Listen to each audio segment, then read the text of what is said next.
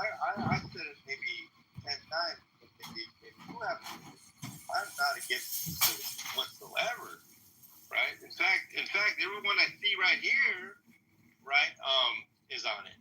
Right? I'm saying that you're against receiving it, but it's provided by God. I'm against receiving it, yes, for me. Because I'm not against this individual that I'm pointing. I'm not going to mention names. I'm not against any. Because you wanted to let God provide, but those government services are provided by God. Well, yes.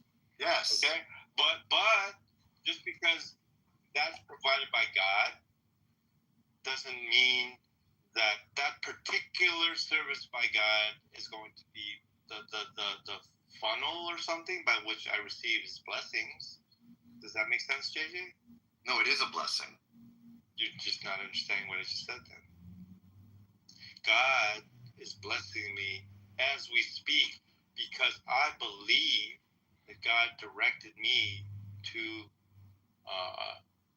not rely on the government and to SNAP, which was $289 a month.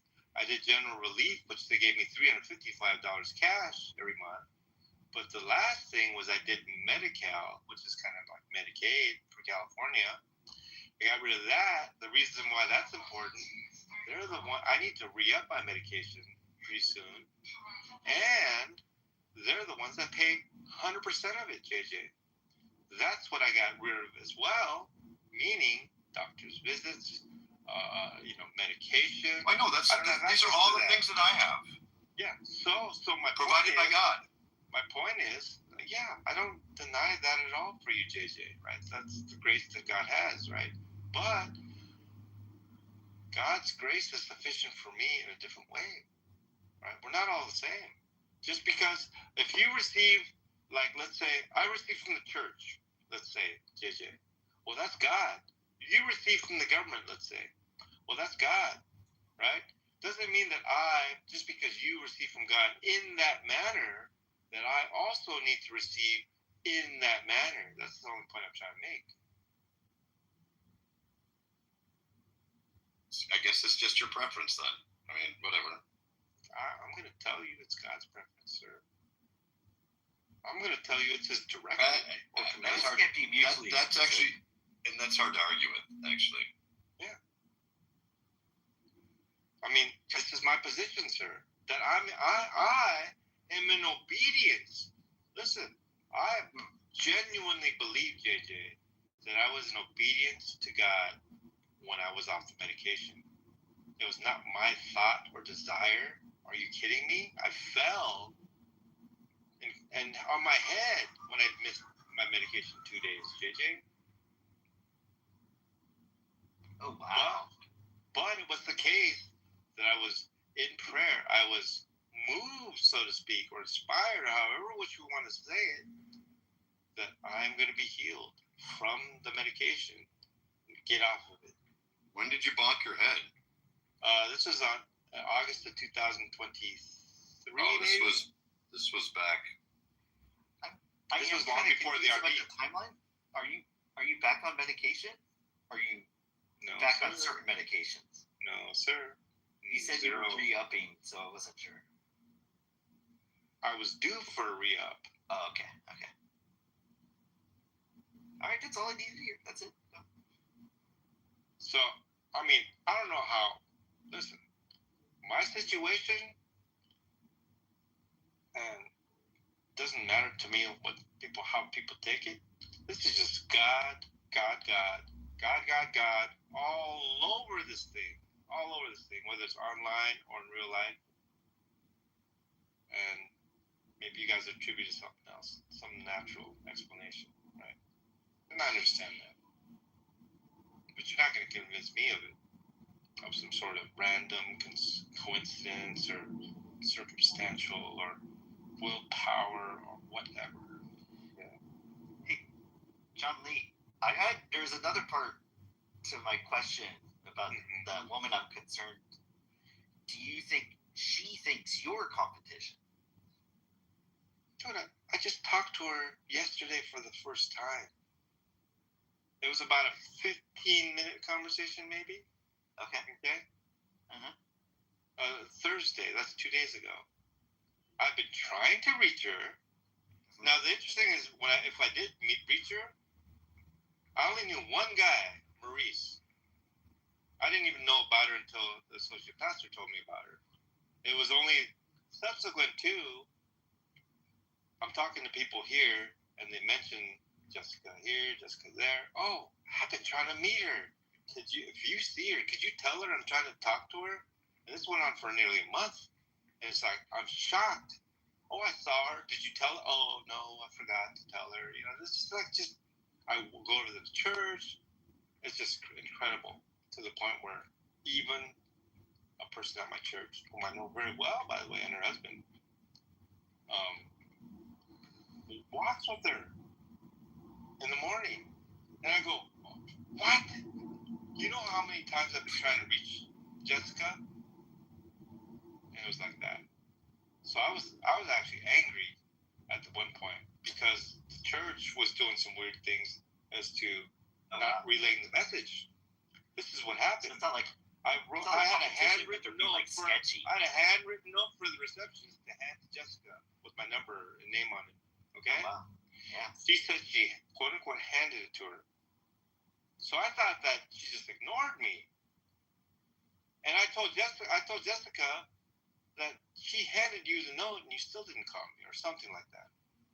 And when I went back to the receptionist, I said, hey, I just want to tell you, Bethany, that I appreciate trying to contact her. I just spoke with Jessica, by the way, so I appreciate your help. You don't have to try to reach her anymore. And then she said something like that she emailed her, and I guess it got buried in her email. So that's what she did. The paper that I gave her, that language is, the reality was she emailed her. So that's the kind of receptionist we're dealing with. Like, I would never employ someone like that, right? But I'm not an employer, right? But as a customer, and I'm not their customer, I'm not a member of their church, nothing, but I'm definitely a person with feedback. And I told oh my goodness, Brandy, what's her name? You remember a lot of names, John. I do. You looked up Brandy, I think you said, was the name you're trying to remember. No, it's not Brandy. Okay. We can figure it out later. You told her what? I'm like messed up on this. I just said her name. Bethany. Okay. I just had to look. I have a cheat sheet, by the way. I can pull up names like that. Helps me to remember people. It was not Brand. It's Bethany. Okay. I'm sorry. What did Bethany do though? And now I'm not sure. Yeah. So I said Bethany the first time. I know. I just couldn't remember on the second time around. But so I told Bethany, listen, Jeff Wagner, your associate pastor, has not relayed the message. That's on January 25th, right? And so anyway, she somehow contacted him because now there's a whole stir within the whole faculty over there. Other people get involved, other higher ups get involved, and I told her to relay to him. I want to see you face to face and tell you something, right? Oh wow! But he messaged me email, right? Obviously, he didn't. But you know what he said to me? What? He said, "Oh, your reply to me I found in the spam folder. I don't know how it got in the spam folder. Kind of strange," he says. Okay? So if he emailed me and I reply to an email, how in the world does a reply ever get in the spam folder? Is that even possible, guys? Anybody? No, it shouldn't be. No. Unless he manually put it in there, accidentally put it in there, whatever. That's possible. That's not how spam works, no. So, what is that? And he said it was strange, but I do want to ask him about that because I sent him a message and another message. He never responded once. And then he messaged by email all of a sudden, and a separate email, not a reply. a new email. And how he got my email, I'm not told, I don't know. But he says that he found it in the spam. And he said, strange, or something. So, I wanted to talk to him because email wasn't the only way I tried to contact you. I've literally been here Friday, been here most of Thursday. And then he tells me something very strange too, like, I'm very sick right now, it says. And I said something like, your receptionist, Bethany, when I got there earlier today, said you just left 5 minutes ago or something like that. And so I said something like, so you went in to work sick or something like that when you're sick or something? And I thought about it. It wasn't in a good spirit, right? So I actually apologize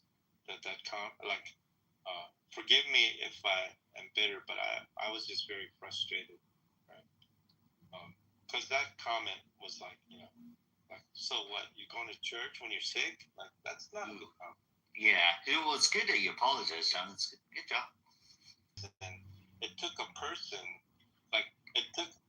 I talked to Jane first, and Mary, her supervisor, just happened to walk out. And I told Mary the whole situation, and she took charge. She literally got on her cell phone and called Jessica personally, saying there's a gentleman out here. And so Jessica called me within like 1 or 2 minutes, like 1 minute, less than 1 minute. And so she got it done. Whereas the other people, oh yeah, I'll message him, I'll tell them, all sorts of things. It's just like, really? Like, I understand it's not a business in a church, but I'm not used to that kind of, like, this is 1,200 people. There should be some semblance of some excellence or order or professionalism. But anyway, that's just my little pet peeve criticism for what happened. So I'm very close to chewing Jessica out tomorrow morning, but I probably won't. I'll probably just be as friendly as I can and tell her what I'm doing. But yeah, I'm not completely over it. His mercies never ended. Sometimes I wake up after a rough day, and when I wake up, it's like fresh. I recommend you don't talk to her about your 38 years ago drug habit, though. We're talking about it. Of course I will. Why would you say that, by the way? Because if she does have other intentions, it could be bad. Listen, are you privy to something I'm not privy to? No. Why would you say that then? This is what, just suspicion or something? Yeah, a little bit. Based upon what? Do you know her? Of course not. I don't get it then. What are you inferring? How? I just gave you facts. Sorry, 1 sec, John. My wife's talking.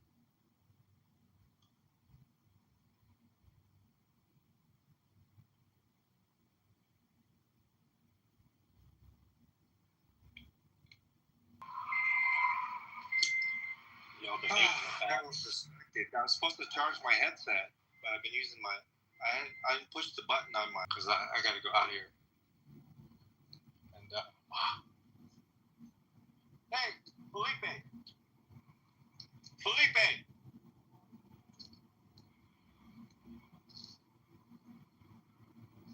You have something to do today, or you're going to come by the barbecue later? Yeah, you're busy today, or you're going to come by the barbecue? You're going to start at 12, right? Nah, I'm going to start a little bit later. At what time? 2 p.m., I think. Okay, because the library, they open at 10. Okay. So, I can charge it on. Okay. Oh, you couldn't charge your stuff here? Where's the auto? Oh, you didn't know about it either? Yeah. Dude, you can charge your phone here, but if you're going to go, you can do it right now, or you can go to the library. Either way, you got stuff. Yeah, I hear you. By the time I was done with the rest yeah, do whatever you got to do, but I'm just letting you know. I'm probably about 2. All right. It's good seeing you, man. Yeah, good. Yeah, all right, man. Where's Joseph? Hey, Joseph. I'm glad you're here, dude.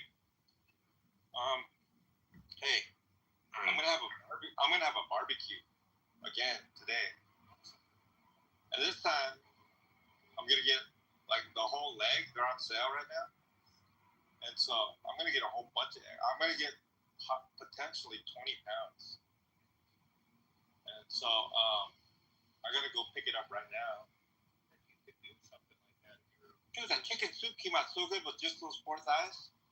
You know what I'm saying? You could probably do it. I bet if you were able to talk to somebody in some of these restaurants. Dude, check this out. I talked. Okay. He says, dude, you gotta see this company, Too Good to Go. And he sent me some pictures. See right here? This is the food that he says he gets for free. He says you can get all that for free in restaurants. Yeah. He says like this kind of quantity. He's talking like 50 slices of pizza or something like that. And all I do is contact him. Food to go is what he said. Dude, I'm getting, and I blocked this person online, but he happens to have my phone number. He's trolling, dude. He's doing, huh? He's instigating a lot of negative stuff in my room. Because you know what, man? He told me. He's addicted to it. Trolling, drinking. It's like that. He can't stop doing this thing, he told me. And I believe him. Oh, this guy goes beyond. He's actually giving me information and leads to where I can actually, find it, like, without having to fork out my own resources. That's what I'm going to do. I'm going to go to this Ross Market and see the manager right now. I'm telling you, dude, he had, no joke, he had a cart, and it had Hawaiian sweetbread. He had like about 40 of them on sale. And I'm thinking to myself, like, why did they even order that many? You've seen me buy the stuff with the day old sticker on there, right? Here, right? I'm telling you, I could probably get free from them if I talk to the manager. Dude, I've been so busy though. I'm telling you, I know what to do. But I don't need to tell you. I know you were tired. Remember me? I was like, almost like passed out here. I know you're always tired. Why are you always tired, dude? That kind of tired? Up in the morning, huh? I know you're not. So I'm gonna get the chicken, dude. I saw you have fun when you were barbecuing that day. Okay, we'll give you 20 pounds of meat to barbecue this time. Okay, and what was I gonna say? Yeah, because to me, it looked like you enjoyed barbecuing personally. You've been doing it all your life, right? And usually I like to command the grill, but I thought you actually do a better job than me, right? So, and I'm also busy, and you also seem to like it. So like I said, you're my barbecue dude now. John Lee, the guy has to go to the bathroom. Oh shit! What? He said he has to go to the bathroom. People who have thrown themselves. The guy. Yeah, whatever. Anyway, so to answer your my headphones messed up right now. I just realized, but let me answer your question. I'm not right now. Let me answer your question about Jessica, John. To answer now, my wife is gone. So the reason that I would say don't tell her all that information is if there's anything going on where she's like, basically, I have like a charging where I actually plug it into my car. I don't have induction. No, God, I don't want to feel like I'm having. Yeah. Judaism. They should abandon the Torah. Criteria. Ribbon Shalom. The Jews will never abandon the Torah. How dare you insinuate such a heretical thing? Yeah, but that's the purpose of the argument. It's not about whether it's true, whether it's false. It's not about whether the contents are false or whether they're true. It's about the tradition of the. So I was wondering, does anybody here think that the word hermetic and heretic are closely related? Hello? What's a better text than the New Testament quoting the Old Testament? Wow. What do you mean? There's a lot of texts that quote the Old Testament, even prior to the New Testament. All right. Well, before you even challenge a Jew on your very remedial, or should I say, juvenile argument of a documentary hypothesis, this book, the top here, the thesis in Plato, the creation of the Hebrew Bible. This is for me to compare this, right? It's not just tweaking the documentary hypothesis, but it's overturning it in its chronological foundation. Oh yeah, that's what I'm saying to you. No, trust me, I know. When you bring up documentary hypothesis, I'm thinking you got left back in the 8th grade and you didn't make it to high school. Why? Because this book is high school and on. Well, no, it's obvious that you didn't. You got to get to the next level, and you're stuck in the 8th grade. And what happens is you're getting too old. And they're just gonna have to push you through. But it doesn't mean that you're gonna excel. Well, what's the next level, Bart? Exactly. This book right here. Okay. And what is it? What is it talking about? So the Pentateuch was composed around 270, right? Yeah. It was written in the early Hellenistic period. They used Greek sources available at the Library of Alexandria, right? Yeah. The laws of the Pentateuch were strong parables to either Athenian legal institutions and Plato's laws. The Hebrew Bible, as a national library collection, was modeled on Plato's program for creating a state-sponsored ethnical corpus, right? So the Torah is a Hellenistic era constitutional project modeled partly on Plato. So this is radical because it places a position of centuries later in mainstream scholarship. And I'll get into it even farther. So the Yahwist will be 950 BCE. The Elohimist 850. Deuteronomist 620. Then we have the priestly 550. So the Torah, and the final redaction, in the Persian period. So, I told you yesterday, when you asked me if I'm true, and I said, like, why did you try to go back to 8th century?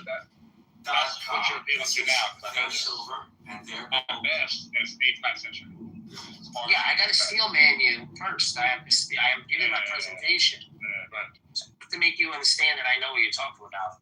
And I know this argument very well. Well, like I said,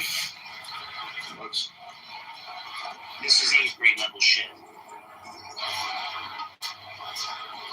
So the Torah gradually developed, right? Its legal traditions evolved internally within Israel. So it reflects on the ancient Near East context. Greek influence is minimal or late.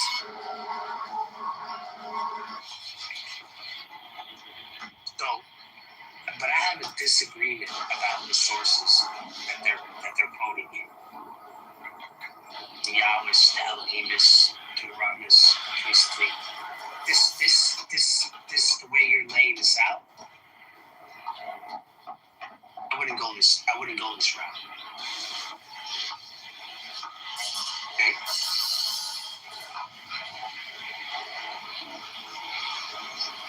Okay, why? What do you mean? Why? I mean, you got to understand, like, for example, Inspired Philosophy has a video on documentary hypothesis. I like his theory on it as well. The whole purpose of Roll out this. Look, everyone's got them. We have 20 guys here today.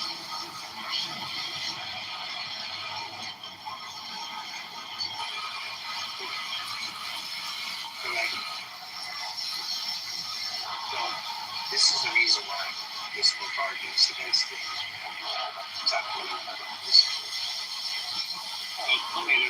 there's plenty of scholars who do argue. But when the point is, right, is that our opponents, they love consensus, right? And as of right now, this is the consensus. But because they argue this,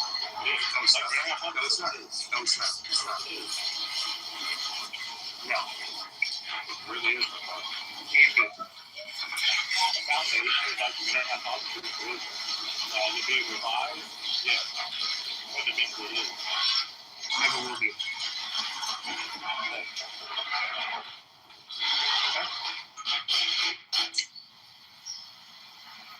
You can say it's used as an abbreviation of some sort. I don't know. More like a foundation. You can't station any of those claims. Who's a Yahwist? Who's so I was in a strong argument. Because The foundation of the Jews can't do it even without not indoctrinated. The Jews can't do it either. They can't. I don't care what they like. Can't be. I don't care. I don't care about them. No, but what I'm saying is it can't be substantiated either way. No matter what the. You don't care about the Jews? Come on now. This ain't about the Jews. No, what I'm telling you is no matter what alternative there is, each alternative is on. That's just the reality of the situation. Yeah. The reality of the situation is you're on a conference. You might be here the whole day. You think I'm doing other shit. I'm not like you jerking. Just because you do it doesn't mean that you have to project every time you're online because you wasted your day listening to fucking John. I'm not. Not anymore. Okay? With certainty, I'm not doing that anymore. Why the fuck are you getting mad at me? I'm not getting mad. I'm just teasing a little bit, you know? Yeah, well, I'm taking my daughter to college. You got a kid in college? Conversation. Did you see my rank? See my rank in this shit? 0.1%. Okay? Top dog. You don't even have that. You're on here more than me.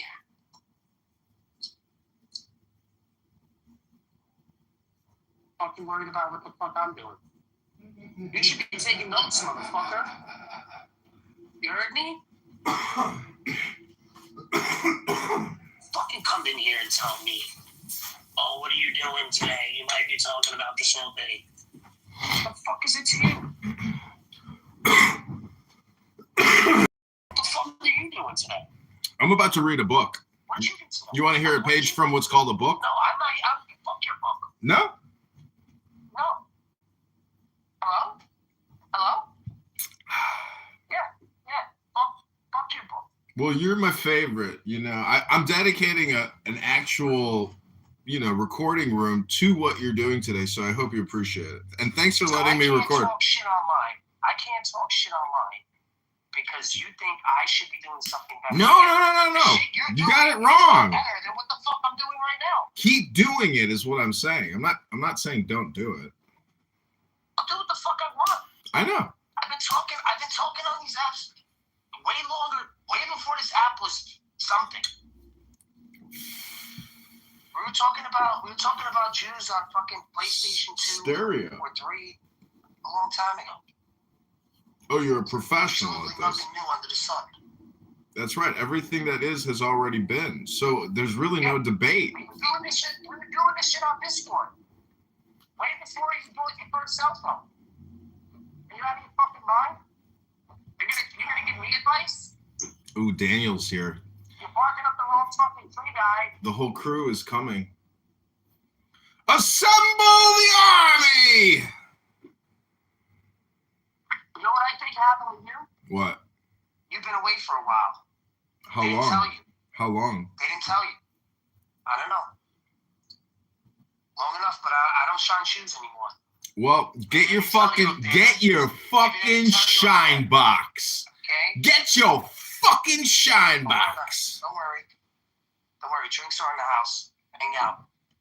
Be back. You Tasty. dropped my girl off at home. Piece of shit. Want to embarrass me in front of my girl? Your wife or your kid? Anybody. Oh, Saxon. I see. Okay? I don't shine shoes anymore, buddy. I don't shine fucking shoes anymore, Jimmy. Alright? Get your fucking shine box. Yeah. Get your fucking shine box.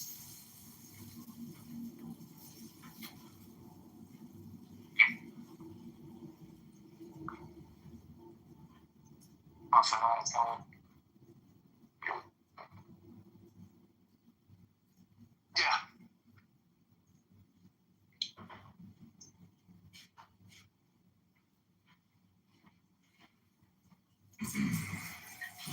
Asking stupid questions. You know, you got so far. What are you doing? You got so far with McZed the other day. I felt like I had heard as far as the conversation. It couldn't go any further, or we reached the limits of conversation. And it was interesting. I mean, you guys got to the Archon, and essentially, McZed, in my opinion, always has this type of supremacy or superior knowledge, and in the way that he communicates, to me, it's not accepting of your status as Megatron. And the fact that you go by the name Megatron, people come here and they want to open up to you, and they view the Megatron. It's because this thing is not here. See that? You're always gonna have that. Look, the strike is not there. Hello? That's a permanent door. Hey, Joanna. No, I got the cutout to the thing. I'd like to speak to you. Daniel, can you hear me? Daniel can hear you. Okay. Well, come with me to John Lee's room because he's talking all about you. Request the door closure. He's got to deal with the strike, the You latch wanna on the come to John door. Lee's room, he's talking about you and not that, but about the restaurant thing, and everyone's like going crazy in there. Joanna, don't you know that John Lee is, a homeless vagrant living in an RV, and he's just here to beg. He doesn't want to read anything. He's just here to put on the John Lee show, which is so pathetic and lame and boring. It's so gross. He's telling all these people about Daniel and the food and the restaurants. I would just love if Daniel popped his head in there. Go ahead, Daniel. Why don't you delight Joanna? Oh, you're blocked. But he's bragging about you so much, begging to see you come in the room. I called him last night because he's doing some shit Yeah, with he's homeless. telling everyone. Yeah, he's feeding the homeless now. Yeah, he's having a big barbecue today, 2:00. Yeah. Dude, I saw pictures of him. I think he's like, for whatever reason, I think he's being honest, man. Something happened to that dude. His mom was dying or something. Like, he trolls. He can't control his trolling, and yet he's not trolling here. You asked me, do I think this food thing is a troll? Is what you asked me. And you said no, but it seems like. But you asked me again. That's my point. Yeah, but it seemed like after you went on, you just kind of gave good reason to think he's trolling again. Is what I'm saying. I'll tell you what, man. I know you're a friend of mine. I'm close to sending you down too when you act like this. Okay? John. I'm serious. I'm serious. When there's a certain standard of conversation. So is this not just the dumbest, like childish, like immature, infantile, mediocre show in the world? Like, how is this glorifying Jesus How does the John Lee show edify the Christ? Hello? Oh, you're horrible, Mr. Horrible. So John calls me last. No, I called him. And fucking, there's this app where restaurants throw away all this stuff at the end of the night. And I was just letting him know, like, if you're fucking getting horrible 2-day-old bread for these people, I'm like, bro, like, are you not like a complete fucking Jew like me who wants a cheap meal? And I'm like, go and use Too Good To Go, the app Too Good To Go on Apple or iOS. I mean, this app is fucking amazing. But anyway, at the end of the night, restaurants will list all the food that they're about to throw away that they weren't able to sell. They have excess, and you go in there and they just pile it up for you. Too good to go, man. Too good to go. And anyway, so I told him about that. I'm like, you're such a fucking dumbass piece of shit that you're feeding these homeless people fucking donuts. Number one, it's bad for their fucking health. You fucking retard. Number two, you're feeding them subpar food when you be feeding them free, like fucking expensive, like real food that we eat. You know? I'm gonna see what. So correct this motherfucker. I'm gonna see what restaurants. To the rhetoric. No, Joanna, tell that motherfucker to go to, please. I'm begging you, Joanna. You know I love you. Tell me. Too good to go. Just go in there and say too That's good all to he's go. talking about right now. That's what I'm saying. On Apple or iOS. He's telling everyone Daniel Nero called me. He told me about Too Good To Go. He's on a rampage. Oh, fuck yeah. Too Good To Go. Come with me.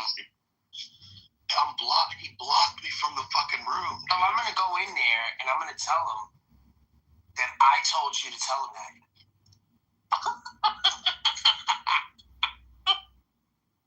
Dude, go in Cause I don't know your number. Cause I don't know your number. I don't know his number. Yo, Barth. Yeah. He told me we were talking about you last night. Yeah. He goes, Johnny Hawes fucking. You said that you wanted to rape Johnny Hawes' wife. I didn't say that. They have nothing on that. They just making shit up. They just want to make it so that I never told Johnny don't want you in there. Yeah, that's his problem. Yo, Universe, pipe some of that fucking. Yeah. I'm gonna go in there right now. Let me go in. Right. Dude, hold on. Yo, dude, pipe that in, please, Hooch. There you go. Everybody has a suggestion for me to do Bro, something. you're so clutch, man. I try to take it like the best way that I can, but sometimes I don't. And a lot of the tone that I get here, I love the John Lee show. It's pretty funny. It's funny because, like, he's pathetic, first off. Are we losing him? Hey, John, you're breaking up pretty bad right now, John. It's the new headset. Yeah, he's in the Matrix. He went to the store. Because I'm deep.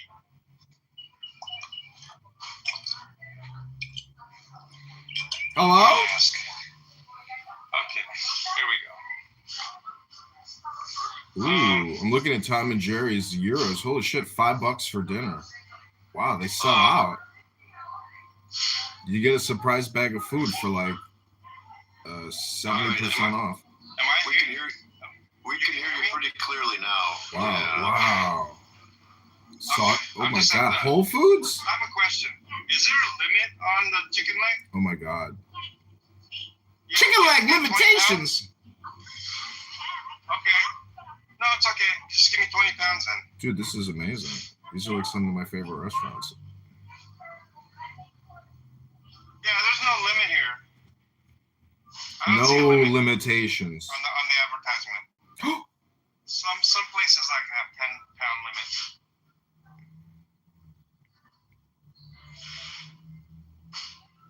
Oh my god, a That's donut. okay. I They just got a want 20 donut 20 shop. pounds.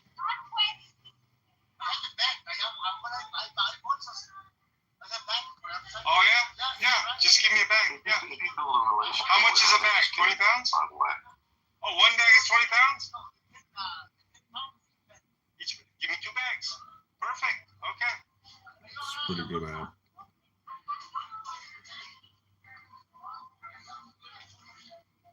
Ooh, Tropical Smoothie Cafe. Fuck yeah. Bro, don't even think that you have to pay either. You just gotta tell them how good their food is and shit. You know what the fuck the deal is. That's the same thing over there? They tell you to bring your own packaging? Wow, you have a lot. Perfect. 2 pounds? 2 bags? No, I just have somebody bought me a trucking headset. I'm just like, Oh, wow. go online, social media. But I do drive, and so it's All right, I'm going to try my first one But tonight. yeah, everyone asks me that. Are you a trucker? Oh, you got to pay for it now. Yeah, everyone asks me that. This is really lame that, like, John Lee's show has essentially become, like, him live streaming his life. Can't believe it's going to be, like, sort of weird. It's all Sunseat's fault. All right, I'm going to raise my hand to try to Wait, speak. John, what's all Sunseat's fault? Daniel, I'll pipe you in. Well, it's going to mean, like... Buttercup! Buttercup, will you... Buttercup, what's going on? Are we streaming live? Yeah, I'm looking at like 10 cell phones right now. Wow, nice. I heard you had 70 cell phones. Is that true? Yeah. I have 4 recording studios live streaming 4 different clubhouse rooms across 30 different cell phones right now. How can you afford this whole operation? Cell phones are only $30 a piece. These burner phones are only $30 a piece. Yeah, but still 70 of them. Yeah, that's not that much money. That's $2,100 bucks. John, can you help me? And I know I've supported your campaign, and I know bullshit that they said about the petitions. Yeah. Let me pipe me through so that John Lee. He's not bringing me up, but I will help you get your reach known as soon as he looks. 20 people, whatever I want. Yeah, I think I'll feed 20 people. Maybe even more. Yeah, well. But, Buttercup, but I wanted to ask you, will you come to my house, Church of Buttercup, and will you do a one-on-one interview with me? And we're going to turn the chat off, and it's just going to be like an event. And I'm going to ask you, 100 questions or 50 questions, and it'll just be a Q&A. And, it can be personal if you want. Like, we can talk about your biography. We can talk about, your political. I don't think I'm looking for that kind of exposure, I'll be honest. Oh, you don't want to do it? It's just, like, it opens me up to a lot of, like, I don't know, offending the wrong people. Mm-hmm. And putting too much, and you're gonna, if you probe too, I don't know. First of all, what are your positions on my positions? Do you think I'm a reasonable person?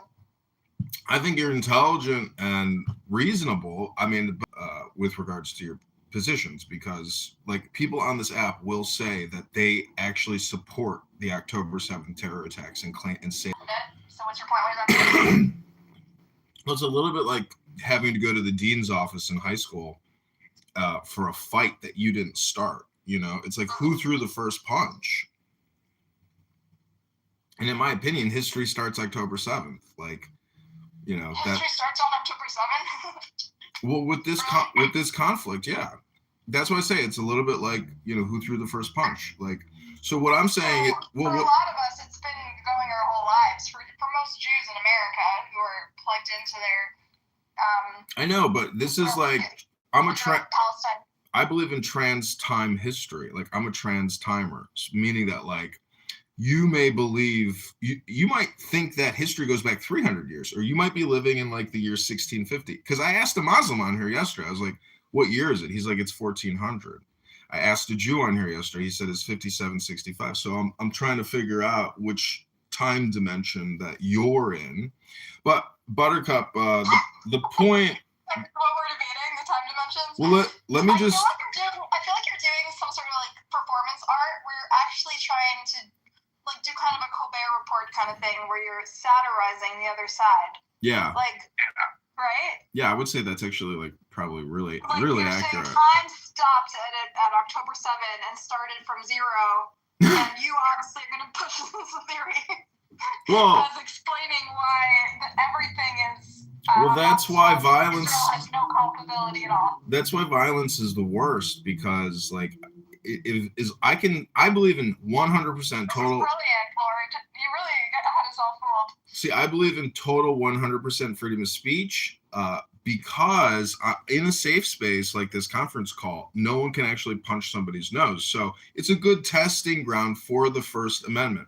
But Buttercup, my question to you is, people are off this conference call, but be honest, besides who's in this room. I can't see all the cell phones to see how many people are watching us, but my question to you is, like, if you were the king of Israel, the king, queen of Israel, you were the supreme leader, would you have pursued justice for those victims and the people kidnapped and abducted? Like, how would you have led the army against the enemy incursion?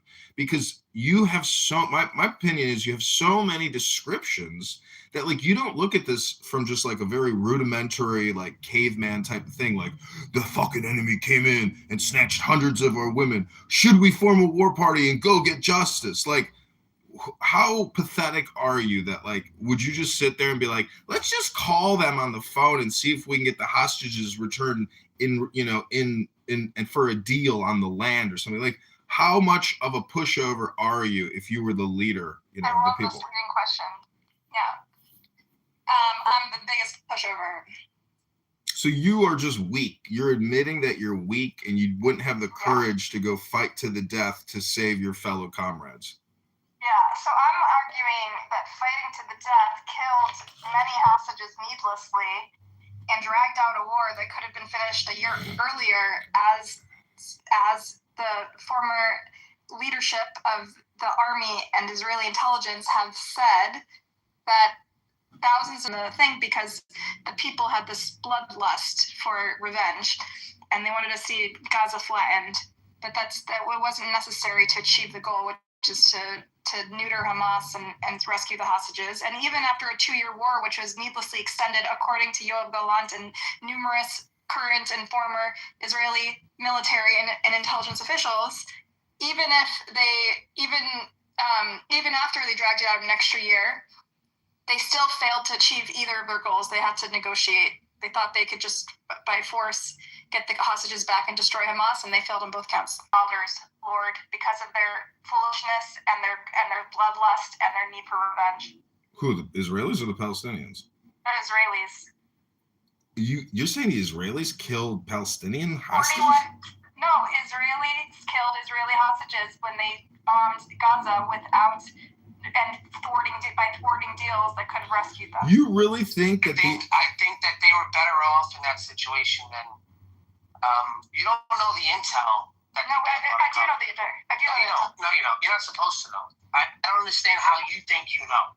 The IDF released a report on hostages, on how the hostages died, and gave it to the families. Yeah, they tell you the end result. They don't tell you what's going on and why they did it. They did tell us that Yoav Gallant. Do you know who the defense minister Yoav Gallant is, Megatron? Are you familiar with this? I don't care about your conspiracy theories. It's not a conspiracy. Yoav Gallant is the defense minister who led the operations in Gaza. He publicly, in interviews over and over again, has stated that he made the call. Netanyahu overrode his call for political gains. Oh my Megatron, you don't know anything. It's so cute. So then, whoever made the call, they're making Netanyahu made a political call. You're home. Complaining about it. I'm complaining that Yoav Gallant. You're not making any call. All right, Megatron. Listen, Yoav Gallant is a hero. Megatron. Why are you being rude to me? Because you're talking about politics, but you want to come in here and do this bullshit. Fuck out of here. Well, I kind of invited her to do it. You were gone. But I'm looking at a book that I have. More harm than good. She talks about this shit every day. Well, yeah. I mean, she should be worried about getting fucking railed and pregnant. That's what she should be worried about. That sounds nice. What is it called? Documentary hypothesis. The fucking idiot. Let me see if I can get John Lee on the line here for Daniel so he can understand Daniel's reach. So fucking annoying. And documentary, you know what he said last night?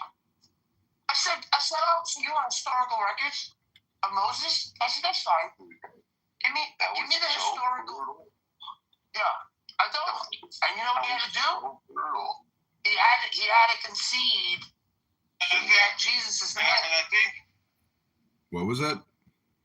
He had to concede that he said Jesus is a myth. Who said that? Just to get one over on the Jews. You could say Moses and Jesus were in the same camp in terms of historicity. Yeah. Who said that? When you Draco does it to himself, so I would otherwise feel sympathy because I really like Draco, but that's on him. And you actually were really chill about it too. Let me know if you guys want to hear the John Lee show. I want him to know my root, like just because he banned me. Fat? You have John over on your side because you're in any face. And there's no stopping it. It's true. I'm like an octopus on this app.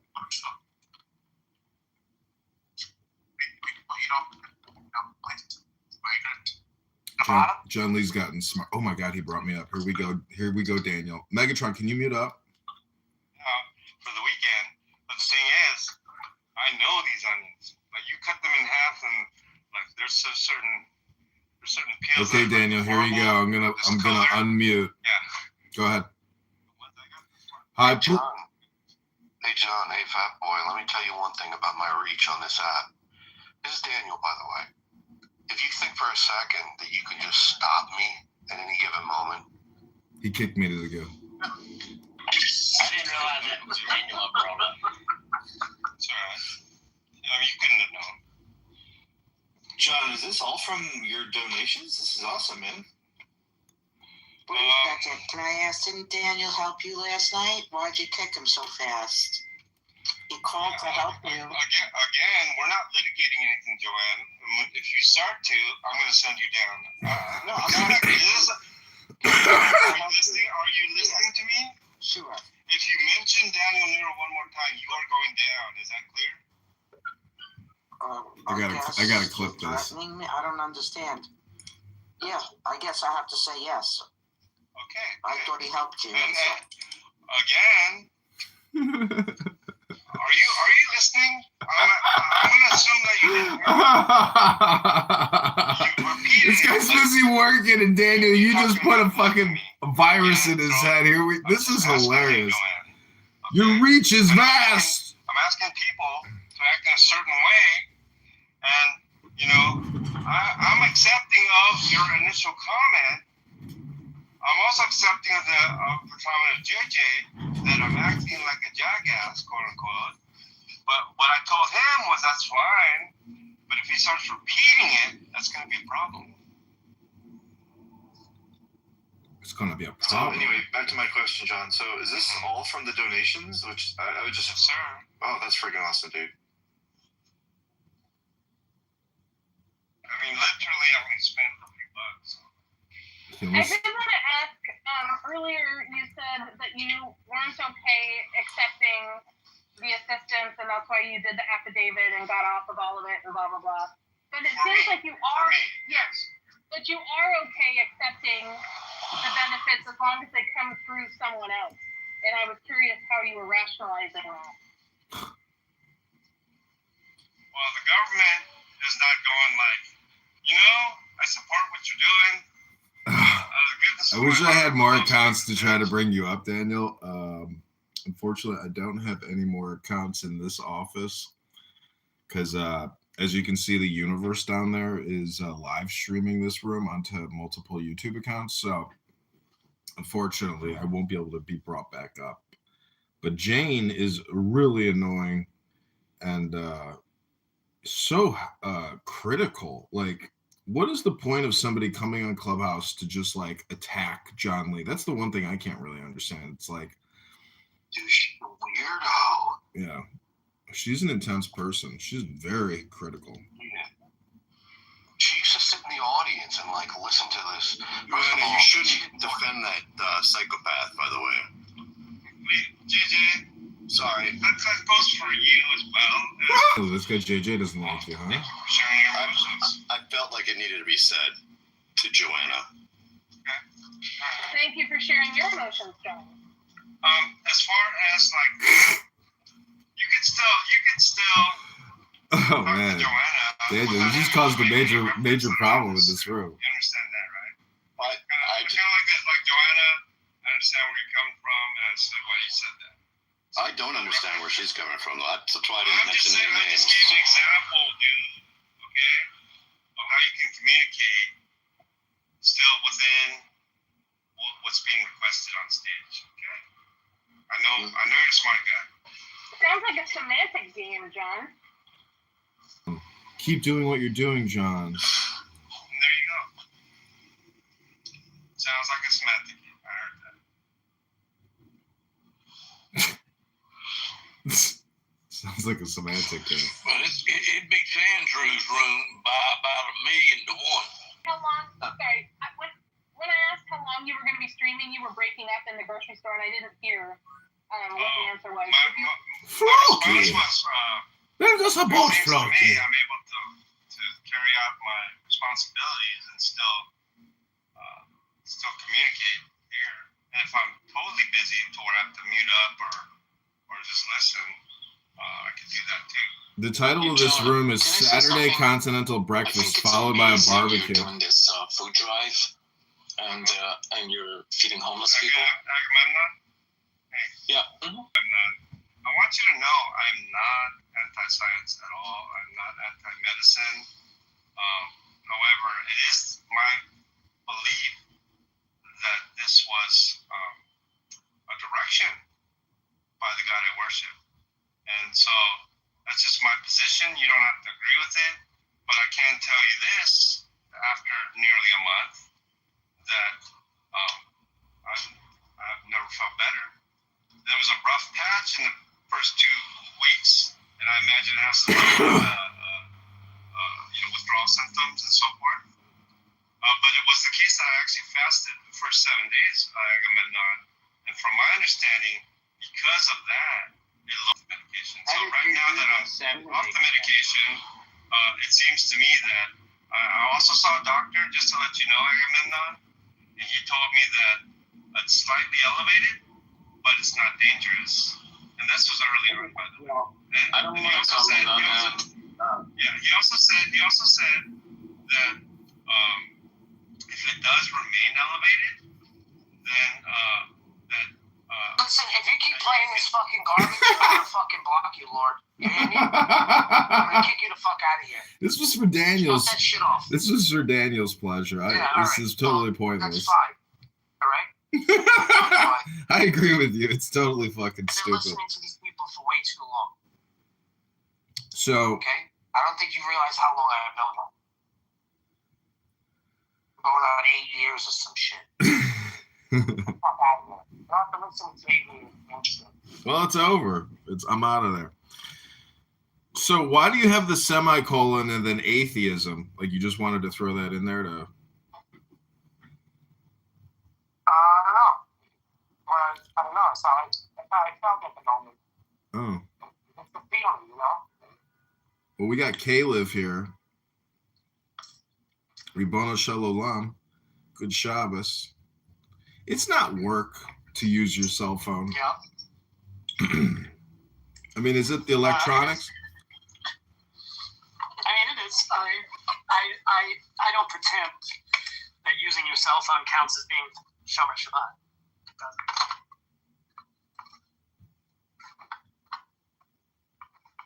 I mean, I've done Shabbos once with an Orthodox family in Beverly Hills, and he was like a retired music executive, and he married, and then they became Orthodox. He got married, and they're raising their children Orthodox, and it was a really nice, experience. I can't really remember all of it in detail, but very peaceful, super peaceful. But no electronics. Their life didn't revolve around cell phones. It was much more, like they were very aware of their lives in their house,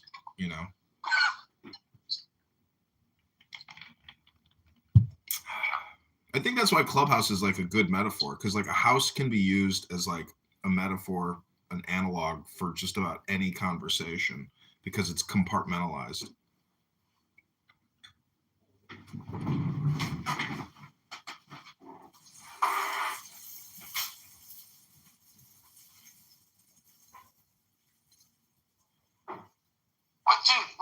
What do you know about Jewish people? Like, what do you really know? What do you really know? Besides the online bullshit. Be honest. What do you mean? I spent my whole life, my uncles, my aunts, my cousins, I've been to Israel, I've been to synagogues. I mean, I've studied Jewish books. I go to Purim. I go to holidays, you know, I don't know. But I'm not really like, I'm not educated, you know, I'm not, it's never been a part of like my daily lifestyle. It's always just been like a hobby of, yeah, it's a hobby. Yeah. Yeah, like a hobby. But I agree with, I have a book called the Tanya by the Alter Rebbe. And to me, you know, that's real Jewish wisdom, but it's universal and it's probably hermetic. But nonetheless, you just want to read books. Yeah, I'm in the book club, and actually, I'm going to a Jewish book club. It's about the Rebbe, you know. So, but to me, it's philosophy, and it's about God, and God is about love and intelligence. Last time you went to a concert? I go to a regular country bar near my house. When was the last time you went to a concert? Last week, Friday, Saturday. Yeah, right. Yeah. How much was the ticket? It wasn't a concert. It was a live band at a bar. That's not what I'm talking about. Yeah, I know. You're talking about like a whole, you know, Live Nation ticket purchasing experience. Yeah. It's been It's probably been 3 years. Downtown Chicago, Lollapalooza, Grant Park. 3 years. Yeah. It had to be more than that because we were in COVID back then. So try again. I don't know, maybe 4 or 5 years ago. It can't be that long. I mean, you know, I usually drink when I go to these concerts. What's your point? Do you have a point about it? When was the last time you were like moving through a crowd of people and there was just nothing but a sea of people in front of you? I went to a country western fest here in Chicago called Barbecue something Palooza. I don't remember what it was called. Okay. It's called Windy City Smokeout. Okay. Do you have a point?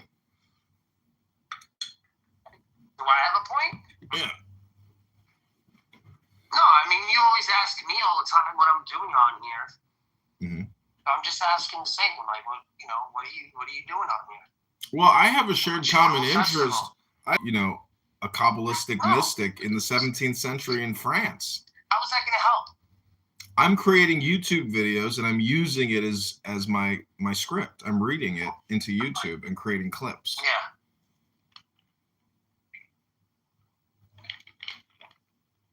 And it's really interesting book. I mean, there's a lot of fascinating. He's basically arguing logically using proofs, etc., for God. I see you're moving throughout the world. I'm sitting in a library here. You know, you can't do what I'm doing because you're working, you're doing things. I want to sit here and just read a book, you know, smoke weed and drink coffee.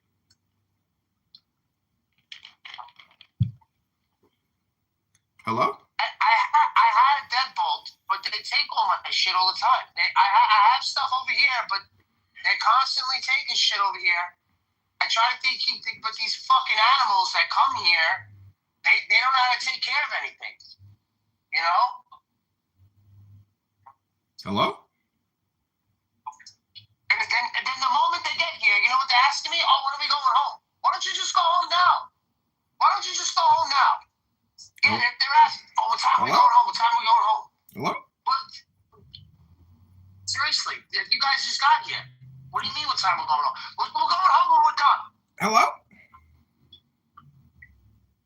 No. Hold on. I got it. Yeah, I got it. You got to give me a second. Hello? I only pull shit out of my ass at home for my wife. Yeah, you saw that, right? You want something? You saw that? You saw the snacks? What do you want? Hello? I don't got snacks in my bag in my desk. Yeah.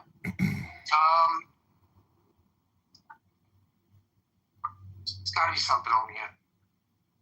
But thank you for making me look, because I just made me reminding me I have potato chips in here. Hello? Look over here.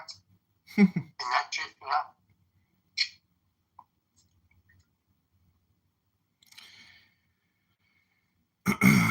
Saw a video of a homeless guy getting robbed of his candy in his bag. Very tragic. Got a small one like that. You got a small one. See this? Yeah. I told you. Mr. Barth, I didn't bring the told you, devil. come to Papa. You come to Papa, and I take care of you. Mr. Barth, I didn't bring the strike for the bolt on the dock and the door. Nobody better than Papa. Okay, listen to this, Barth. This is Article 4, Solution of the Fourth Problem. Religion proved by the objections which people oppose to it.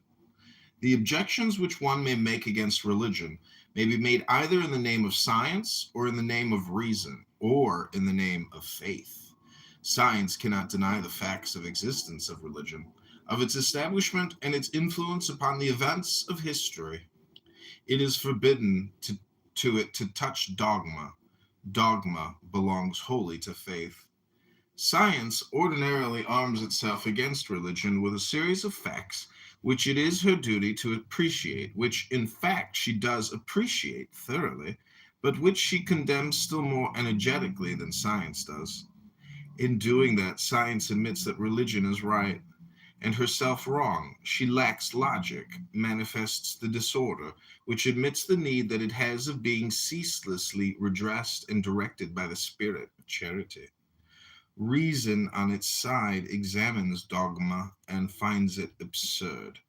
But if it were not so, reason wouldn't understand it. If reason understood it, it would no longer be the formula of the unknown. It would be a mathematical demonstration of the infinite. It would be the infinite finite, the unknown known, the immeasurable measured, the indicible named. That is to say that dogma could only cease to be absurd in the eyes of reason to become in the eyes of faith. Science, reason, and good sense in one. The most... Joanna, hey, thanks for prompting us to go in there. That was very funny. Daniel got a kick out of that. Yeah, I got thrown out because I said, why'd you do that to Daniel? He helped you last night. And then I got kicked down. Well, I mean, on one hand, he's bragging that Daniel helped him find food. But then when Daniel came in the room, he kicked him out. Welcome, Cora. What a piece of shit. Oh, wow, we have Andre here. Hi, Cora, you feeling better? I'm doing radiation right now, so... Does that hurt? Not really. Well, at least not yet. I've only had 2 treatments so far. Okay. Okay, so since you guys are home, and I know Joanna always loves a good movie, you gotta watch Prime? It's on Prime. It's on Prime? Okay, I'm there. I'm on Prime. What's it about? You gotta watch it. I'm not telling you. Should I call my boyfriend in or let him stay in the back room? Let him stay back there. Wow, Joanna, you don't want to share Blink Twice with the BF? Why not? Let me see.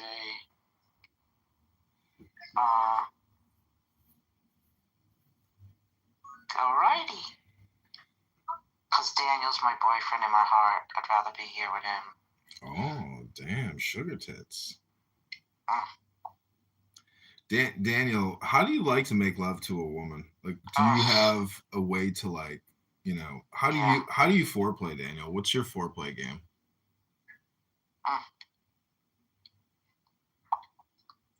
I wish I could say that it was something. Blink twice. Sorry, Daniel, I interrupted it. I see it. It's a guy taking a picture. Okay, I'll mute up. Was there any new discovery or? No, it's healing. prophylactic, basically. They do it all the time. Okay. feel They're all trying to right. get any like little stray cells that might have escaped, you know. Gotcha. Okay. How are you physically? Did you physically heal up well? I mean, my scars are still healing, like in the scar way, but all my sutures are closed up now. Yeah. I'm glad to hear that. Oh my God. Still got kind of like the square boob look, because the scar. Can I be The massaged? abscess is Yeah, back. it's still good. Okay, that's all that matters, man. As long as that fucking ass is still there, we're in good shape. Or can that breast be? Don't try to sit down too much. Move around a little. Gentlemen, she's going through radiation. David. We'll get a nice round dome. We'll have to work it slowly. Is that okay? Yeah. Or Cora. Meditating Cora. so we're completely It won't hurt at all. Yeah, I'm not medicated right now. It's still don't move. Wild, dude. Don't move. Stop moving around so much. Oh. I do have to go put Aquaphor on my boobs soon, though. Oh my God. Are you able to, visually, are you able to create like a pretty decent cleavage though in clothes? Or is it just nude breast? They look fine, yeah. In clothes or in nude? I don't have to wear a bra anymore, let's put it that way. Oh my God. Wow. Oh, your breasts are virgin, dude. Wow. You have like these virgin breasts, and I know that your old man probably, you know, Yeah, no one's blowing a load on them. Yeah, they're fresh and She's so fresh. Exciting. She's so exciting to me. I've tried to do the calculus. I mean, it's like still all the material in them is like 52 years old. Like, it's not like. Oh, we'll determine that. Well, you know the body. You ever have a scar? You ever have a scar that like disappears? You know, like the average. You can Google this, but the amount of time that. My scars will fade pretty well because I had a mole removed from my breast where they like a punch and stitch it up, and it took about a decade, but the scar completely faded away. You could never see it. Yeah. Okay. I've rebranded the room. This is Transformers. Megatron and Nero. Twice is starting. Oh, you gonna watch it now? y'all, man. Link twice. Link twice. I'll do it later today. I haven't had any coffee yet, so I'm kind of low attention. It's like only 9:45 here. I'm sure you need to keep I'm that trying, nice and but I've been comfy, stuck in bed for like freaking 2 months. Like, they haven't cleared me to go back to the pool yet. That's what I'm waiting for. Some things never change, and one of them is Cora's personality. She's going to be Cora if Cora is not Cora, or if the Earth is, ablaze. Cora will be Cora. And we love you for that, Cora. Cora. You know, the name Cora is actually from Planet of the Apes. It's one of my favorite names. Cora. Planet of the Apes, but no, it's from the Greek for girl name. So, you know, that little deal you do at the end of any expression you make. You know what's interesting? You know what's interesting about words is their sounds. And so if you try to like visualize yourself as being like the first humans using those words and uttering those sounds, I think it's a little bit like onomatopoeia, where it's like if you say boom, bang, like in Batman. So if you say God, or you say Abraham or Babylon, like, they're like magical, incantations. Do you know about the Kiki and the Booba effect? No, what's that? So it's like almost consistently across cultures, regardless of language spoken, like on a statistical basis, not on an individual basis. But if you show people two drawings, one of like a blobby sort of like, thing, right, and another one of like a sort of asymmetrical, multi-pointed starry thing, right, and you go, which one's Kiki and which one's Booba? They always name the blobby one Booba, and accurately describe, concepts. To me, Megatron, I know you're like kind of on the left, and again, this room is not about politics, but it's about God. And, I'm just like really annoyed with Andrew R., who his room always devolves into basically an argument about pronouns and giving men who pose pronoun.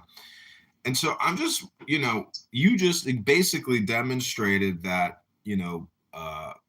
blueberries and spikes, or spikes and blueberries, how in the world have we gotten to the level in 2026 where, we're arguing about the words, but real trans back in the day, they didn't like demand that you address them, with the chosen pronoun. But Cora, don't you think it's kind of performative? Like when you go to Target and a man wants to go into a bathroom that you just put your little, daughter in, and he wants to go in there and do his makeup or something. And then when you accuse him of being a man, he wants to put on a show and say, oh, first of all, my name is, Janet, and my pronoun is she and her, and I have the right to use this bathroom. Like, don't you think he's still putting on a performance, and therefore it's ridiculous? And you should be like, sir, you got to get out of the bathroom. You can't be in this bathroom, sir. it depends on the person. Does it really depend on the person, or shouldn't we have a level of standardization? I've met some people that obviously do it because they're like narcissistic and have some sort of like histrionic personality disorder, and it feeds into that. It gets them the attention that they're seeking, right? What kind of But I also know people that are legitimately trans, and just because of the body they were born with, it takes a great deal of effort for them to pass, So. Well, my point is, like, I've been meaning to put these things on all fucking day, and I don't have scissors to cut them. My point is, Cora, my point is that the law should dictate whether or not, men dressed as women should be able to go into a bathroom, because that could. I think it's a social negotiation that's situational. Well, that's what the law is in a way, but it's on the books. So until they change the law. That's someone in Mississippi influencing whether or not I can do what I want to do with my friends in Oregon. Got it. So what? Let me ask you this. Do it on a more localized basis of ordinance. For bathrooms, yeah. You don't want a national law on gendered bathrooms. No. Okay. That's stupid. Yeah. Okay. Well, thanks for clearing that up. And so let me ask you. I think the easiest solution is just to like remove the fucking friction and have non-gendered bathrooms, period. Mm-hmm. Like have gender-neutral bathrooms for everything. You go to a fucking restaurant, there's 2 bathrooms. Doesn't matter which fucking one you go in. It's identical. Why would you need a sign on the door? Mm-hmm. And a lot of places are going towards that. Not for nothing, but I thank the transgenders for that, because they've really fucking upped the fucking bathroom shit, like to higher levels, Yeah, they remodeled the high school I'm in this here. shit fucking by myself. I'm in the fucking stall. I'm in a whole room by myself. It feels like I'm on vacation or some shit. I like it. Yeah, they remodeled a high school here with gender-neutral bathrooms. The kids got more private, nicer bathrooms out of the deal. Yeah. Like they took 2 cruddy, small, stinky spaces, made them into a big loungy area with or like the Bloomberg building, Google, AOL, like all these big companies, and they're all like a little different from one another. And some of them are in the middle. Some of them are for little couches and it has a TV. Or some are just a room with a high, like a high chair with looks like a bar stool. But each room you go into, it's a sliding door. You can't slam it. It'll self close in the end. And as soon as you close it, sounds like Star Trek. It's crazy. You can't hear anything. So they're designed for you to go in there Nice. So you quiet can like space. rip a big old fart and nobody knows. Well, that's the thing. Like, no, but they're all over the place and they're scattered and they're kind of like designed that way. See, the trans are making life better for everybody. See? Yeah, they do it so people don't get like overwhelmed and shit.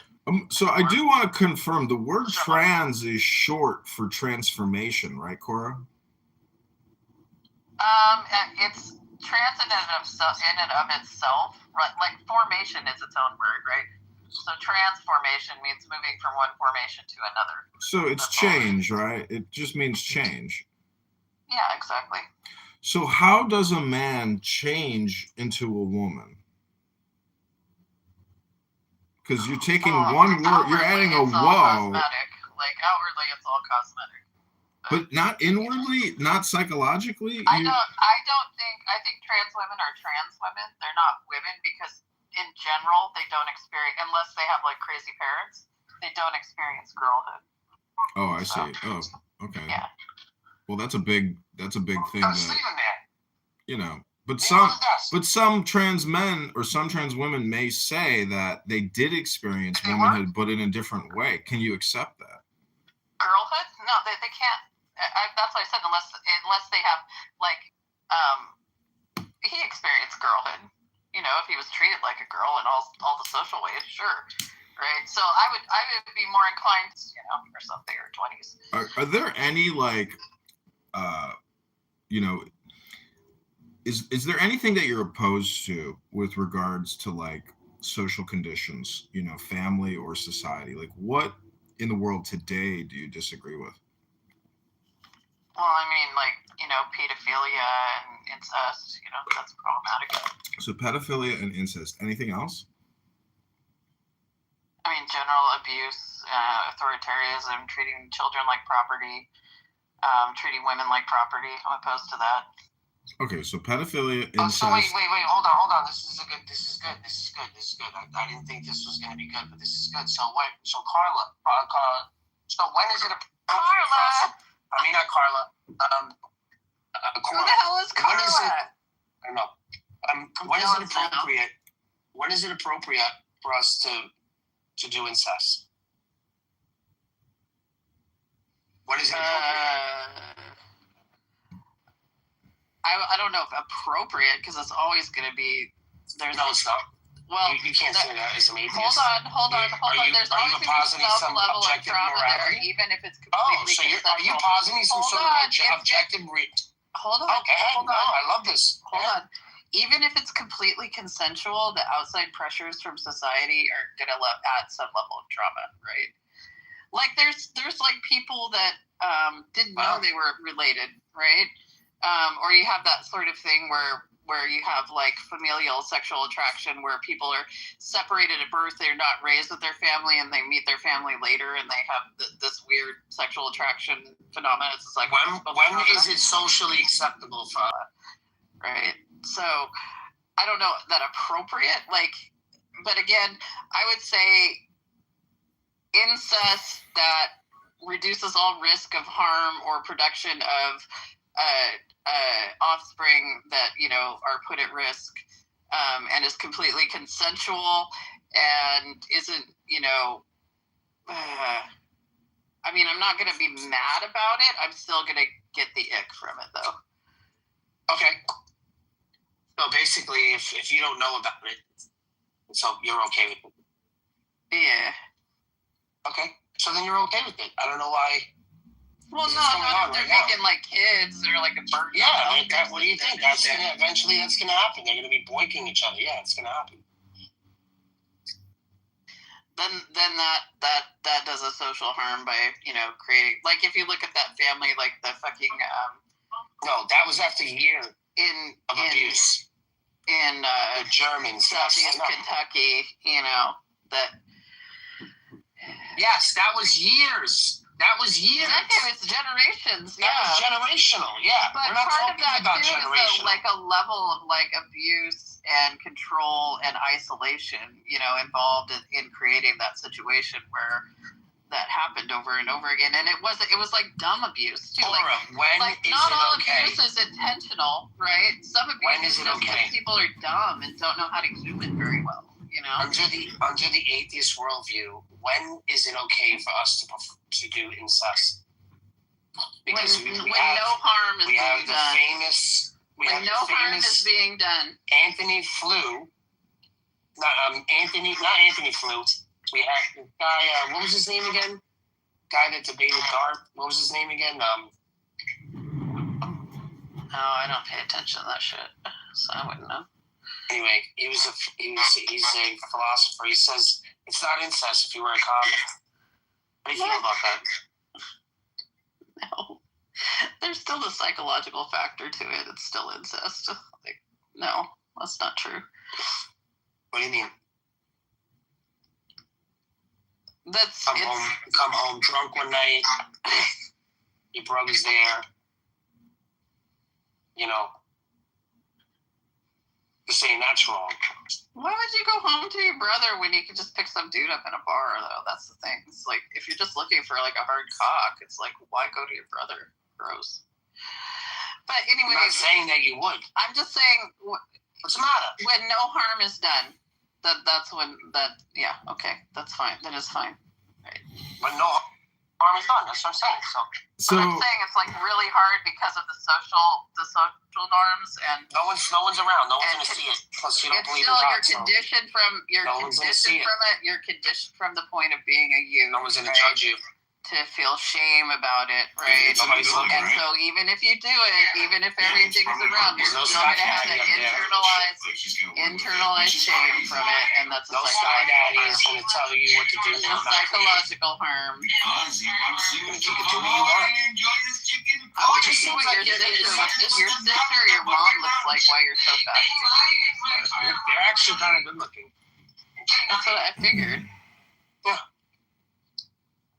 So you're just trying to she looks like my wife. She looks like you're trying to say your own personal shame about, you know, being sexually attracted to your family members. Like, I'm not ashamed of it. I just want to know, according to you, when is it appropriate? Like when is it okay? When no harm is what kind of society? Well, then that could be any time. Situationally, I mean, it would have to be pretty. That could be when you get home drunk and you. No, there's still, like I said, there's the amount of internalized shame causes harm. Period. It causes psychological harm. Why does it cause psychological harm? You're not making any case. You're just suggesting that it might. The more you argue with this part, the more I think you fucked your sister when you were drunk at some point. Oh my God! I think that's something. Is this what we're talking about right now? Yeah. Laura said that she has a problem with incest. She has a problem with incest. Yeah, because it's almost impossible to have it, to do it without some sort of psychological trauma. Regardless of how nonchalant you act about it on the surface. What if you don't remember? Oh my God, I can't believe what you're. Did it really happen if you don't remember? But we're gonna. That's what I'm telling you. That's what I'm saying. John Lee's room, and this is what we're doing, bro. Yeah. I want to ask her. She's the one who doesn't believe in objective morality, and she's a staunch atheist. So honestly, just let it. I'm more of a post-theist. A pog. A pog, a fat-ass white girl. Yes. Oh my God. Really? Dude. I know what pog means. I get called pog all the time. I don't know what that means. I just told you what it means. It means fat ass white girl. PHAT. Come on, let's be PHAT. Look is Rosie, the rosy cheek. The voice, John. What do you call your show?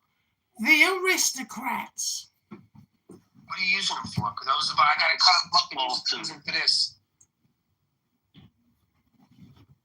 You're talking like the Aristocrats, like the fucking vaudeville The comedy joke, the comedian's comedy joke. What do you call your show? The Aristocrats. You never saw that movie, the documentary, The Aristocrats? Syndication. I think it's pretty well accepted in the comedy world that the most epic rendition of the Aristocrats was done by Bob Saget. Just saying. Yeah. I've seen him. I saw him do stand-up in San Francisco. What was it called? With the family? Full House. Full House. Da, da, da, da. And I've been casting myself in sitcoms on Quora. It's kind of interesting, Quora, that Sora and Suno are two really powerful AI apps. Have you used those at all? Anybody? Hello? Hello?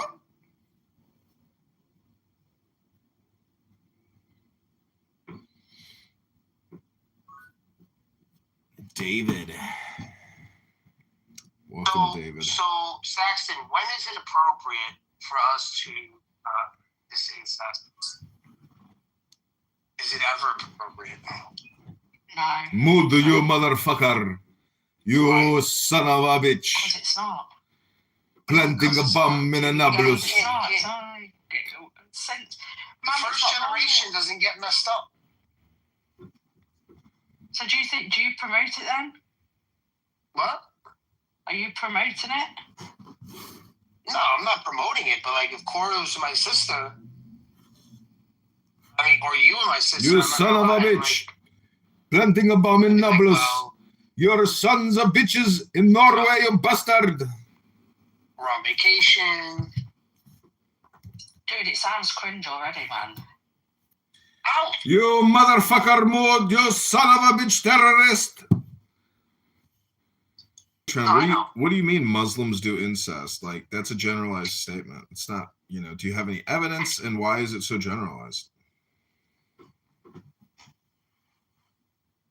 What do you mean? What's general about incest? You're saying that Muslims... Nothing general about incest. You're saying that, well, where in the Quran or the Hadiths does it legitimize incest within Muslim communities? And is there incest within Jewish communities and Christian communities? Well, which communities in the Mormon faith, like where do we see it most? Is it within probably, like a Muslim? I mean, is it because they're closed communities that they don't bring in other? Anyways, I'm just saying that to me the conversation's ridiculous, but It's permissible though. It's permissible to marry your cousin in Islam, but majority of the time they just like to keep it within their own tribe, like mainly. It's like a tribal thing.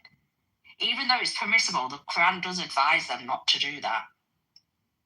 To go outside their own tribe.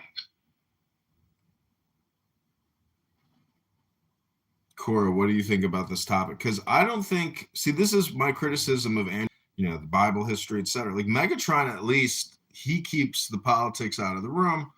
And to me, the trans issue is a political issue, not a spiritual issue, not an intellectual issue. It's purely political. Do you agree with that, Cora?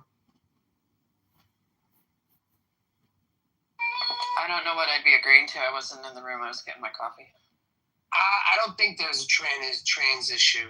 So people in the military, estrogen, so they could find it easier to find a loophole so they could get the medicine, still be part of the military.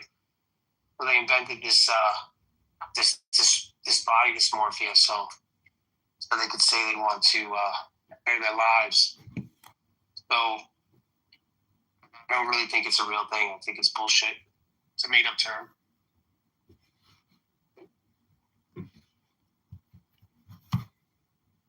So what would be like the top 10 list of made-up terms? I mean, CRT, BLM, LGBTQ, DEI, trans. I mean, to me, these are all words used in political, framing and discourse. So, if you like I've told John Lee on his show, you know, why don't you just read the Bible? I know you're walking around and roaming, but you know, to me, you are a subject matter expert on Islam, you know, just like how other people are subject matter experts on other topics. Like Cora here seems to have subject matter expertise with regards to trans and to incest and you know, to abuse and to rape and abortion. So Cora is, you know, all or nothing on certain topics. But Megatron, do you think? Yeah, I worked in a women's center when I was in college, so yeah. Well, I asked you earlier, Cora, a question, you know, and you basically said, you know, incest, rape, and abuse. You know, those are the three things in society that pedophilia. Yeah, like. Anyways, what was my question? What was the original question I asked you? What in society are you opposed to? You know? Yeah, I think it was something like that. Yeah. So what in society are you not opposed to? Like, what in society today do you just relish in and love? I don't know. Like I said, things to me are situational.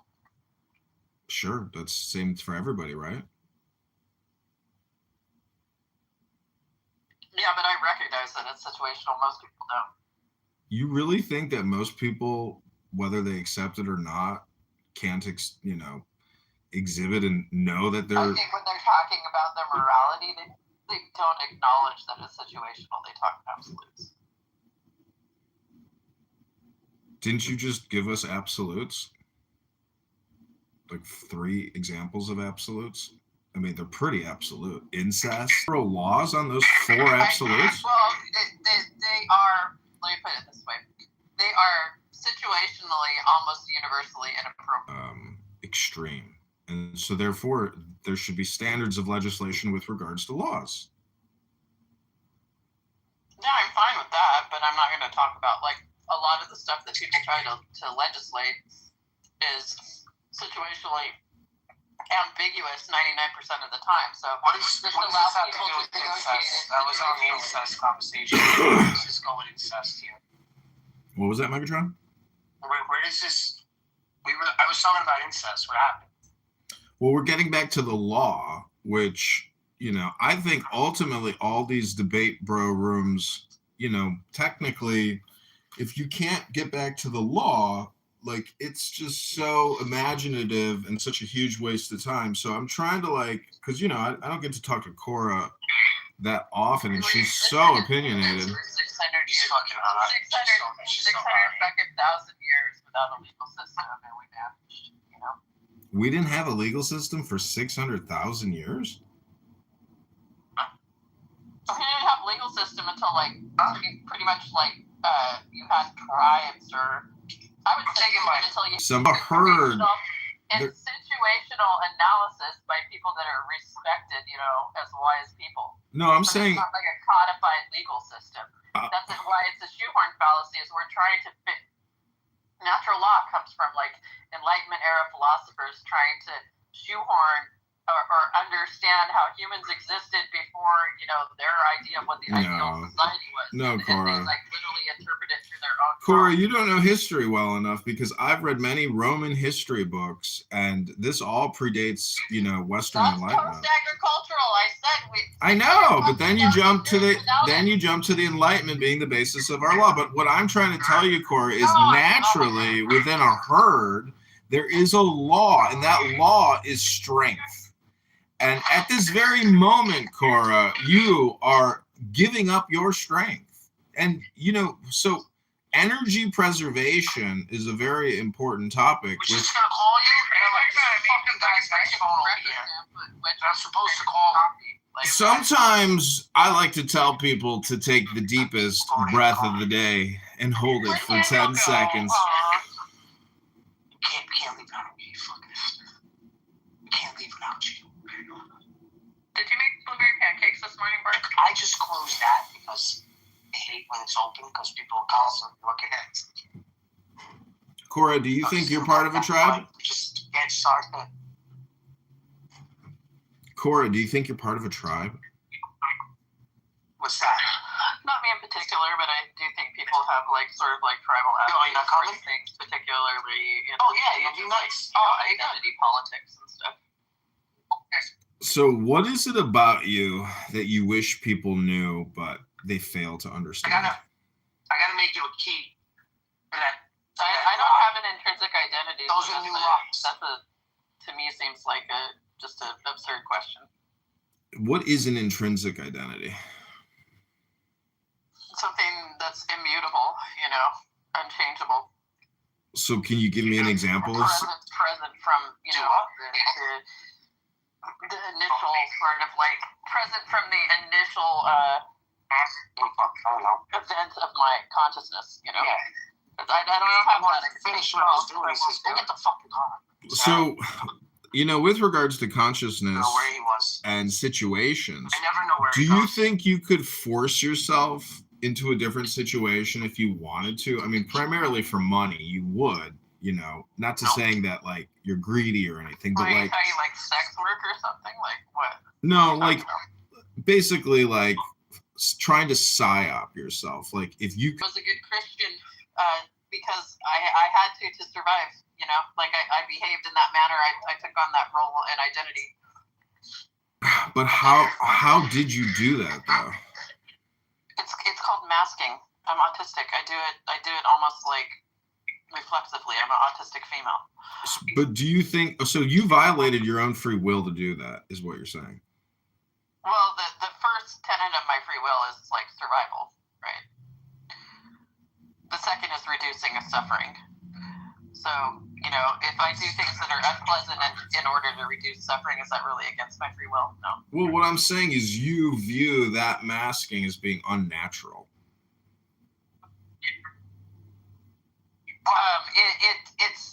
It saps more vitality and energy out of me than just being myself. Yeah. So, but you did it in order to placate, so you wouldn't have to suffer abuse. Exactly. So, would you call that intelligence? Yeah, it's extremely intelligent. It's situational awareness. It's the ability to weigh cost benefit at an early age.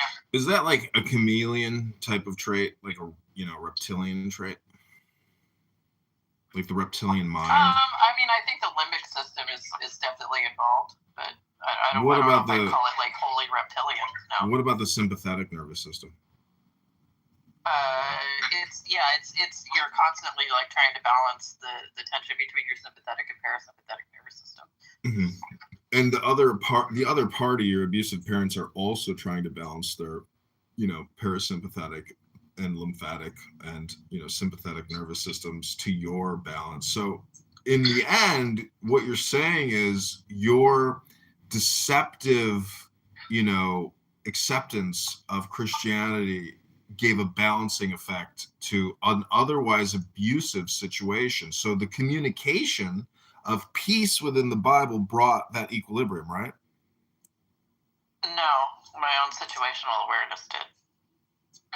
What about the other opposing party's situational awareness to your situational awareness? They're not very aware.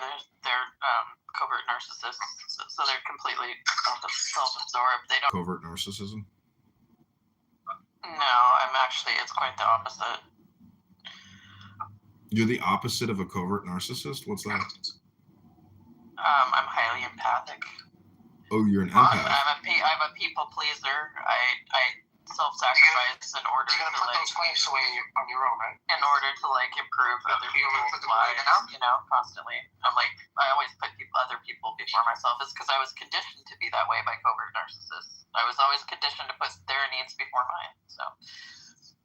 Do you? I often ask people here, like, what's your most painful memory? Do you think you could answer that? Yeah, I was being forced to suck my babysitter's son's cock and having him ejaculate in my mouth. Jesus. Sorry to hear that. Is that really your most painful memory? Yeah, horror show. Yikes. But I've had a lot of EMDR, and so I could talk about it really matter-of-factly without getting triggered. What's EMDR? Eye movement desensitization and processing. Did you have to spit or swallow? Or did you have to spit or swallow? I went and threw up in the sink in the bathroom across the hall. Wow. So do you? I was 7 years old. Well, the only reason you didn't say that. I guess You didn't what say I'm. that before. I guess what I'm asking, or not even asking, but like, do you think books can be therapeutic? Yeah. So kind of like you read some books that are like I like reading the book of I won't like write the Bible up wholesale. I love the book of England. You know. Because do you think like the Hegelian dialectic can, basically reprogram and create new, traits within your personality for therapeutic purposes? What are you talking, like CBT or something, or DBT? No, just like dialectic. I mean, there's literally dialectical behavioral therapy. Yeah, that's what I mean. Like, yeah.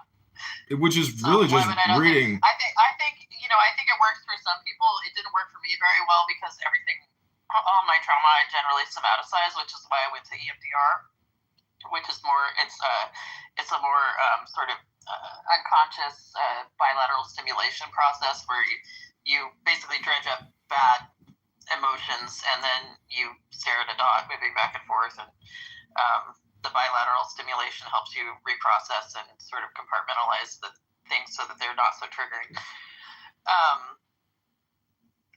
It's almost like hypnotizing yourself, which I'm sure you enjoy. Yeah, I mean, obviously it works for some people, but there's also, what is it, acceptance and something therapy as well, where you just fucking accept it, right? You learn to accept it. I mean, you don't do this dialectical thing where you counter it. It just depends on the person and what their nervous system responds to. But so much of it is like somatic sort of response to things, and if you start recognizing it, that it's like a general sort of like nervous system dysregulation, rather than what you're thinking, then all sorts of other therapies open up to you that are probably more effective than like talk therapy or CBT or DBT.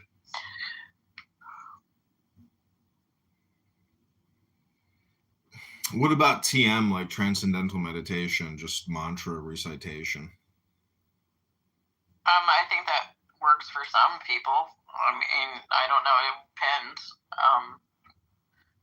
Again, it's I think it's a method of like regulating. So yeah, it could probably work. People don't recognize that what they're doing is regulating their nervous systems. Well, sorry to hear about, the abuse you suffered. I've never. What kinks have you developed since the abuse? I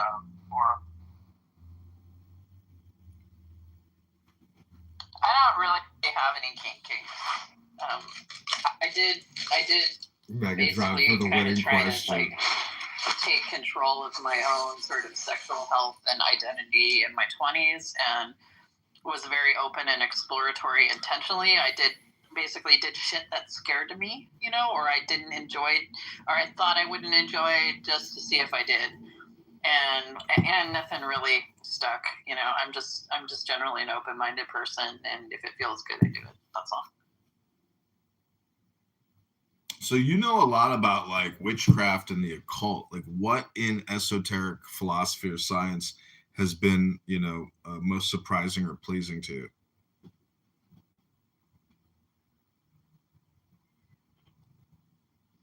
I'm eating right now, but I'll have to think about that for a while.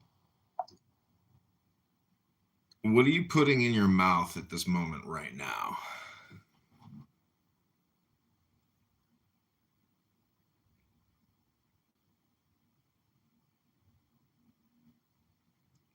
So in the military, when they speak about getting assaulted, other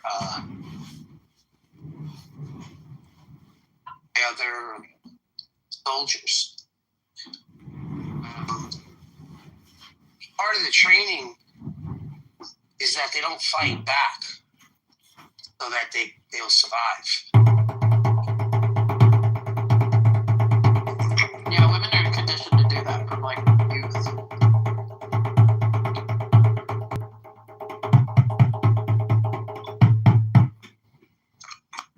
Yeah, so if we're teaching physically conditioned men that same strategy, imagine what we're teaching women who just lack, like through sexual dimorphism, lack the upper body strength to fight back, period. Regardless of how fit they are, in comparison to probably 80% of the male population. Of you actually killing him when he's done, so you don't fight back.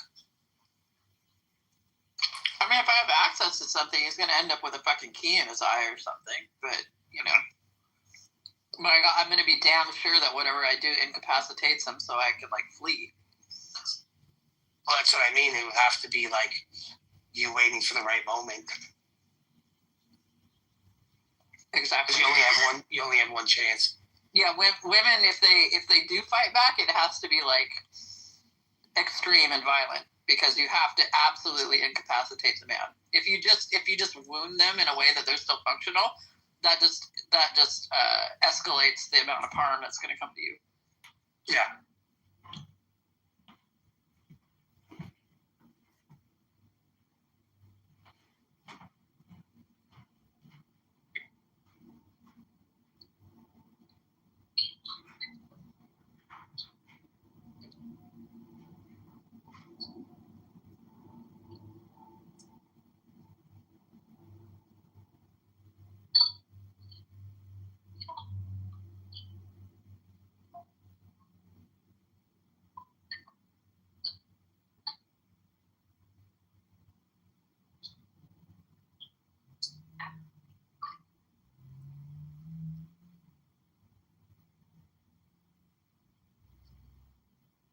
This conversation made you feel uncomfortable, Lord? Who's this guy in the audience? What's up, Tim? Hey, what's up, Beck? What are you doing, Tim? Just out taking the dogs for a walk.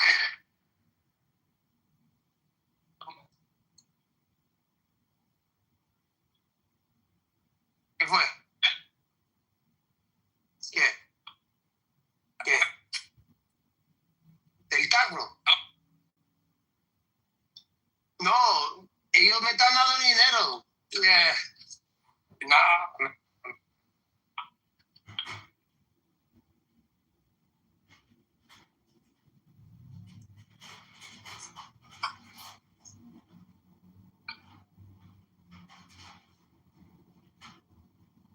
Yeah, anyway.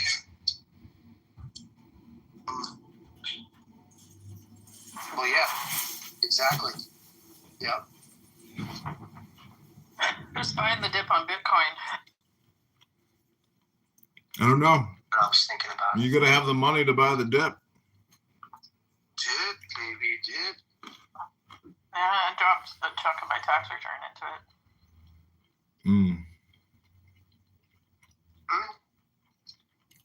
That's interesting. So, Cora. I know you're into that kind of stuff. Cora, back to the trans issue. I went to a Jewish. There is no trans issue. Well, I went to a Jewish synagogue one time, and they have these women that present as men. They look like little boys. And the girl that I was dating at the time, who had the most amazing ass, said to me, it's very rare for women to present as men, but it's very common for men to present as women. And I think it's because it's a lot easier for a man to present as a woman as opposed for a woman to present as a man. Because even in modern, trans medicine, it's a lot harder and more dangerous for a female to male transition. simply because like our bodies aren't meant to accommodate male-sized sort of vocal cords. You get vaginal atrophy from taking testosterone, which can cause all sorts of other problems. So like, yeah, it's a lot easier to do female to male transition than male to female transition than female to male. There's a lot more risk involved. So.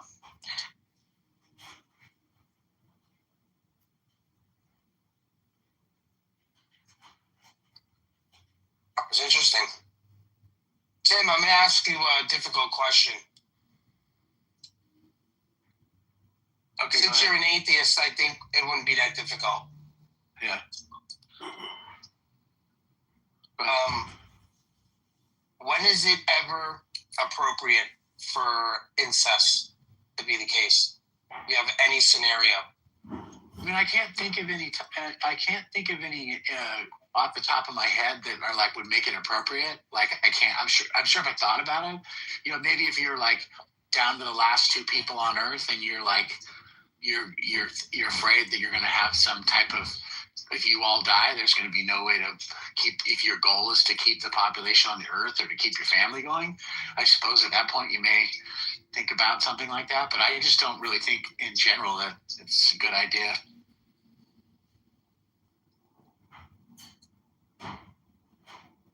Yeah, I would point to the same situation.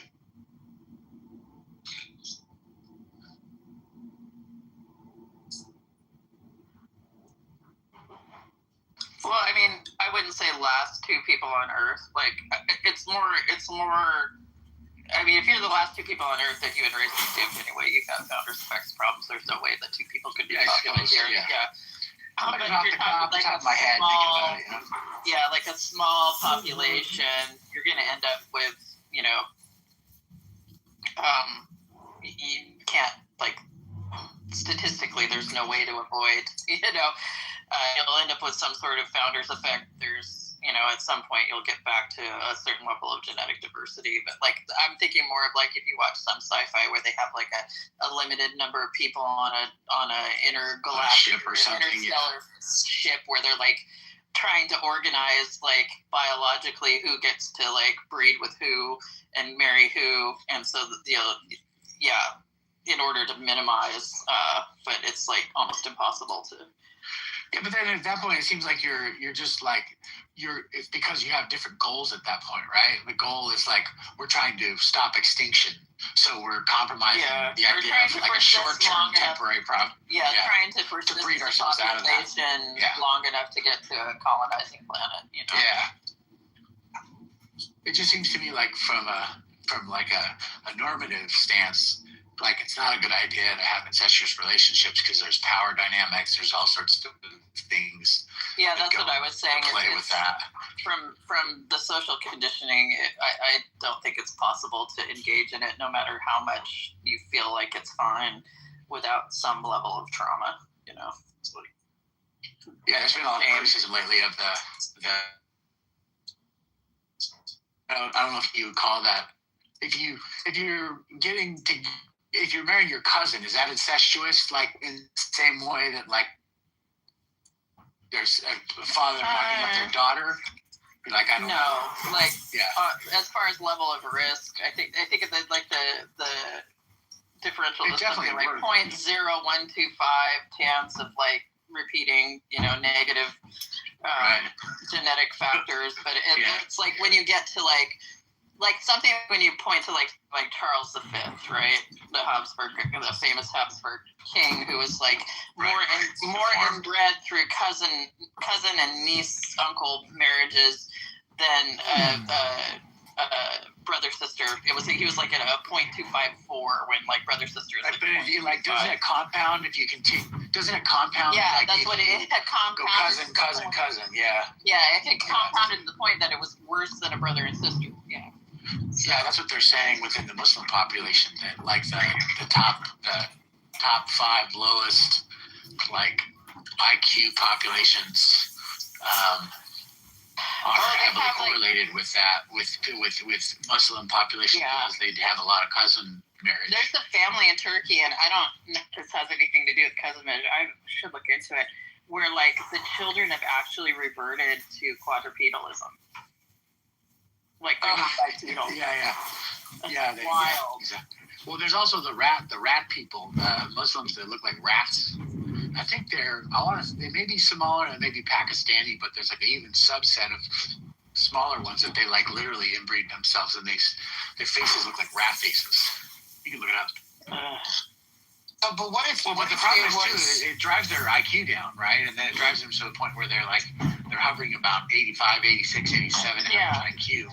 It's the same with there's a way. Kentucky, they were just too dumb. Left, and let's just say this family was of all ages, and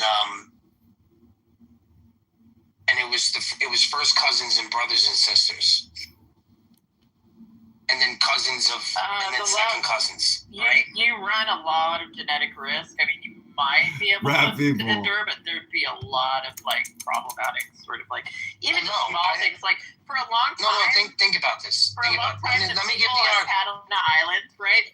The people on Catalina Island, when they were more isolated, they actually had a founder's effect sort of. It was very benign, but they had an inverse secondary incisor and canine tooth, right? Okay. So you could tell if someone was from fucking Catalina if they had that tooth. But you know, it would if you had like an ultimate like sort of super genetically, hyper genetically diverse family with like absolutely low sort of genetic diseases, right?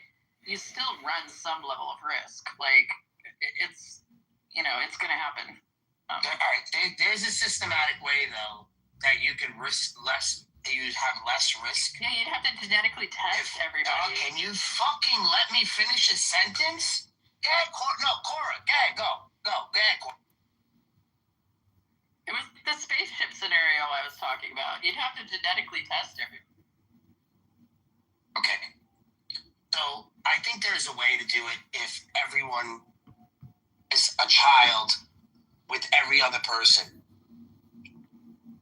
And obviously this would have to be systematically. So if you and I had a child, then you would have to have a child with Tim, and I would have a child with Tim's wife, and then so on and so forth. So that eventually the gene pool will be mixed, not completely fixed on a specific gene, whether if we tested it or not. If we're in situations like this, we're probably not going to have the means to test DNA. Okay, Cora? That's not all a single family, though. I'll be back in a bit. But, yeah. Bye, Tim. Hey, Megatron, what am I watching? Oh my God, it's so good. Okay, I'll stick with it. Yeah. What was the name of it again? Blink Twice. Blink Twice. They're all in the commune kind of setting. Get high. Oh, he's got to get in there. It's getting there? No. It's cool. It's a great movie. Alright, I'm watching it. Yeah, keep watching it. You haven't gotten to the good part yet. Okay. Wait till you get to the juicy part. Waiting for the juice. I gotta go take a shower and take care of my scars and stuff. So. I might see you later. Wait, Cora, before you go, Cora, can I read to you one page from this new book I bought? What is the book? It's called The Key of the Mysteries. Can I pay you to read my book on Clubhouse? Yeah, I will for you, for sure. I'll let you read it to Joanna because it'll probably land better with her. But I really love it. Yeah. I've been told it. Bye, everyone. Okay, this is page 83. It says... And then we're going to work on reading my book on Clubhouse. Oh, do you want to do it right now? Give me a link. Okay. You can text it to me, too, to my personal phone, or you can message me on Instagram or other ways. Or maybe here. I very rarely look at these messages on this app.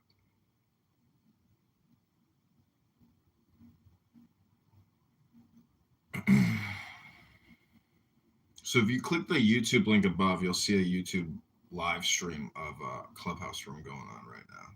It's nothing important, but I'm going to update it to my office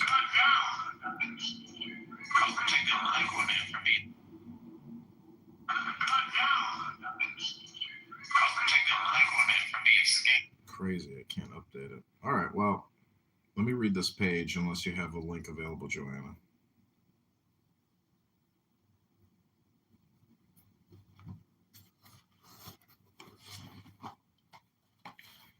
Okay, this is page 83. It would be a mathematical demonstration of the infinite. It would be the infinite finite, the unknown known, the immeasurable measured, the indicible named. That is to say that dogma could only cease to be absurd in the eyes of reason to become, in the eyes of faith, science. A reason and good sense in one. The most monstrous and the most impossible of all absurdities.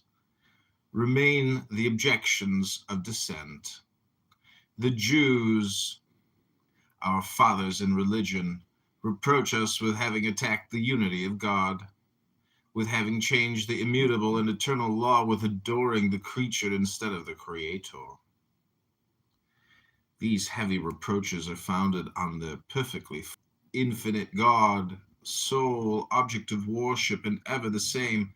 Like the Jews, we believe him to be present everywhere, but as they ought to do, we believe him living, thinking and loving in humanity, and we adore him in his works.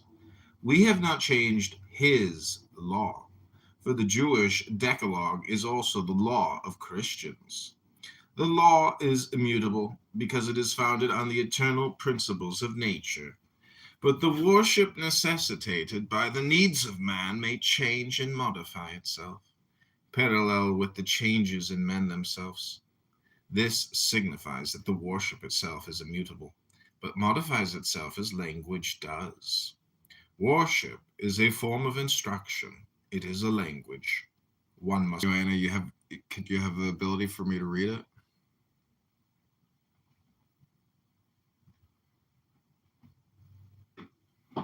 Hello?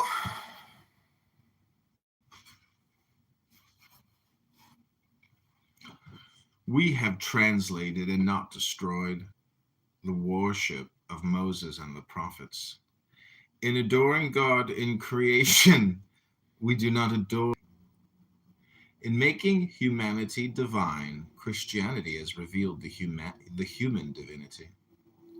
The God of the Jews was inhuman because they did not understand him in his works. We are then more Israelite than the Israelites themselves. When they believe, we believe with them, and better than they do. They accuse us of having separated ourselves from them, and on the contrary, it is they who wish to separate from us. We wait for them, the heart and the arms wide open. We are, as they are, the disciples of Moses. Like them, we come from Egypt, and we detest its slavery, but we have entered into the promised land, and they obstinately abide and die in the desert. Mohammedans are the bastards of Israel, or rather they are his disinherited brothers like Esau. The belief is illogical, for they admit that Jesus is a great prophet, and they treat Christians as infidels.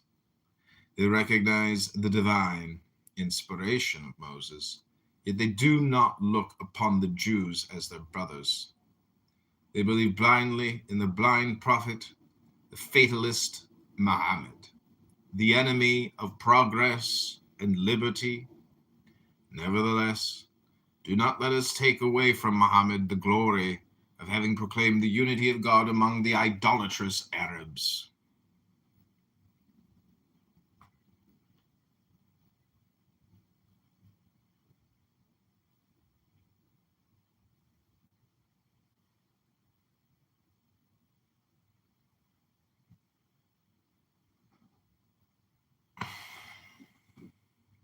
There are pure and sublime pages in the Quran. In reading those pages, one may say, with the children of Ishmael, There is no other God but God, and Muhammad is his prophet. There are 3 thrones in heaven for the 3 prophets of the nations, but at the end of time, Muhammad will be replaced by Elias. The Muslims do not reproach the Christians, they insult them. They call them infidels and giaws. It is to say, dogs. We have nothing to reply to them. One must not refute the Turks and the Arabs. One must instruct and civilize them. Remain dissident Christians, that is to say, those who, having broken the bond of unity, declare themselves strangers to the charity of the Church. Greek Orthodoxy, that twin of the Roman Church, which has not grown greater since its separation, which counts no longer in religion, which since Photius has not inspired a single eloquence, is a church become entirely temporal, whose priesthood is no more than a function, regulated by the imperial policy of the Tsar of all, the Russias. Curious mummy of the primitive church, still colored and gilded with all its legends and all its rites, which its popes no longer understand, the shadow of a living church, but one which insisted on stopping when that church moved on, and which is now no more than its bloated out and heedless silhouette. Then the Protestants, those eternal regulators of anarchy, who have broken down dogma, and are trying always to fill the void with reasonings like the sieve of the Danaids, these weavers of religious fantasy, all of whose innovations are negative, who have formulated their own use, an unknown calling itself better known, mysteries better explained, a more defined infinite, a more restrained immensity, a more doubting faith, those who have quintessentialized the absurd, divided charity, and taken acts of anarchy for the principles of an entirely possible hierarchy, those men who wish to realize salvation by faith alone, because charity escapes them, and who can no longer realize it, even upon the earth, for the pretended sacraments are no longer anything but allegorical memories. They no longer give grace. They no longer make God seen and touched.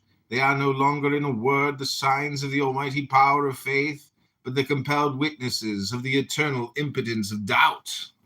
Ooh, we got Buttercup here. She's come in for an interview. I knew I'd catch you, Buttercup. I caught your vanity. I'm reading a book by Eliphas Levi. It's called The Key of the Mysteries. So, Buttercup, I like reading books. I'm wondering if you would ever read a book to create an audiobook, either something you wrote or AI wrote, or, Benny Morrison. You love to always go back to I wonder if you could answer this question. What is in these secret IDF files that, in your opinion, are so controversial? Because to me, they're just war chronicles of, people fighting. And you seem to think that they're secret, but there's no secret when it comes to war. It's like a violent, bloody struggle of survival of people individually competing to kill each other, which is horrible. But there's these immutable laws of countries and cliques or tribes, and unfortunately, violence and war. Yikes, Buttercup. What are we gonna do? They seem to be consistent and status quo. So, yikes. Sucks, right? But a lot of things suck. She left. Buttercup left us. She wouldn't rise to the occasion. She is what we call a coward. Joanna, do you have it? Or shall I keep reading? It's in the chat. Okay, what's the name of it? The Art of Praxer. I think it's just a sample, so it's just the first.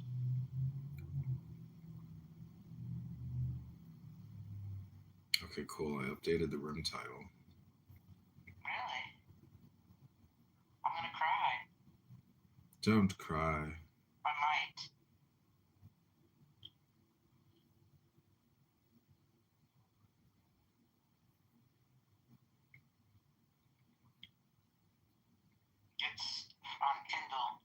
Nina Palma. Oh my God. Wow. Look at this. It's me. What? It's one of my books. Hmm.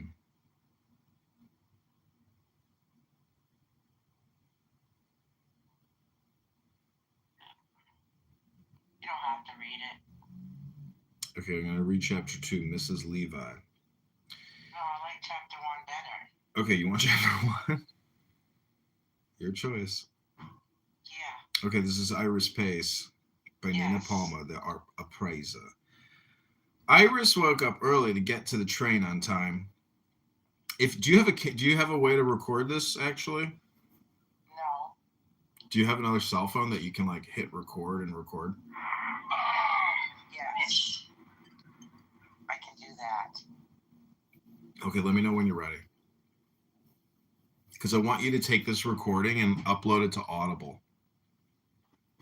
Just that one page? Yeah, it'll be the sample so people can like preview it.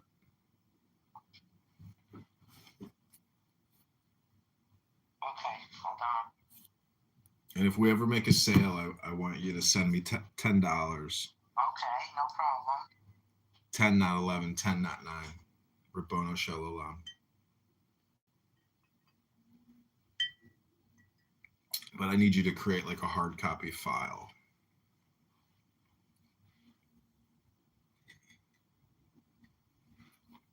And we just got the bull rush, so that means the spirit is with us. Okay, I have another phone. I have another iPhone. Let me go to voice recordings. I see the icon. You can also upload this to Spotify with the Spotify Creators app. I don't know if this phone has it. I don't see the voice recorder here. Let me go down.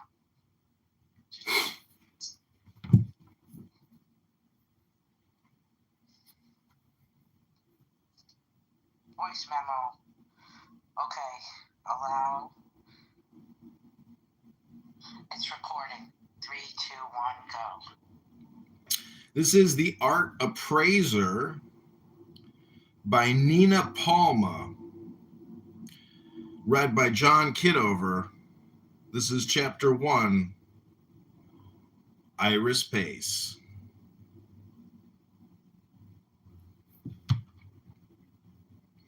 Iris woke up early to get to the train on time.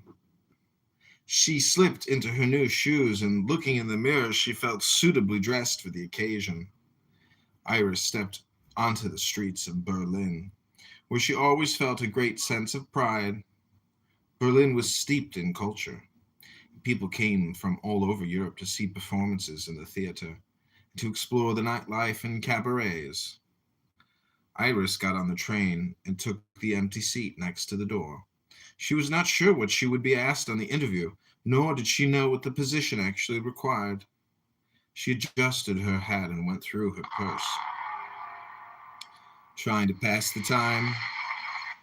Lately, she'd avoided newspapers, so she left the one next to her unread.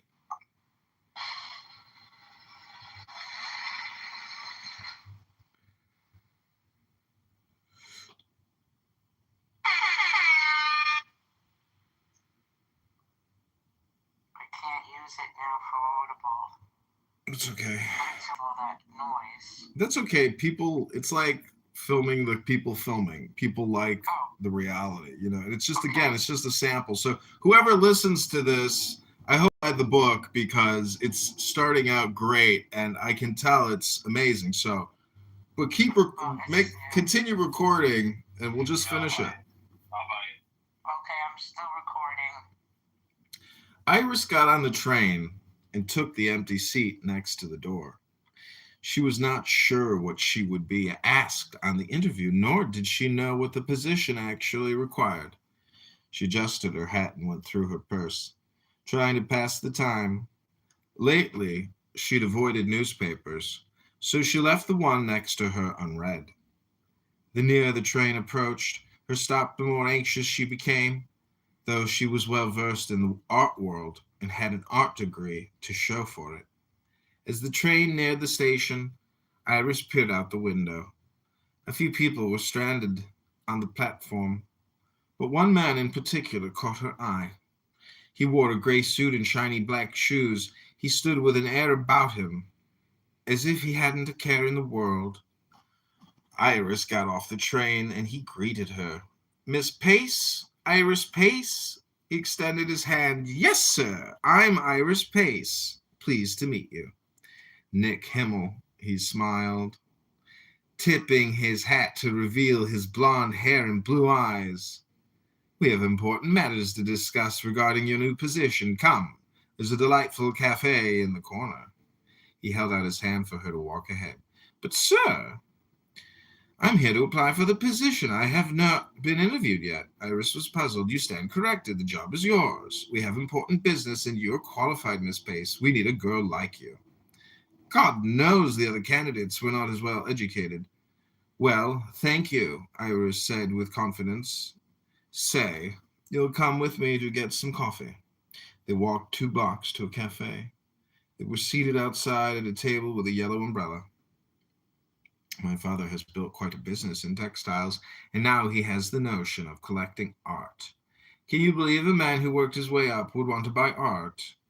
Mr. Himmel mentioned to the waitress. "What would the world be without art?" Iris smiled. "True. A successful man must have purpose. My father now wants to collect art, and he needs someone to appraise the paintings. With your art degree, I'm not trained in appraisal, sir. Renaissance, Impression, Abstract, and I hear you have studied Romanian and Italian artwork as well." Mr. Himmel certainly knew her educational background. "Well, yes, Iris tried to explain. "Well, that will do just fine. I'm sure the university familiarized you with all the well-known artists, as well as some up-and-coming ones," Mr. Himmel continued. "But appraisal, that's the field of a specialist. Just then the waitress put down 2 cups of coffee in front of them. "Of course, you'll be traveling around to locate certain pieces of interest, and, well, whatever you come across that you are fond of." He took a small sip from his cup. "Of course," Iris managed to say. "There are 2 pieces we are looking at right now. How does tomorrow afternoon sound to you?" Mr. Himmel looked directly at her, waiting her response. "Tomorrow will be fine," Iris agreed. They spent about an hour in the cafe. Mr. Himmel spoke about his business and mostly listened. They went back to the train station. Iris was glad her train was waiting. She was wary of this man she had just met and wondered if she had made a mistake by coming. She decided to talk with her father about it, but then thought twice about the idea. Was there anything that should cause her suspicion? After all, she was educated, yet how did Mr. Himmel know so much about her? Perhaps he inquired about her from one of her teachers, and it was no cause for concern. Iris decided to put her mind at ease and tell her parents the good news. Thank you so much. She will be working for the SS, and it gets really good to those who want to give it a chance. She will find out she is working for the Nazis, and that was beautifully read. I'm forever grateful. Okay, that's by Nina Palma, The Art Appraiser, Chapter 1, Iris Pace. So I'm also putting this on in a Clubhouse room, so I'll send you the link to that as well. Okay. I'm honored that you read that. I know it sounds a little funny, but it gets better.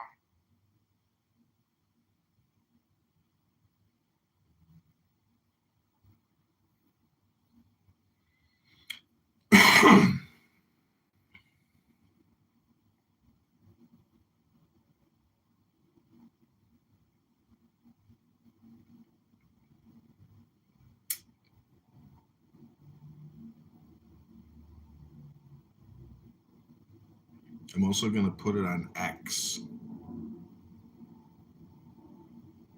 Wow.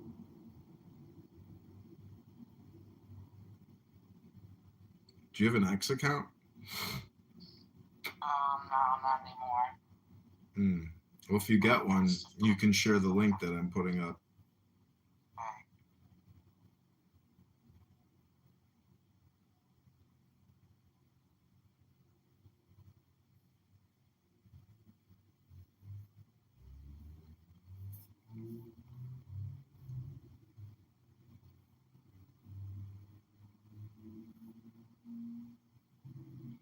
Because you can create a room here on Clown House and then post that room to X and use hashtags and title it. Really, thank you again. I'm getting a lot of money from this book because I'm shocked that people are reading books about the war. Well, it's your keyword. You're ranking for the word The Art Appraiser. So people are finding it because they're looking for, The Art Appraiser. I'll be right back. This has been The Art Appraiser by Nina Palma. We just read chapter 1, Iris Pace, a young girl who is going to a job interview, takes the train, and gets offered the position on the spot.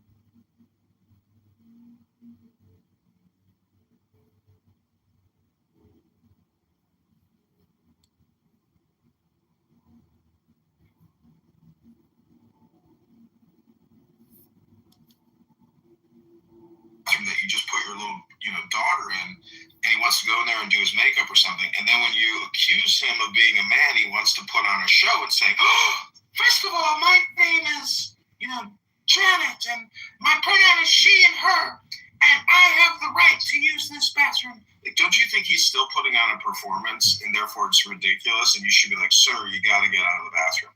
You can't be in this bathroom, sir." It depends on the person. Does it really depend on the person, or shouldn't we have a level of standardization? Some people that obviously do it because they're like narcissistic and have some sort of like histrionic personality disorder, and it feeds into that, it gets them the attention that they're seeking, right? But I'm also This has been The Art Appraiser by Nina Palma. We just read chapter 1, Iris Pace, a young girl who is going to a job interview, takes the train, and gets offered the position on the spot. This has been The Art Appraiser by Nina Palma. We just read chapter 1, Iris Pace. So that's on my YouTube account called Reading Books ASMR. Thank you. I'm a publicist, Joanna. I know. I'm a marketer. Okay, if I get book sales this month, I'll give you a slice. Yeah, give me a piece of pizza. I will. I'm a woman of my word. Yep. She's working for the Nazis. She's working to the limit.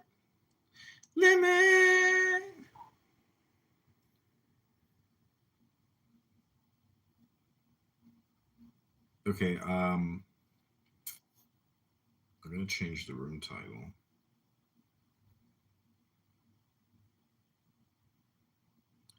To prove to me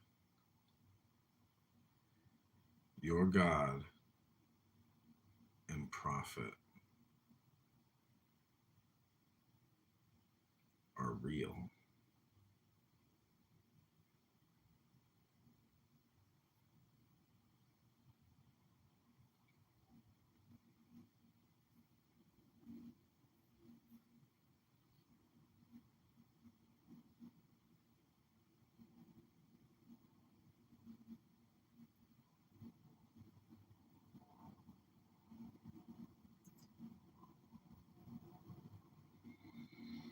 Okay, invite people to the room. I've updated the title and the link.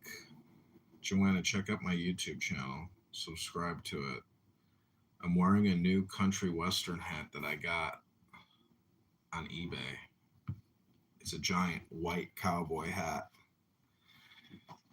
It is a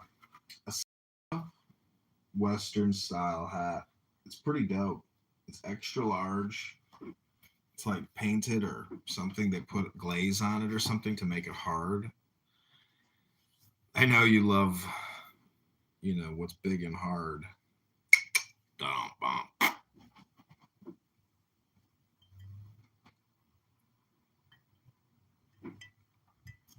We're also going to modify the powerful Dennis James and make him a mod.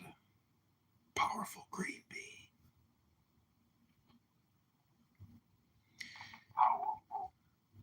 Invite people to the room so they too can experience the power. Yes. Bull rush. Hello, Nuha. Dilan barrak kheli teng shode. Allahu Akbar. Bismillah. Ar-Rahman Ar-Rahim. Alhamdulillah.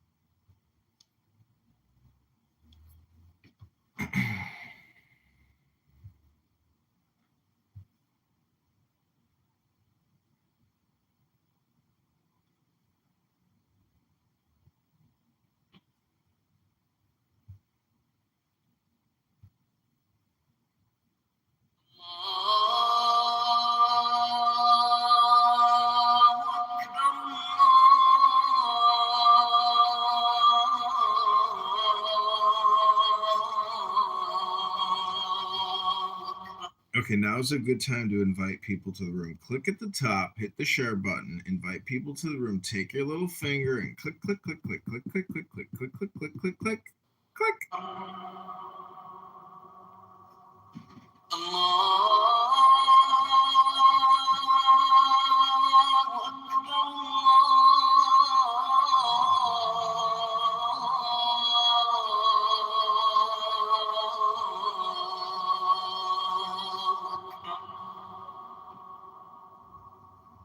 أشهد أن لا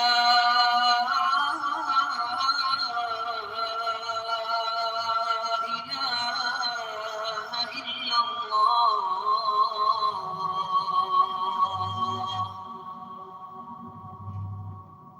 أشهد أن لا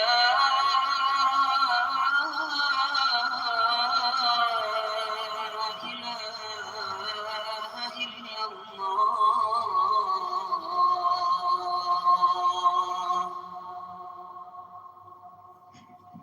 أشهد أن محمدا رسول الله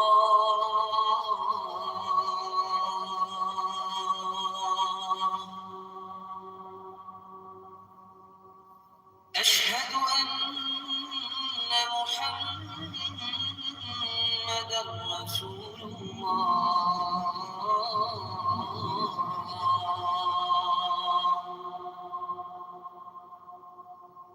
حي على الصلاة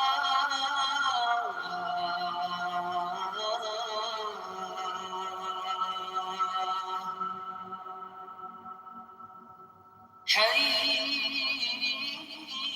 على الصلاة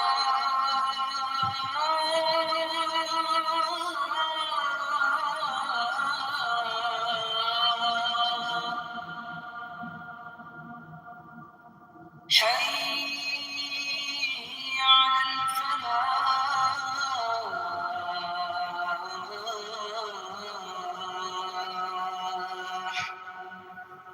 حي على الفلاح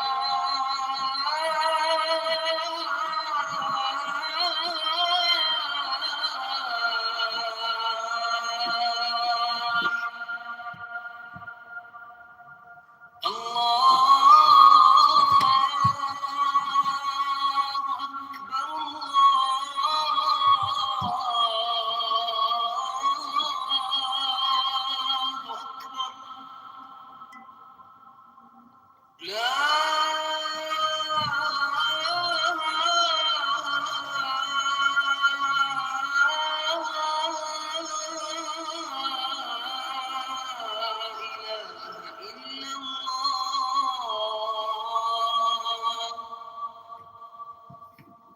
Okay, we've updated the room to the Iran war because war is breaking out all across Iran at the present moment. A massive news break. The war with Iran has begun. In your face. And ain't nobody jumping. That tells you everything about this country. It tells you everything about how these motherfuckers really move. So is this a partisan issue where like Democrats are saying, "Oh, the Republicans are responsible"? Both sides are involved. Okay, Democrats gotcha. and Republicans. Yeah, this ain't a partisan thing. Okay, gotcha. Yeah, they both involved. A lot of laws regarding kids. I forgot which country it is. I was reading an article like a year ago where they made child pornography legal. Like you can legally have it and not get arrested. And then that thing that's going on in Florida where they want the age of I forget what it is. Listen, man, take this room title out your mouth because the Epstein files are not more important than Black History Month. Jesse Jackson just died for praising the Lord. Put Jesse Jackson in the Capitol building. Let Jesse Jackson have a state proper burial. Please, praise the Lord. Oh, never mind. I had to realize who that was. Yeah, that's a troll. But you know what blew me that I really had to educate myself on? The adrenochrome. Adrenochrome! It wasn't just about the molestation. It wasn't about raping. It wasn't just about murdering. Whatever is released into our blood when our adrenaline is flowing, the wealthy white people thinks that keeps them youth. They inject that into themselves. They put it on their skin, all these different things. So all them videos that you see with them kids screaming and they're putting like tubs under them, they were like breeding babies with no birth certificates, because when you have kids with no birth certificates, obviously it's easy to get rid of, but they're breeding babies and just having them and raising them to be whatever ages and then like torturing them so that the adrenaline would enter their blood. Please just look the shit up. It's called adrenochrome. Hello?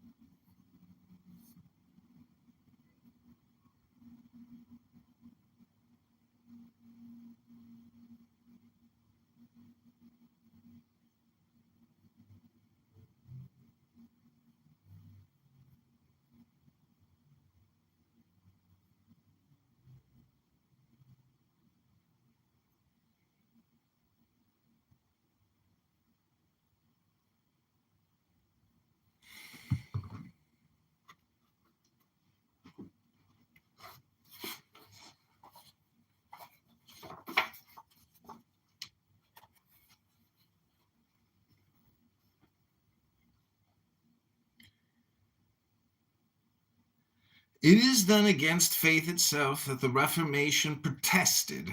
Protestants were right only in their protest against the inconsiderate and persecuting zeal which wished to force.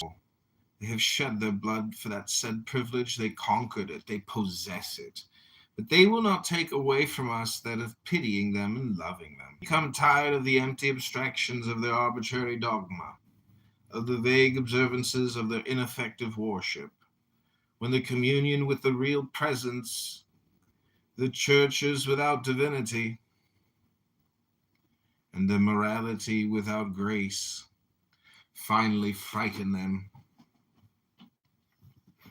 when they are sick with the nostalgia of God, will they not rise up like the prodigal son and come to throw themselves at the feet of the successor of Peter, saying, Father, we have sinned against heaven and in thy sight, and we are no more worthy to be called thy sons, but count us among the humblest of thy servants? We will not speak of the criticism of Voltaire. Their great mind was dominated by an ardent love of truth and justice, but he lacked the rectitude of heart which the intelligence of faith gives. Voltaire could not admit faith, because he did not know how to love. Spirit of charity did not reveal itself to that soul which had no tenderness, and he bitterly criticized the hearth of which he did not feel the warmth, the lamp of which he did not see the light.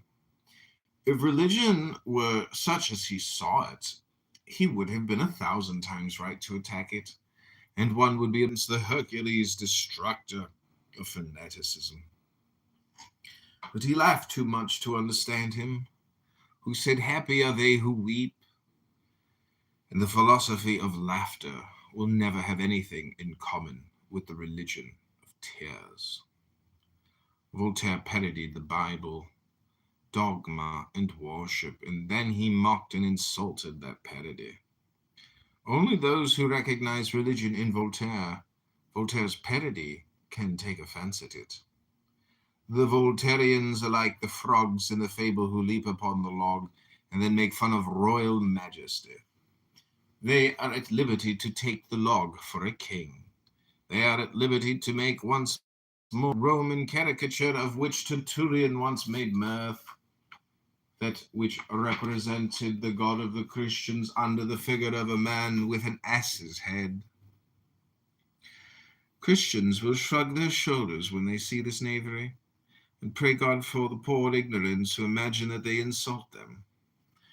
And the Count Joseph de Maistre, after having in one of his most eloquent paradoxes represented the hangman as a sacred being and permanent incarnation of divine justice upon earth, suggested that one should raise to the old man of Ferney a statue executed by the hangman.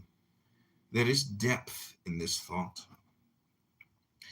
Voltaire, in effect, also was in the world a being at the same time providential and fatal, endowed with insensibility for the accomplishment of his terrible functions. He was, in the domain of intelligence, a hangman, an exterminator armed with the justice of God himself. God sent Voltaire. Between the century of Bossuet and that of Napoleon, in order to destroy everything that separates those two geniuses and to unite them in one alone. He was the Samson of the spirit, always ready to shake the columns of the temple. But in order to make him turn in spite of himself the mill of religious progress, Providence made him.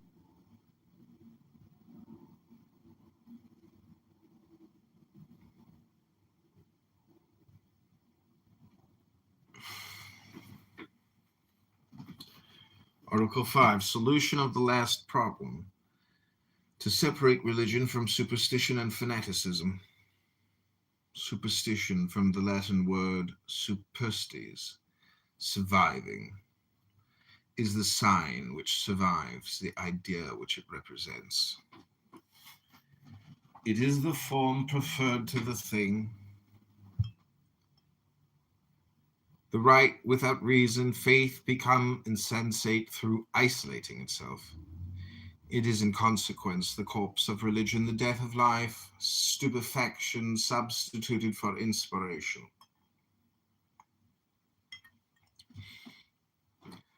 Fanaticism is superstition, be compassionate. Its name comes from the word fanum, which signifies temple. It is the temple put in the place of God. It is the human and temporal interest of the priest substituted for the honor of priesthood. La Fontaine tells us that the animal thought that he was being adored. He did not tell us that certain people indeed thought that they were adoring the animal. These people were the superstitious. If anyone had laughed at their stupidity, he would very likely have been assassinated. For from superstition to fanaticism is only one step. Superstition is religion interpreted by stupidity. Fanaticism is religion serving as a pretext to fury. Those who intentionally and maliciously confound religion itself with superstition and fanaticism borrow from stupidity its blind prejudices, and would borrow perhaps in the same way from fanaticism its injustices and angers. inquisitors, or septembrisors. What matter names? The religion of Jesus Christ condemns, and has always condemned, assassins.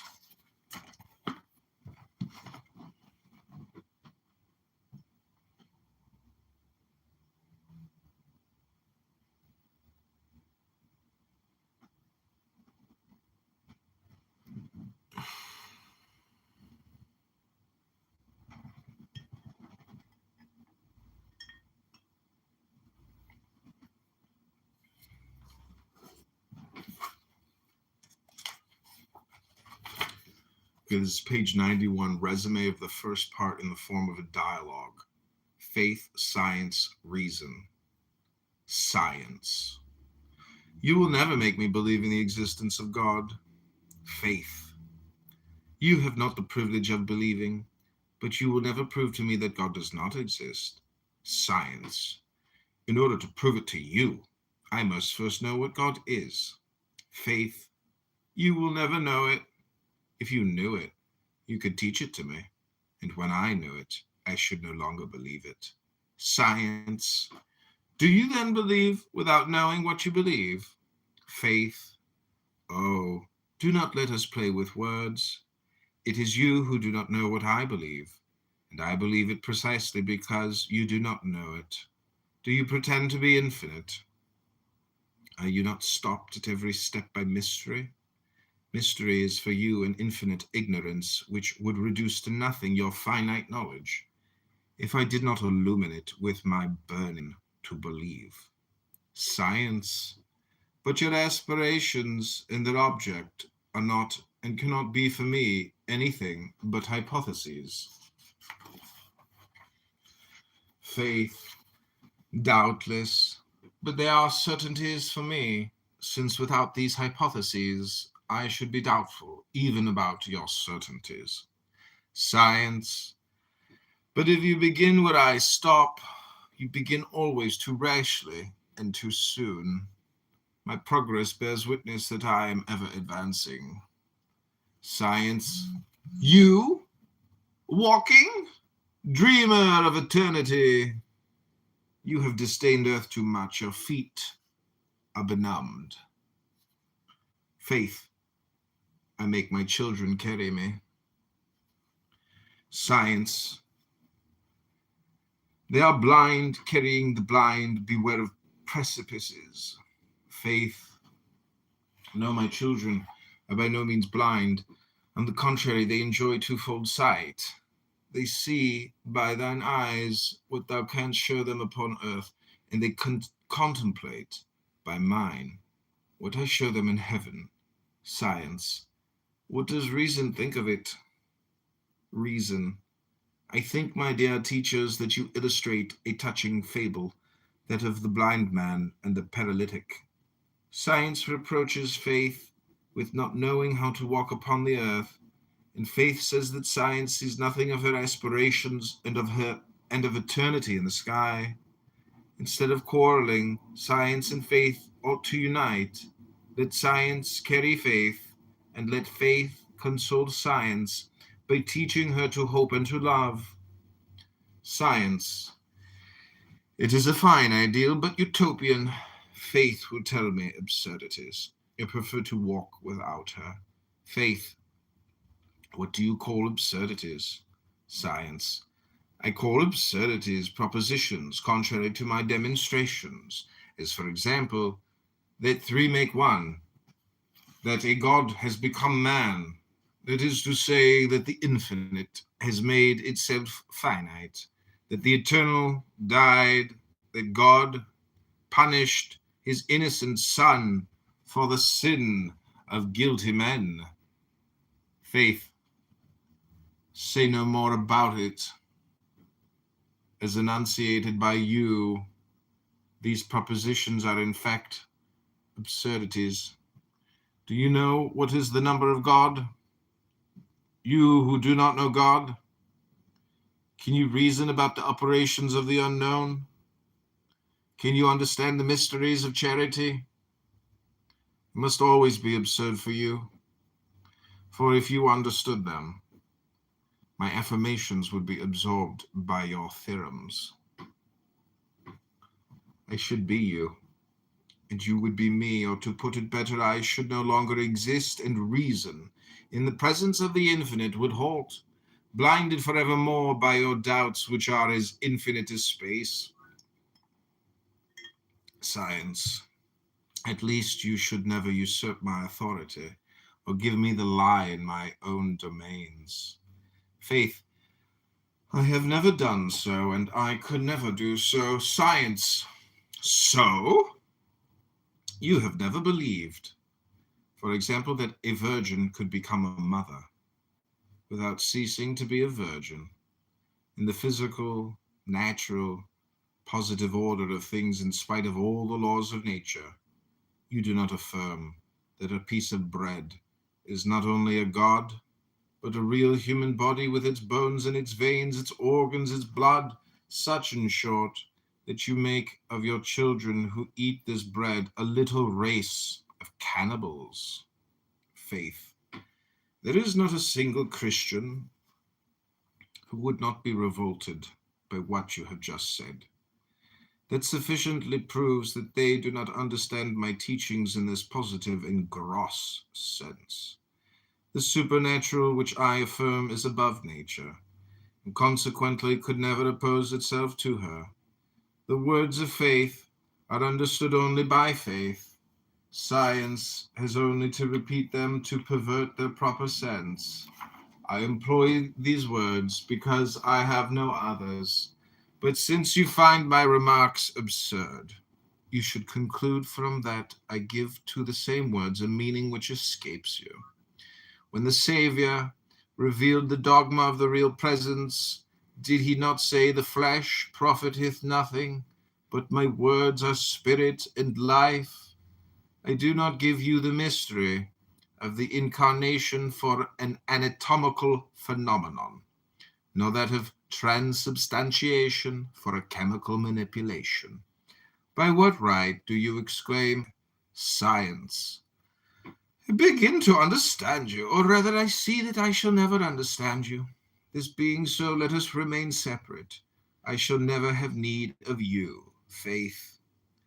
I am less proud, and I recognize that you may be useful to me, perhaps. Perhaps, too, you will be very sad and very desperate without me, and I will not leave you unless reason consents. I'm reading The Key of the Mysteries by Rabbi Eliphas Levi.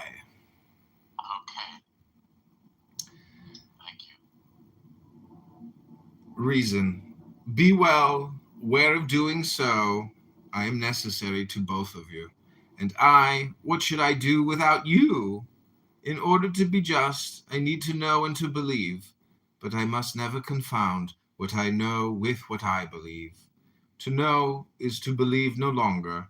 To believe is not to know as yet. The object of science is the known. Faith does not define it. She is then obliged, at least provisionally, to accept the definitions of faith, which it is impossible for her even to criticize.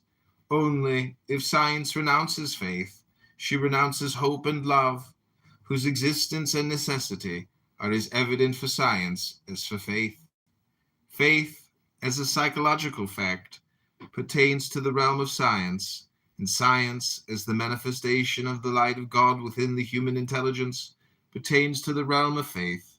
Science and faith must then admit each other, respect each other mutually, support each other, and bear each other aid in case of need, but without ever encroaching the one upon the other.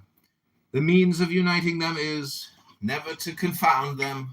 Never can there be contradiction between them, for although they use the same words about it, science, I say that we are separated by a deplorable misunderstanding, and that henceforth we shall be able to walk together. But to which of your different creeds do you wish to attach me? Shall I be Jewish, Catholic, Mohammedan, or Protestant?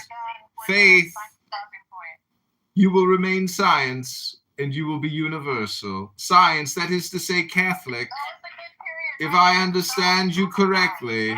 But what should I think of the different religions?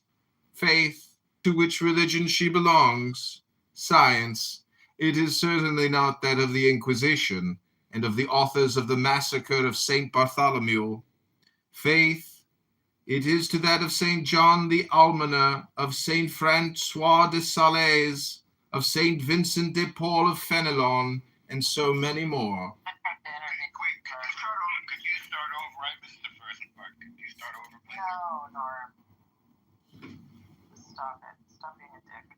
Isn't it amazing we got to St. Bartholomew and that of St. John? I mean, it's amazing how we're named. Like, you know, there's a reason why I'm called John. And it's not just because of Christianity, because John in Greek means Hermes. And Bartholomew, aka Barth, aka, you know, Megatron. See, Transformers is the perfect metaphor. Let me ask you a question, Cora. Besides talking all the time, do you know how to breathe? Yeah, I know how to breathe better than most people. You're a breather. I'm a trained singer. I would put my tongue up her nostrils. That's what I would do. I'm a trained breather. Thank you. You're a fucking mouth breather, or? No, I breathe through my nose, Don't do that. John, don't do that. Excuse me, Cora? Don't do what? Pardon me, madam? I'm odd Norm because I love Norm, and Norm is a good man. How dare you tell me not to do that, Cora? Don't you know the chain of succession for green beaning? I green beaned you, Cora. I green bean everybody. So, you know, why don't you learn to breathe instead of learning how to talk all the time? Hello?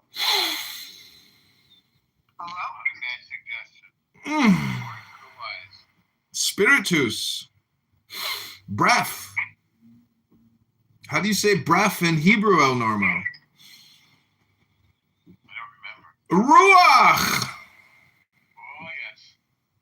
What does Ruach mean to you, Cora? Well, Ruach breathes the spirit of life into Adam. That's how I remember it. Yeah, it's the breath of Sophia. The breath of Sophia. Beautiful Jewish girl named Sophia. Also a beauty. It means rose, right? What? In, you know, Turkey or whatever, in Istanbul, isn't it called the Mosque of the Sophia? Doesn't it mean like the Rose Mosque or something? Hagia Sophia. Hagia Sophia. I was there recently. They made it. Yeah, they took a Constantine. Busy Byzantine church. Yeah. They took a Constantine or Constantinople era Orthodox church and turned it into a big mosque. It's right across from the Blue Mosque, which was also a church. They didn't destroy it though, which they sometimes do. They just hung banners over the pictures of saints, and Jesus and Mary. Banners with Arabic lettering on them. Well, it's called the Torah, the Torah. Laura, check your DMs. Okay. What about Totem Megatron? You know what I really love about Clubhouse is when people say You taught them all of the menstruation Talmudic verses, and they fell in love with it. Family Purity, Nita. Yeah, that was a good day. Yeah, I'm glad you were listening, Megatron. You know what I love about Clubhouse is when people say check your DMs. If everybody can click the YouTube link above, Check the DM. Hold on a second. can everybody subscribe to my YouTube channel to help support the work of John Kitover? Because I've been reading a lot of books and I try to live my life by what I read, and it's transformative. One of the books I recently read. Are you still taking donations? We are, but we don't need financial donations. Right now. Clown Town? What was that, Cora? Did you just? Well, I know you relish being a clown, but there's like other clown. It's like majority clown in me right now. Well, are you clown phobic? You're clown. I have a clown friend. Yeah, there's actually a word for that. Yeah. It's transphobic, right? That's not nice. There's actually a name for that if you're scared of clowns. What is that, Norm? Transphobic. No. Yeah. C-O-U. Yeah, thank you, Norm, yes. You're welcome. Isn't that just... I like to provide solid information. Isn't that just another word for clownphobic? Googled it, Norm, like as if you're like just like What's that, Cora? all you did was Google it. It's not like you're like. Well, I would have Googled it as well. I mean, I knew the term existed. David.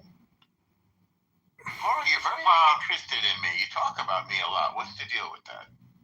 She's having a radiation procedure done on her breasts right now. Insert yourself in every conversation. It's kind of those medals. Yeah, I'm a medal winner. I'm an Olympic clubhouse person.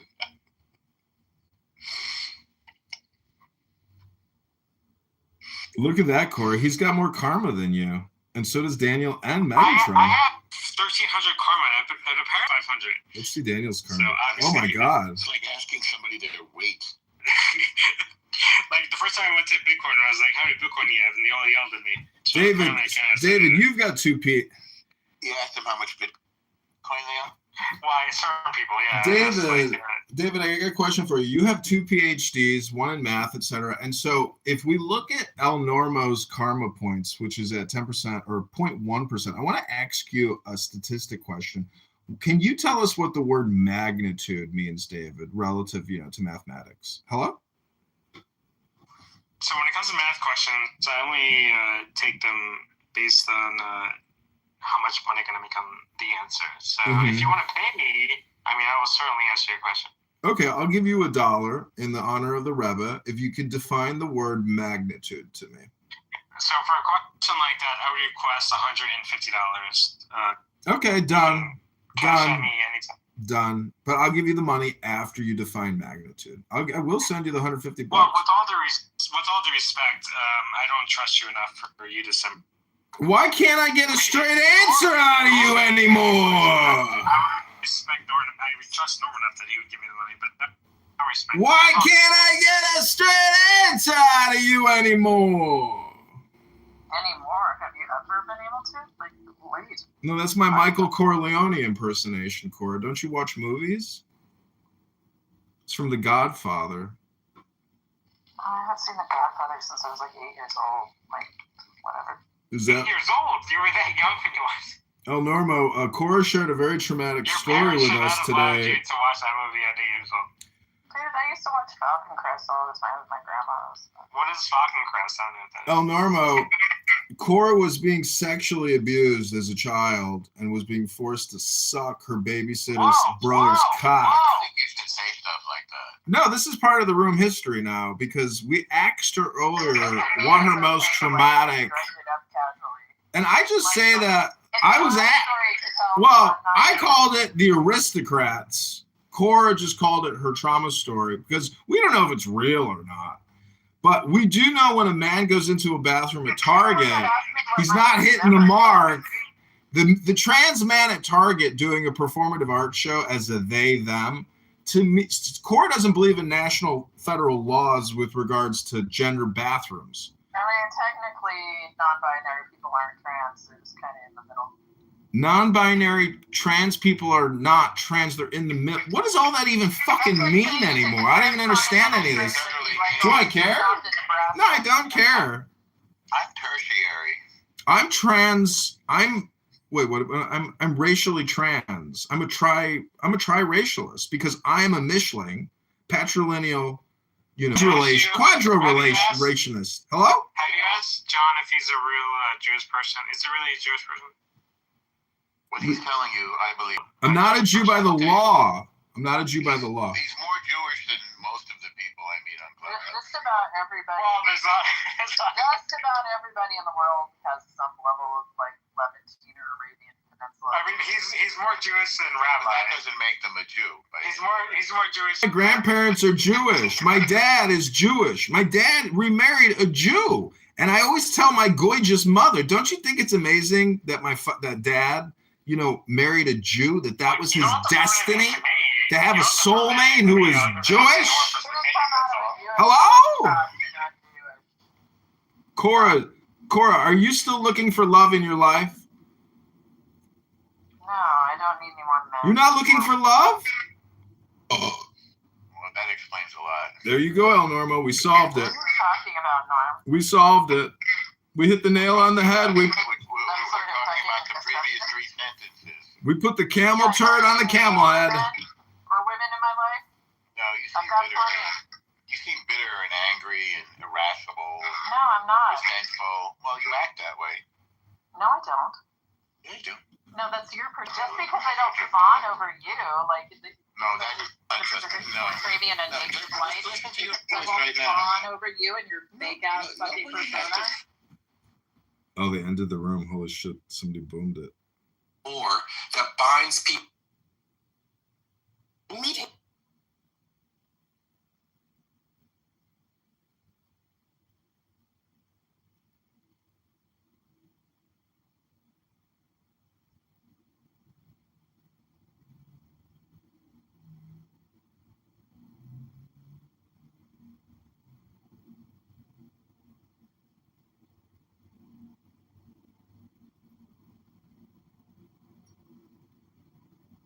Deaf Earth. DC is a eat a watermelon show.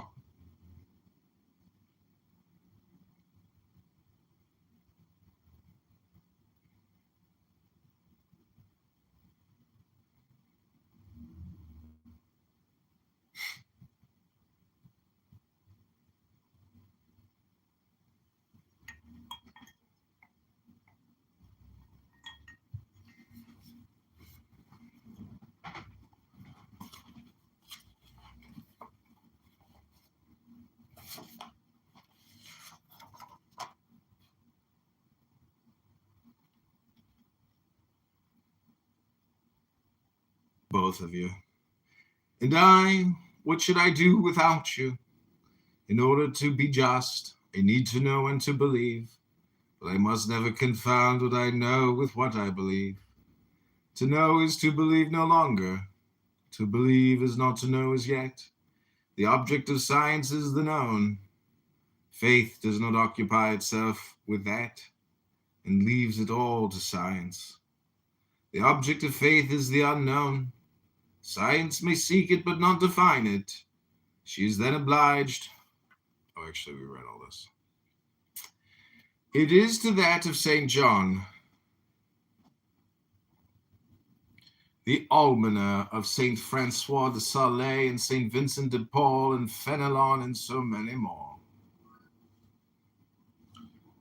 Subnote, Levi was certainly never the dupe of his boudoir theologian, He accepted him without perusal as the Englishman accepts Shakespeare and Milton.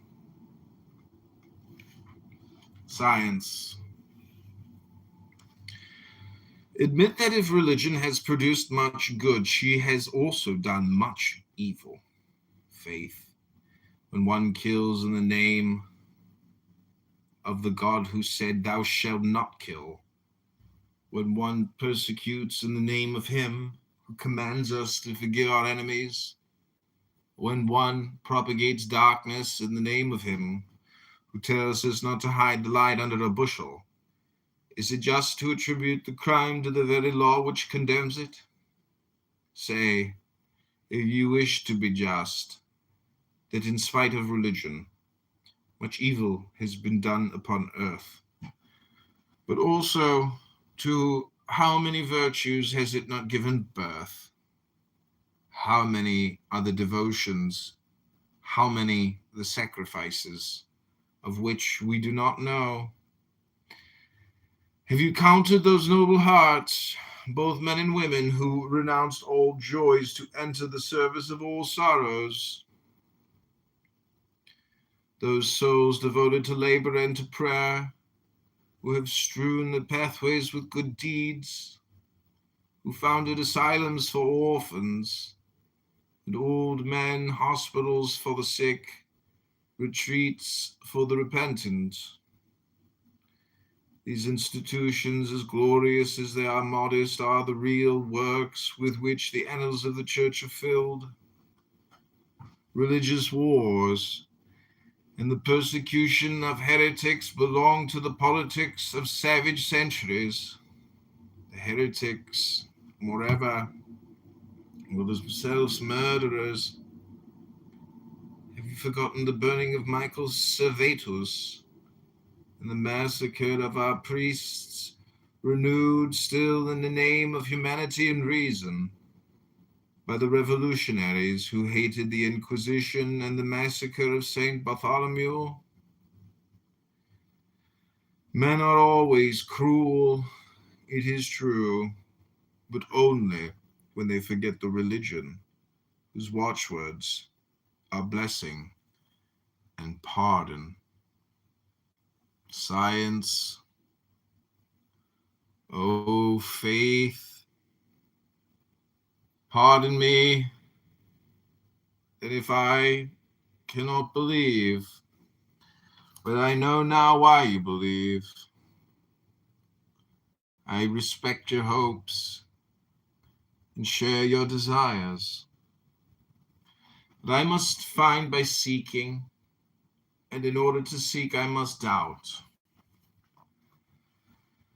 Reason, work, then, and seek, O science, but respect the oracles of faith. When your doubt leaves a gap in universal enlightenment, allow faith to fill it. Walk distinguish the one from the other, but leaning the one upon the other, and you will never go astray.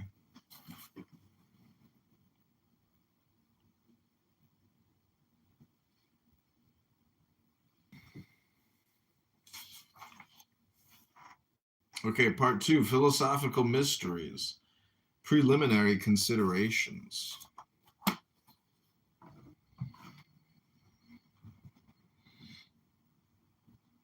I kind of liked Nifty's messed up heat flavored ice.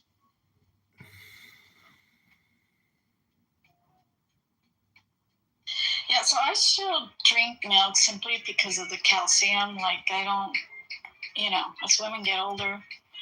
So, I just love, like, a good creamy chocolate milk. But, that's why I went on the rabbit hole of this whole cacao thing and ceremonial cacao. So, What is a ceremonial cacao? I haven't heard of that. Apparently, it's not processed, and it contains the cocoa butter also. So regular cacao powder, they remove the cocoa and it goes through a process. So apparently, the ceremonial cacao has like most of the bean in it, and so it's like a paste. And I was gonna get some, but I ended up going with Brian Johnson's cacao for now. Interesting. They call it undutched chocolate. The health benefits are related to like antioxidants and flavanols, right? That's like the big. That's really good for your heart health. Yes, that's why I take it. Yeah. So we'll see, but I'd rather have a cup of hot chocolate than coffee. I mean, I love chocolate. Like, but not just any chocolate. I like dark chocolate. That's interesting. Like, can you just have like a cup of dark chocolate, which is just, I guess, purely fat, but like, I guess, healthy fat, Yeah, I mean, I do, and because I like the bitterness of it, so I don't, like, I don't have a sweet tooth, so I usually put, like, cinnamon in it, and that's enough for me. Like, that breaks a bit of the bitterness. I can do up to a certain threshold. I think I like 80 to 90, but once it gets to 95 and up, then I think it's like a bit too bitter, but yeah, I can eat it. Much, right?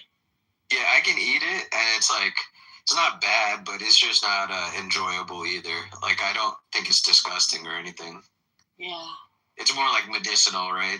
Yeah. Fish, like, isn't it like nasty to you? Like, you want to like spit it out or something? No, I kind of like it, but it's a bit much when it's over 90. Yeah, I agree.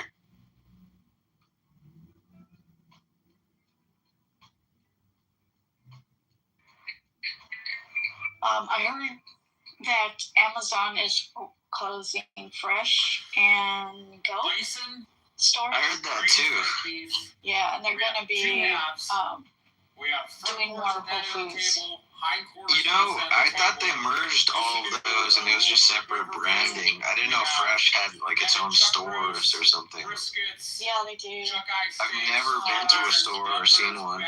There's Amazon Fresh stores that are like their own store. Yeah, see, Fish, isn't that shocking? I never heard of this. Yeah, ours all comes from Mulford. Yeah, no, not here. What's interesting is their pricing is all, and I'm sure Whole Foods is the same way. I just haven't been to Whole Foods in a while, but all their prices are computerized. So it's probably done through AI. So, like, you could be at one store, and this happened to me because, like, Najes! I tell you I like the lab. Najes, I've been reading.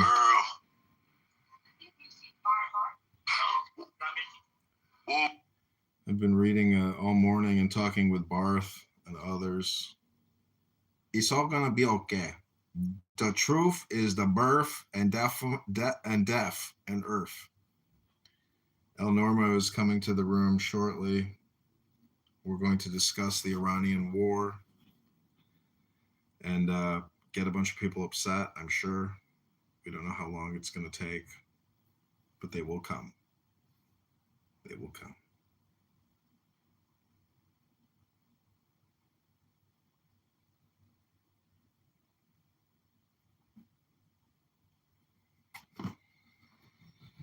Here comes El Normo.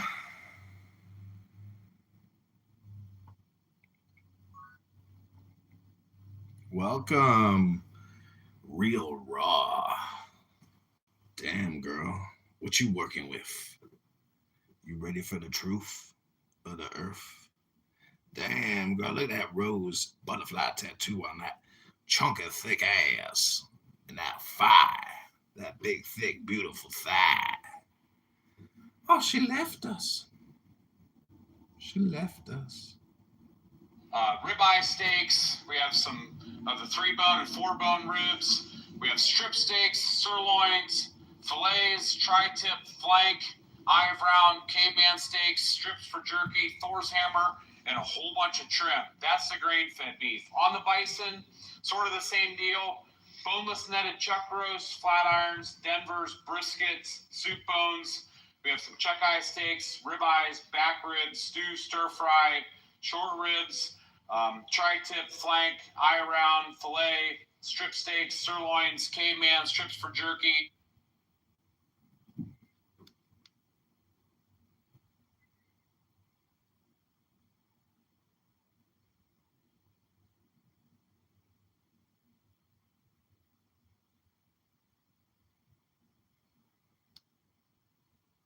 Hello?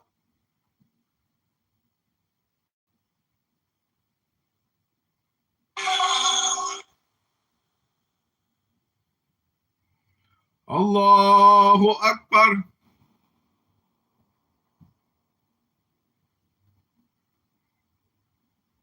Allahu Akbar.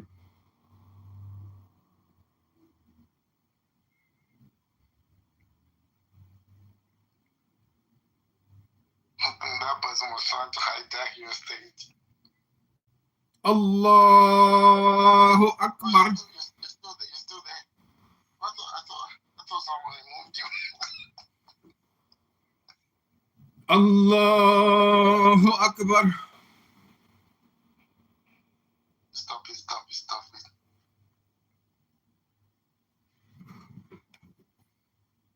Allahu Akbar.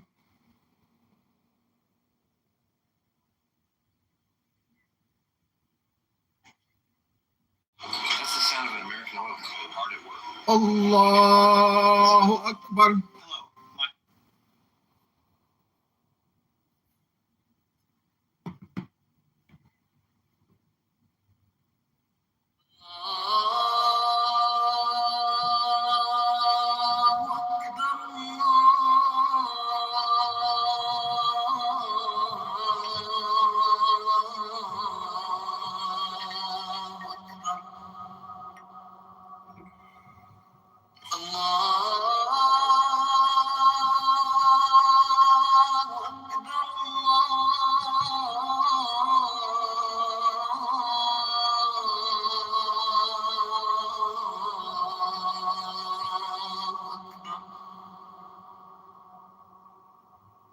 Hello?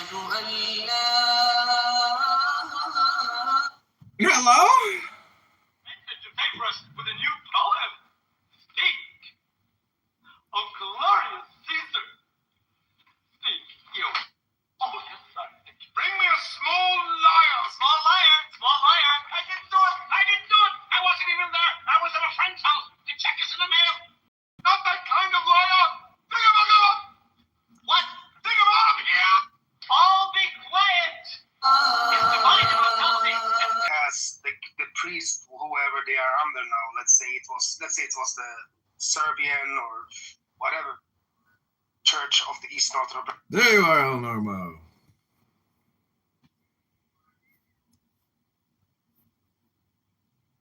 You make it hard to find. All you had to do is type in all. Type in what? All, A-L-L. What, and then all rooms come up? No, because look at my room title. All is in the title, and then you'll just see the room. Like, it's just all keyword search. No, all is not in the title. Yeah, is all going to be okay? Oh, is all going to be okay? Oh, I put Issa in there. I guess I went to the house of Issa Watermelon you made up, right? Oh, I see. Okay, let's try to discuss the Iranian war. So wait a second. So she boomed the room over that? Yeah, she hates her guts. I know she's very threatened. It was over nothing. What she's nothing. She's always, is it Israel and the war? Is that what she's upset about? She doesn't like the fact that I disagree with her on matters of atheism and sociology. Yeah. And she makes okay arguments, and I'm pretty insistent. So through force of character and intellectual domination, I mean, I'm not trying to be self-serving here, but I out-argue. She hates anybody disagreeing with her. I think, obviously, she's going through emotional things. You mentioned that she's getting, mastectomies, right? Yeah. She was getting radiation treatment as we were talking to her. I'm like, you're getting it right now as you're on Clown House? Is that possible? How could you? I mean, maybe she's in the. I mean, that's bad news. So she's upset. So she's acting like an upset girl. Yeah, but right? The thing is, I mean, she's that kind of person that can actually cause you, frustration. To me, I don't like to feel that way. What's the frustration that she would cause? Meaning, she, as you heard, she's the kind of person who can't actually have a conversation. She'll just talk over you in a manic, neurotic, obnoxious way. So if you want to have an actual conversation with her, the best way to do it is to just actually let her exhaust herself, and you just have to have enough time and patience to let her just talk endlessly. She will do that while she's accusing you of doing that. But again, she's an emotional extremist now. I mean, we've just disagreed over atheism and city planning, and she just hates it if I come up with a different idea. I don't have much patience for this. She's probably freaking out because I'm sure her life is at risk, and she's claiming to not believe in God, which I don't believe. I don't believe there's such a thing as an atheist. And then she's got weird liberal ideas, and this Israel and Palestine fit into it. She's got well, I don't want to bring up the name because I don't need to bring up Lashon Hara. But you'll do it anyway. Say again? But you'll speak Lashon Hara anyway. I do it all the time. Okay, there you go. We both know, yeah. So she's emotionally fragile anyway and undergoing these treatments, and doesn't like it if somebody disagrees with her, especially if it's a man.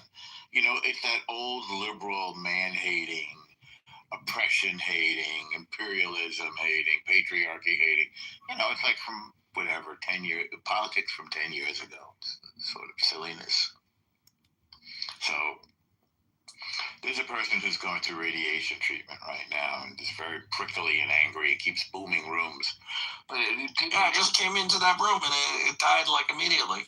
Well, I find this as particularly true among women. When they get pissed off, they boom the room. I thought it was you. Huh? You thought I boomed the room? Just kidding. Oh, I don't boom rooms. My joke was you can participate in Lush and Hara even if you don't mention the name. Say it again. It doesn't. I don't want to get into it. It's Lush and Hara. Well, you can participate in Lush and Hara even if you don't mention a particular name. Yes, but I was not doing either. You can also not participate in it and not mention the name. It kind of sounded like you were talking about someone, but whatever. No, we were talking about an experience that we both had. We just had come from an experience. Yeah. Cora is always like that. You know, they say it's prickly goos and gooey prickles, and it's like there's like what does that mean? Meaning that like some you know what the difference is between a BMW and a porcupine? What? $40,000? No, with a BMW the pricks are on the inside. Did you ever listen to Click and Clack, the Tappet Brothers? What was the name of that NPR show? Click and Clack. That was the name, wasn't it? What was the name of that? That was their name. Oh, I thought that was the name of the show. So they had a car people called in. Show on the NPR. Okay. It's kind of funny. They were like these Italian brothers from the Boston area with thick accent. Anyway, they were always insulting BMW drivers. They hated BMW drivers. Kind of funny. Car Talk. That's the name of it. Yeah, thanks. It was on WBUR. I used to. That's the NPR station, or was. I don't know if. I don't think it's there. 93.9. I used to listen to it, or 92.9, something like that. I used to listen to it driving back and forth in Massachusetts. It was a nationwide syndicated show. You're right, but I used to listen to it on WBUR. I think that was their original programming that then they syndicated it to NPR. Anyway, they hated BMW drivers. Huh. I'm not sure why. Maybe they were just annoying when they brought their cars into their shop. Who was annoying?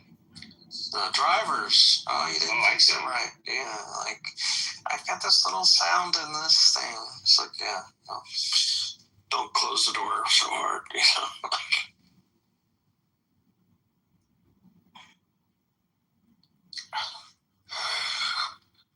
Oh my God. Oh my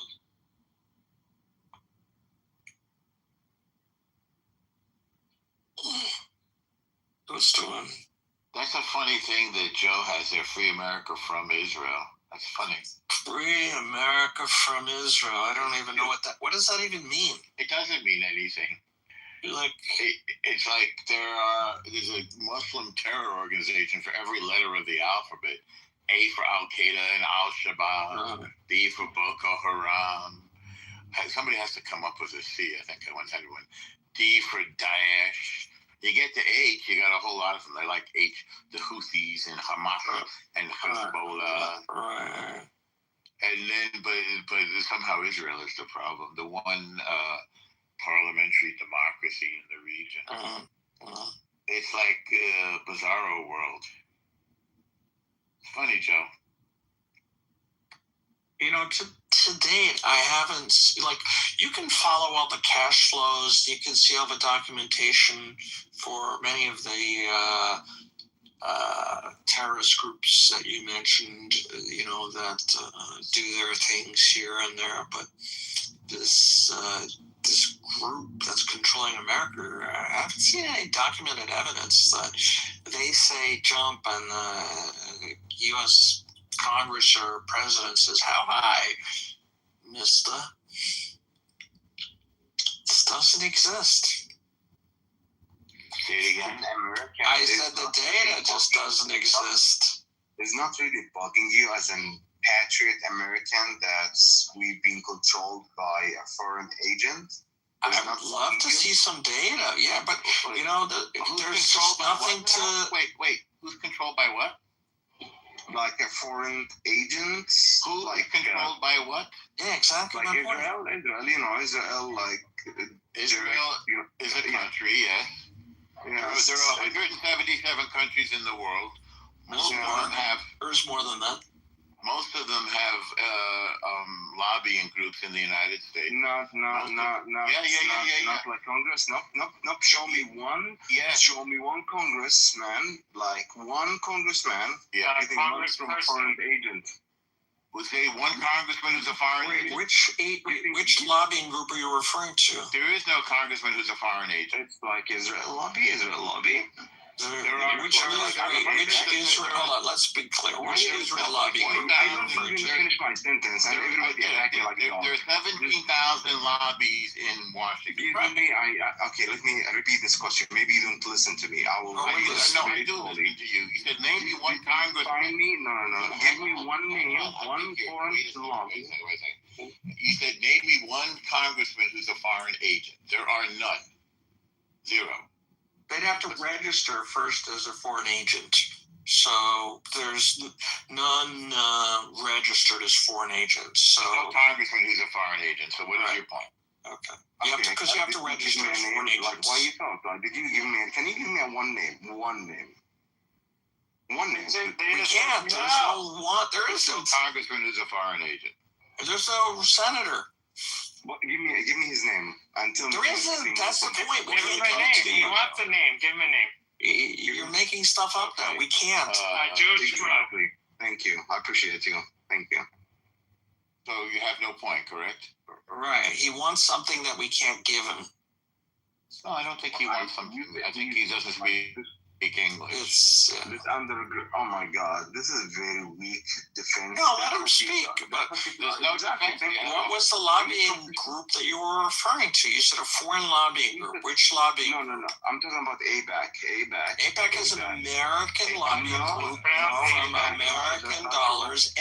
Look, I suggest you go to the Federal Election Committee, the FEC. They have a database where you can look at every single campaign dollars and the addresses from Americans, because they're only allowed to take money from Americans, okay? And you will see they're only Americans giving some places $36, someplace $2,000, someplace $1,500, someplace less. You'll see it's a list of just Americans. It's not like, Yeshua ben so-and-so from Israel. No, those names don't exist because it's an American lobbying group. But if Yeshua so-and-so from Brooklyn wants to give money, he's allowed to. Sure, because he's an American. Exactly. It doesn't mean there's like some grand conspiracy. Just because an American wants to give money to an American, there's nothing wrong. Israel is not even. And guess what? Like the chemical industry. Israel is not. Hang on a second. Israel is not even in the top 10 donors. Yeah. There's so many. The chemical industry, big pharma. Yeah, Joe DuPont giving money to the American government. How come you don't talk about him? Yeah. There's I think they gave a total of $390 million or $470, some insignificant amount compared to all of the other Michael Pfizer. Why don't you talk about him? Is that normal? Are you the one who is defending Epstein? You don't think he's a pedophile? Correct me if I'm wrong. You're wrong. You don't think. So you think he's a pedophile, right? He's a horrible, disgusting, twisted, manipulative criminal. The only thing maybe anybody could say is he needs due process rights. That's about it, right? Well, he's dead. He doesn't get due process. Well, the time, he already lost his due process the first time. Yeah, exactly. But okay, guys, don't call me anti-Semitic and that bullshit. Okay, can I ask? You're on the trajectory to be anti-Semitic. Anyway, why most of the pedophile are Jews? Like, what's the secret? Okay, hold on. Stop. Show me statistical data that shows per 10,000 population or per 1,000 population, pedophiles have a higher incident rates of pedophilia than non-Jewish pedophiles. Show me that data, and then we can have a discussion. But guess what, Bob? It doesn't exist. In Iraq, the age to marry is 9 years. I think it's wrong of you to judge their culture by our standards. If it's normal for a Muslim to marry a 9-year-old, it's wrong of you to judge them. With all due respect, Granny, didn't he marry a 6-year-old? Listen, you're using Western values to judge people. Okay, and that's I'm wrong. saying even amongst good point, Randy, but even amongst Western countries, Joe, show me the data, because you made this point that why are all pedophiles, what was your claim? Why are all pedophiles Jewish? He doesn't know. He doesn't consider Muslims to be pedophiles. With which to have, forget the Muslim versus, forget the underage. Just use Western democracies, Western governments where the age of consent is 17 or 18, whatever it is, and show me that there are more Jews doing this perverse act than non-Jews. When you have that data, come back and let's have Someone a sent conversation. me a back channel asking about all the priests that fooled around with boys, and again, I don't think it's fair to judge priests by Jewish standards. That's their culture, and the point is we have to take each culture on its own and not judge it by the culture of other people. That's that. Any response, Joe? I think a lot of Arabian countries have ages of consent that are around 9, 10, 11, 12. Yeah, but when it comes to 12 is a teenager, Norm. 12 is a teenager. The difference becomes reporting these kind of crimes. Like people say, why is the infant mortality rate greater in Israel and in surrounding Arab countries? Why is it so high? Yeah, it isn't because the reporting standards in the surrounding countries are so poor that if they had the same kind of reporting levels, it would be. What does that have to do with the age of? But there's I'm just saying that data is based on how you report. We were talking about the age of. I understand. You just brought up something that's based on reporting. So I brought up the age of consent. Correct. So rape and other things requires. I'm talking about rape. I'm talking about marriage. Marriage, rape, anything that requires rape, as far as I know. Of course, but anything that requires validation of data to say something happened. About the law, not data. That's right. That's true. I can't explain it a fourth time. Why did they lower the marriage age to 9 in Iraq? Does that make them a nation of pedophiles? That was no. Well, I wouldn't say that, Randy. No. Well, we liberated Iraq. Really quick, 2 seconds. 2 seconds, Aziz. We liberated Iraq, remember? Norm, so I read in the New York Post that in Afghanistan, they passed a law that men are allowed to beat their women again. Did you read about that? Yeah. And you know what? The women are going to listen a lot more now. No, that's not funny. As long as they're chicks, though, it doesn't matter, right? Dude, wait, I don't even know what does that word mean. That's not nice. Don't worry, Randy. You'll find out. You'll find out, Randy. Yeah, why? When I go to Iraq, I'll find out? When your daughter enters Israel, you'll find out. When I go to, I've been in Israel many times. It's a beautiful place. Do you know that a quarter of all the doctors in Israel are Palestinian? How could it be apartheid when a quarter of the doctors are Palestinian? You know how many doctors there are in Iran, Jewish doctors there are in Iran and the whole Arab world? Under 10. Okay? So who's the apartheid country? You tell me. The ones that consider non-Muslims dhimmis or second class. The ones that expelled all the Jews and committed ethnic cleansing. The ones that ethnic cleansing. What about the ones that say convert or die? Those? Yeah, so that's the whole Middle East. But you know what I said to my Palestinian doctor? What? I said, doctor, give me the news. I got a bad case. I'm loving you. No pill gonna cure my ill. I got a bad case. I'm loving you. Who sings that? Robert Palmer. They sang it. I'll be here all week. Unfortunately, I can't react to myself. If I could, I'd be in the top 1%. I mean, you live in the Upper West Side, so. Hello, I said doctor, not doctor. Sorry. I didn't say doxer, you little maniac, you. You live in the Jersey maniac whose brother pays $40,000 in taxes. What? You have 5 brothers, don't you? I was paying you a compliment then. Yeah, I'm paying you a lot of compliments. Okay? I'm gonna dox you, dude. I'm really gonna dox you. You know, Norm, for the record, I invited Randy a couple times. Oh my God. But he never accepted. How many times are you going to say this? You know, 1 to 2 times invite. I just want to witness. Even the train stops once in a while, David. I mean, the ASPCA called. They got to report someone's beating a dead horse. Please, brother. Oh, that was a good one, Randy. Lord Kitover, I like your campaign videos, by the way.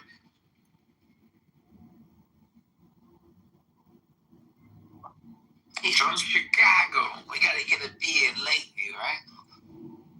Joe's been awfully quiet. We silenced him.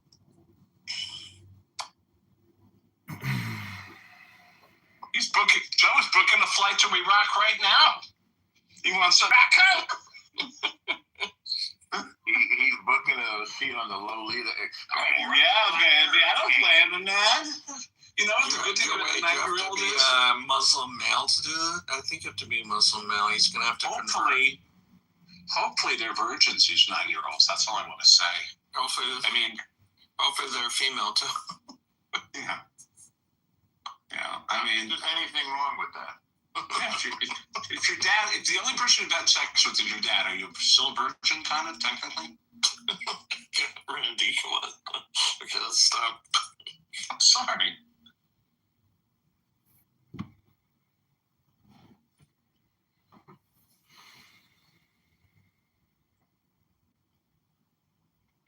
It's good to see all you guys, okay? I don't care what you say. I like you guys. Yeah, right? we get it. Yeah, we get it. Yeah. You know what? You know, the Chicago accent and the Buffalo accent are the same. No, they're not. Are you yes, nuts? They are. Oh, my God. You have officially lost it. I get into it. I was trying to do a hard Chicago accent. No. Buffalo. I know a guy from Buffalo. He sounds just like he's from Chicago. I said, you sound like you're from Chicago. I said, yeah, I do. You're from Chicago. Yeah. I love this place. Chicago. It's with the, so they do this with the A and the A. It's not pronounced Chicago. It's pronounced Chicago. There's like 3 A's in it. Chicago. Like instead of you guys say tree, or in New York they say. There's somebody. How do you say rough? Is it roof or rough? Roof. Where do they say roof? I've heard of that once. I was like, what? Rough or whatever the fuck. I guess a Midwest someplace. Excuse me. It depends. Like there's people that in St. Louis they have Southern accents, and they claim to be Midwest. I'm like, get the fuck out of here. You know, anyway. The weirdest accent I will hear is some of the people from Louisiana. They can actually be hard to understand. Yeah. Well, like yeah, what? But Joe, do you want to live in Palestine? I hope you're not gay. What's with the Palestinian flag over there? I don't know. I hope he's not gay. They throw you off a 10-story building. But wait, there are no 10-story buildings. Yeah, well. They didn't pass the building codes. Yeah. Well, they had to make room for progress, you know. Is this guy serious? Do you know this person? Free America? He's just full of one-line, insults. Oh, but like he doesn't have an actual game plan on how to do so.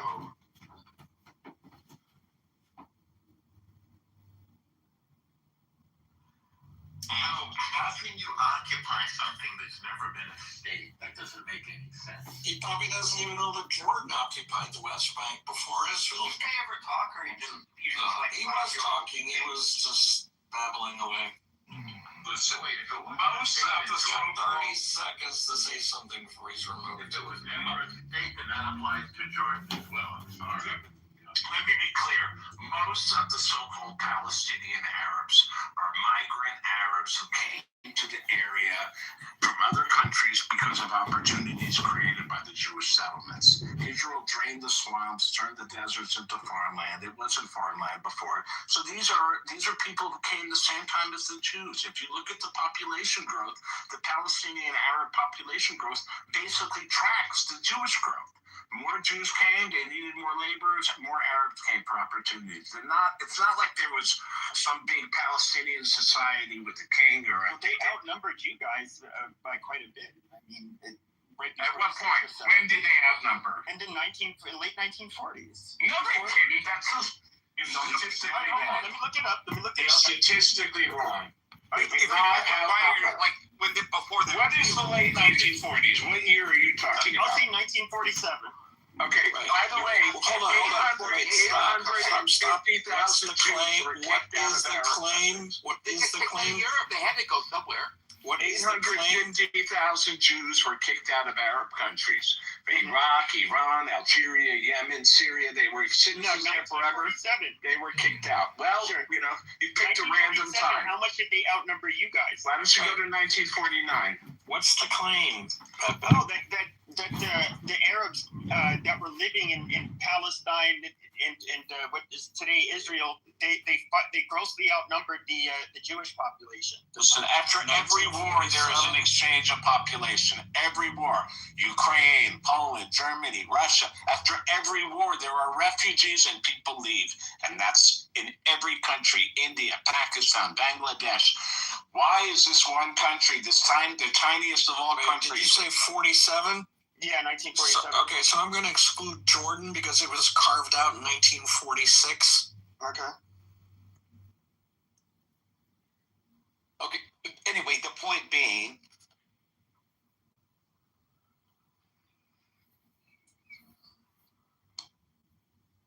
after Pakistan was created, millions of people had to, the Arabs should have been resettled in Jordan and Egypt and Lebanon and Syria.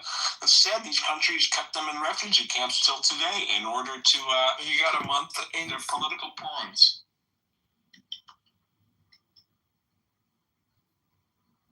Pepe. You have a lot to learn, Pepe. A lot. No, I don't. I think... Well, I just gave you some facts, and I haven't heard you comment on them. Sure. 850,000 Jews kicked out of Arab countries. Yeah, that was after 1947. Yeah. Well, there you go. Yeah, but the reason I point to 1947 is I don't think there's a population on this planet that if they got an influx of what they see as foreigners would sit well with them. There would naturally be people that would revolt against them, want to war with them, but they're not. And chase them I out. wouldn't say your words were grossly. What were your words? Grossly. Like probably grossly outnumbered them. So turn grossly into percentage. Like 10 to 1, like 90%. Okay, so you're wrong. It's 66% to 32%. There were 1,500,000 Arabs, and there were 625,000 Jews. So that was 65% to 32%. Not for nothing. The Arabs were offered their own homeland. The Palestinian Arabs were offered a homeland. They said no. But at that time, that's how it's going to work. They're because they're murderers. So wait, do you want to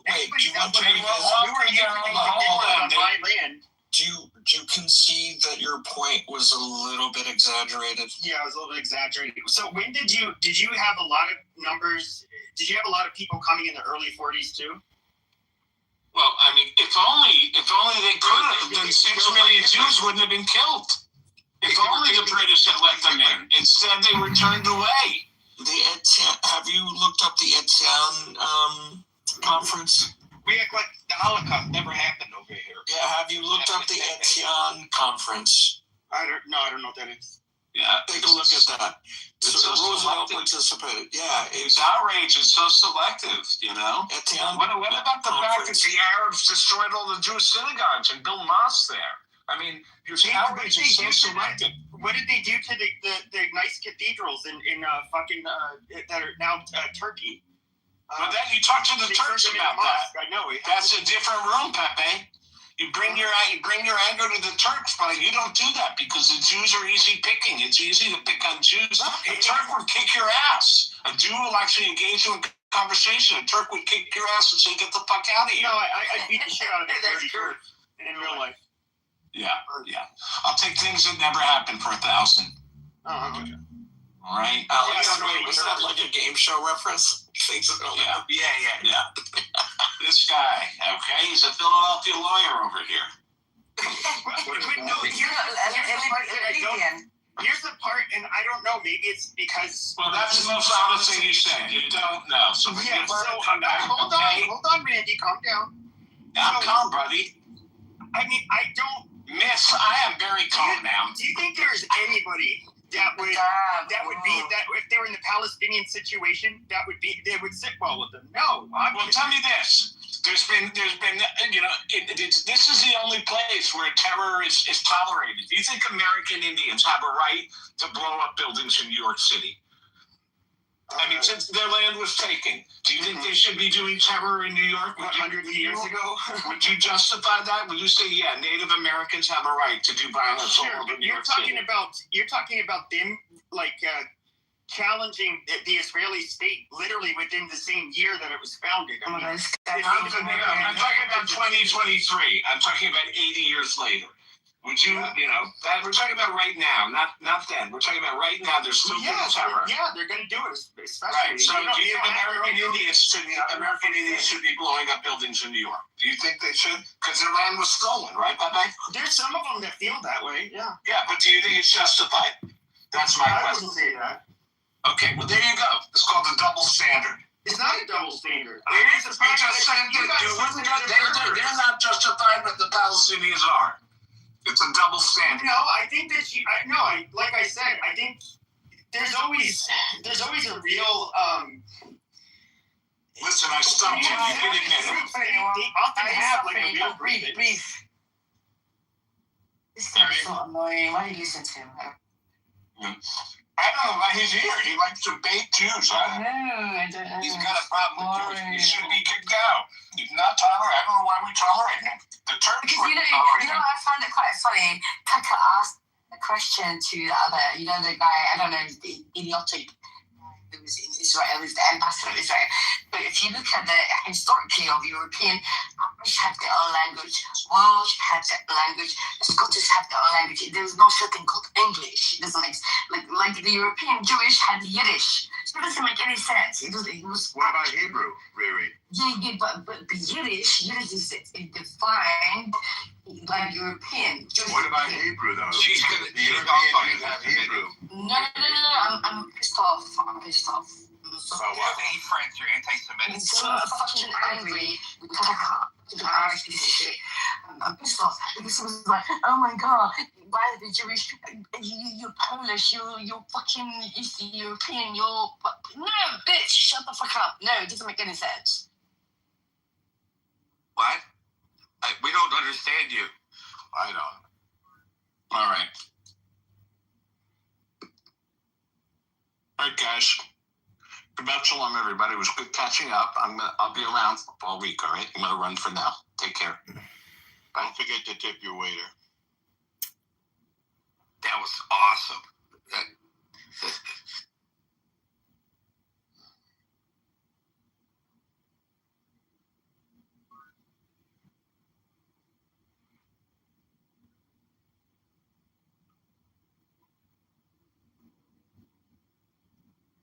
So welcome back, everybody, to Iran War, Israel, Palestine, USA.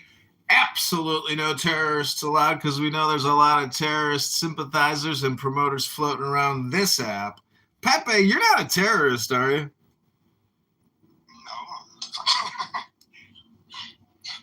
No, Pepe is anti-terrorist. It's like being anti-racist. Well, I would just say this. Just like how you can look at the Basque, you can look at the, I don't know, the Corsicans, they would do it. You had the IRA. You had people that would assassinate officials, blow shit up, usually aimed at fucking with the federal government. Or like the mafia. And so, like, I'm not going to say that, like, I would say the same feelings any of these groups would have. They obviously are going to have them, and I definitely don't. I think what they did was just like a very disgusting form of terrorism. They just went and terrorized and butchered and kidnapped, innocent people. But I mean, I can't say that it's illogical, for them to, rebel. David is the Hebrew Israelite, and so is Camille. Just so you know, they think white people are the devil, right, David and Camille? We are the devil. It's fine. Wait, who are you? First of all, my name is not David, but you think I'm a Hebrew Israelite? This dude is irrational. What are you? So the last room I was in, the Persian people were begging for Israel and the United States to intervene to throw off the shackles of the occupying Iranian genocide regime in Iran. These people do not want to be oppressed by their government. And there is literally a guy from Tehran saying that please come bomb these people so we can finally be free. We don't even like Islam. We're Zoroastrians. We don't like Islam. That's what they said in the last room I was in. Yeah, I've heard that before too. Most of the younger people are atheists because, I don't know, the country is backwards. Can I tell you when it happened that I did not identify as a Shia Muslim anymore? Go ahead. I was 15 and I was arrested for chewing gum on Ramadan in Iran. Well, that's understandable. Chewing gum on Ramadan. Yeah, that's kind of you should be doing that, man. What flavor here? Banana, gum and banana is like a double of. And you're walking and chewing gum at the same time? Oof. Were you looking at chewing gum at the same handcuffs time? and then I took another one. What's that? They put handcuffs on me, yeah? They were threatening me. They said just spit it out or something. And then I started chewing another one. How could you if you were handcuffed? Your story is I was handcuffed in front of me, not to my back. Okay, which pocket did you have? That was probably the religious police. They don't know how to lock people up good. No, it was the regular police. Which pocket was the gum in? The left side. Left side. I see. So you were able to get the gum. He's probably telling the truth. Why would anybody make that up? Well, we got to check the details here. Okay, you can go through the details. So you were walking, you were chewing gum, and it was banana gum. So that's like 3 offenses. And then you reached into your left-hand pocket. Left is. There were some old guys. They came and they said, why you're doing this or something. It's a kid and stuff. And then they said if I spit it, they will let me go, and I did, and I went. But I took one extra before I spit it. Another chew. No. Like they said, spit it. I took another one. Yeah. Then these old guys came. And it was like. Okay, I'm gonna spit you the goo real quick. Sorry to interrupt, but we have Buttercup, a beautiful little cup of butter, who really is a subject matter expert on the topic. I'm wondering if we can all, encourage Buttercup to come up. Account from what that man was saying. And yeah, I think his government just blocked him. You think his government sent him down? Yeah, he shouldn't even be on club. I think that's what happened. Vocal Free Did somebody Palestine. send him down or something like that, or did he go? I didn't. I was surprised to see that. Yeah, I would. Lord, you didn't do anything. So Yeah, did you? that was me. I'm the King Green Bean. Your own room. Let me show you how it works. I'm going to show you, Jacob, how it works. So that's called the goo. We're trying to stay focused and concentrate on the Iran war between Israel and the United States of America, with Palestine caught in the crossfire. There's no terrorists still out here in this room. We're trying to draw up those from below who we think could make excellent contributions to the discourse. That could be Buttercup or Bima. It could be other individuals, but we want to give room for everyone to speak, including him and Camille and Love. Can I make a suggestion? We should all raid Prince's room, where they think Turkey and the Arabs are going to carve up Iran after the war, or after a coup, or revolution, or whatever they want to call it. These guys don't know history. That's a big army. Turkey's the only. Yeah, but they have no forward projection of that army. They have no logistics. They have nothing. They're so far away. Does that mean that everyone's betting now that the regime will fall if there's a war? Because it sounds like they're saying it's a sure thing. The longer it goes on, the less likely it is to fall, is sort of my take, but hopefully it will. I'm surprised that those guys think it's going to fall. Like they've been kind of the whole thesis of their argument was if it does, will it balkanize? It has the highest potential to balkanize, but it's been integrated since Cyrus the Great for so long. But no, they're never gonna do that. They do seem to have a strong sense of national unity, but there are dissident groups like the Kurds and the Baluchis and the Assyrians who feel oppressed, never mind the Yazidis. You're supposed to say the Yazidis, and then I'm supposed to say, I told you, never mind the Yazidis. Yeah.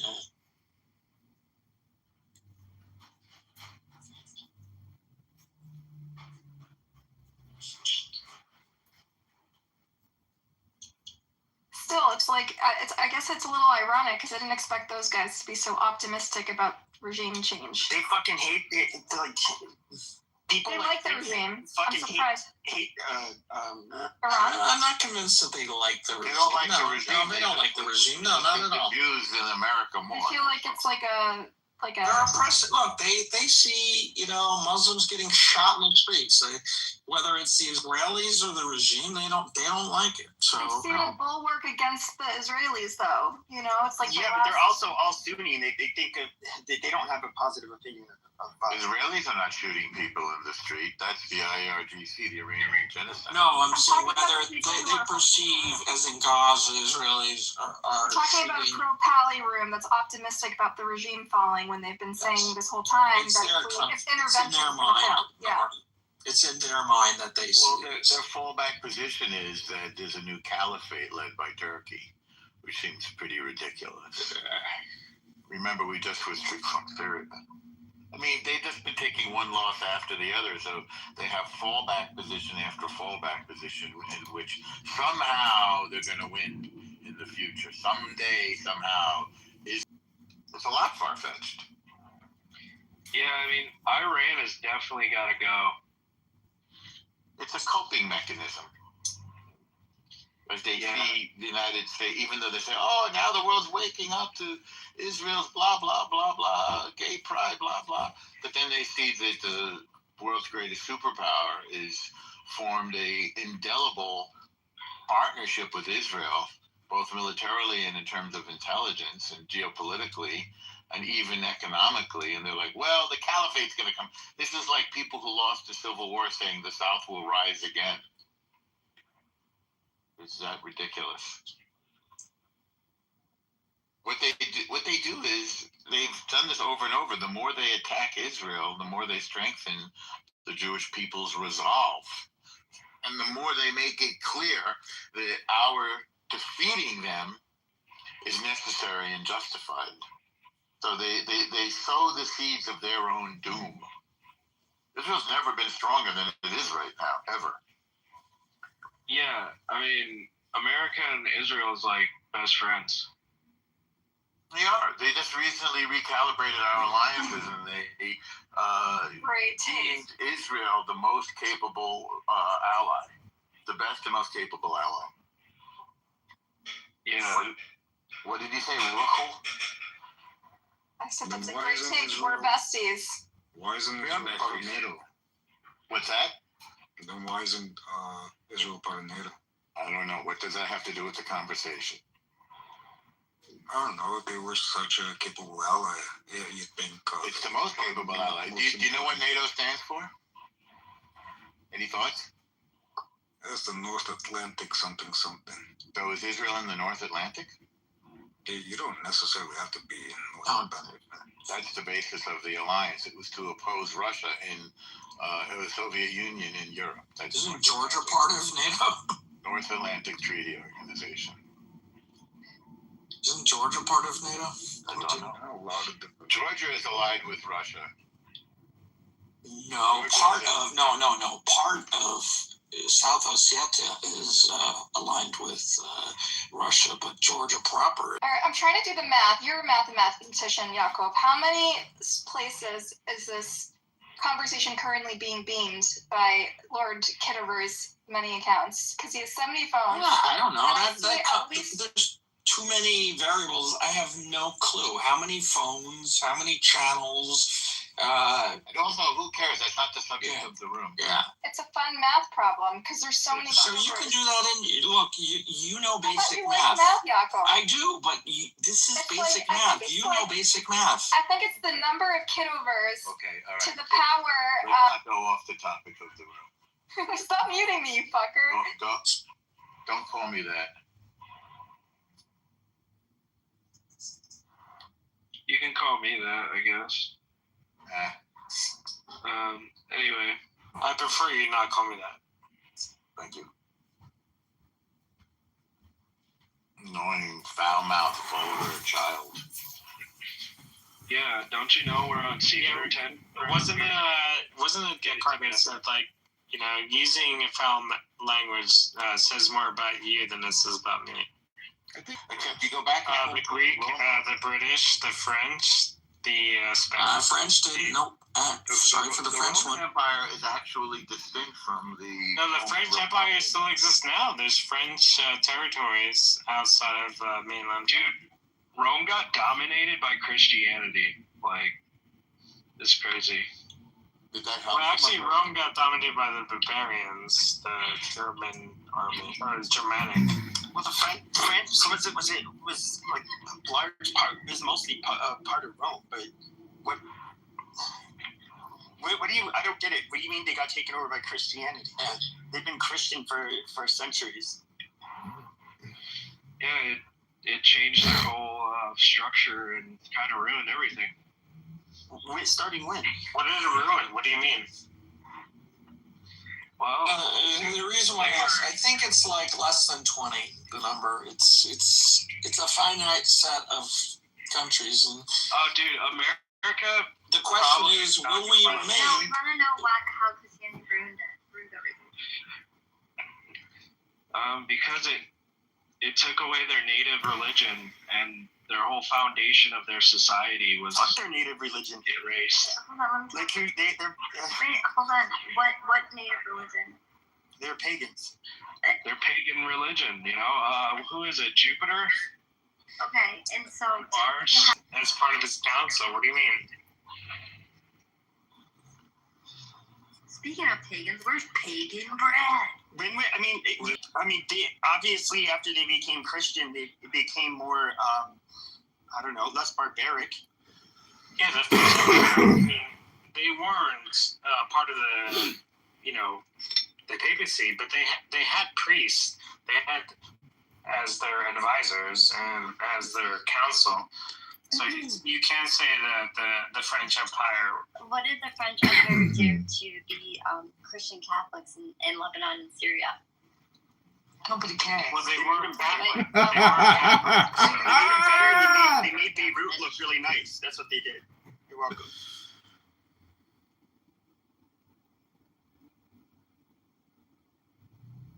Yeah, but they were given that area. They didn't conquer it. They weren't given that area. Look at the Sykes-Picot Agreement. They took over after the Ottoman Empire. Yeah, that means they were given it. Okay, that's fair. Okay, The British beat the Ottomans, and the Sykes-Picot Agreement said, "Hey, you get north of this line, we get south of this line." What did the French do that was so bad to the Lebanese? They turned it into Monte Carlo. I've never heard. Moved to America. How about that? Huh? They turned into the Paris of the Middle East. You guys didn't flee. The Lebanese didn't flee because of anything the French did. And are you Lebanese? Yes, I am. Huh? Also Yeah. tough. When's the last time you were in Beirut? No, I haven't been. I would like to go one day, but now's not the time. No, I highly suggest you don't. But I heard that it was absolutely beautiful in the pictures. And It was beautiful. Yeah, it's a shithole now, dude. It's like really deteriorated. yeah, that's No, but Lebanon is not a shithole. It's not. It is. I don't mean this in a mean way. It's just like everything that was nice, it's torn down. It's very poor. Yeah, but you're trying to be English. You're trying to be British. You're trying to be Scottish, Welsh, Germany. No, I think like my country's from Somaliland. I'm from Somaliland.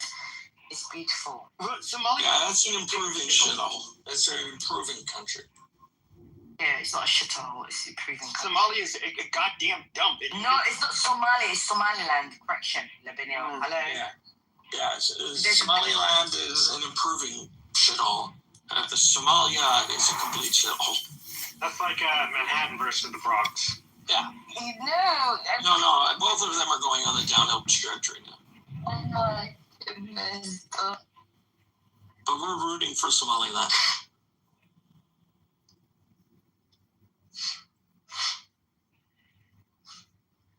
So check this out. So the Roman Empire lasted for 420 years with paganism, and it lasted 80 years with Christianity. But that was when they had their empire had greatly expanded, and so that was kind of part of their downfall. You have to also. It's a very complicated history. I mean, didn't Napoleon even say that he recreated the Holy Roman Empire? Wasn't that Napoleon's whole, shtick? I don't know, but I know that Christianity was created to conquer the world, and it did. I'm not too sure about that, but yeah. Well, didn't the apostles conquer the world? I think it also depended on which colonial powers conquered you. I mean, the Spanish definitely were forceful about it, but like the French, for example, weren't too forceful. Yeah, but to be fair, like when the Spanish, when they came to the New World, they wanted to help the people that were in the New World to be better. Oh yeah. Yeah, by starving them. And ask the Iroquois how they thought about their help. The Spanish were by far the most sadistic of all the European. I don't think that's not a fair. No, it absolutely no. This is even in college. They say the 3 C's. I remember. Well, everything. It's like French also came to. No. Where were the Spanish nice to anybody? They literally took all your fucking resources. If there was ever a famine, anything like that, they ate first. They were just like, they were nasty people. I don't. Well, Pepe, is that an opinion or is that a fact, Pepe? Oh yeah, the Spanish you really did not want to be rolled over by them. Well, I respectfully disagree. What year is it? Can everybody please just give us a quick diagnostic and tell us what year it is? 2026. 5786. All right, we got 2026. We have 5786. Pepe, Mako, what year is it? I wasn't listening. What's up? Yeah, I was asking you, Mako, what year is it? It's 2026. Why? It's not the year 1400?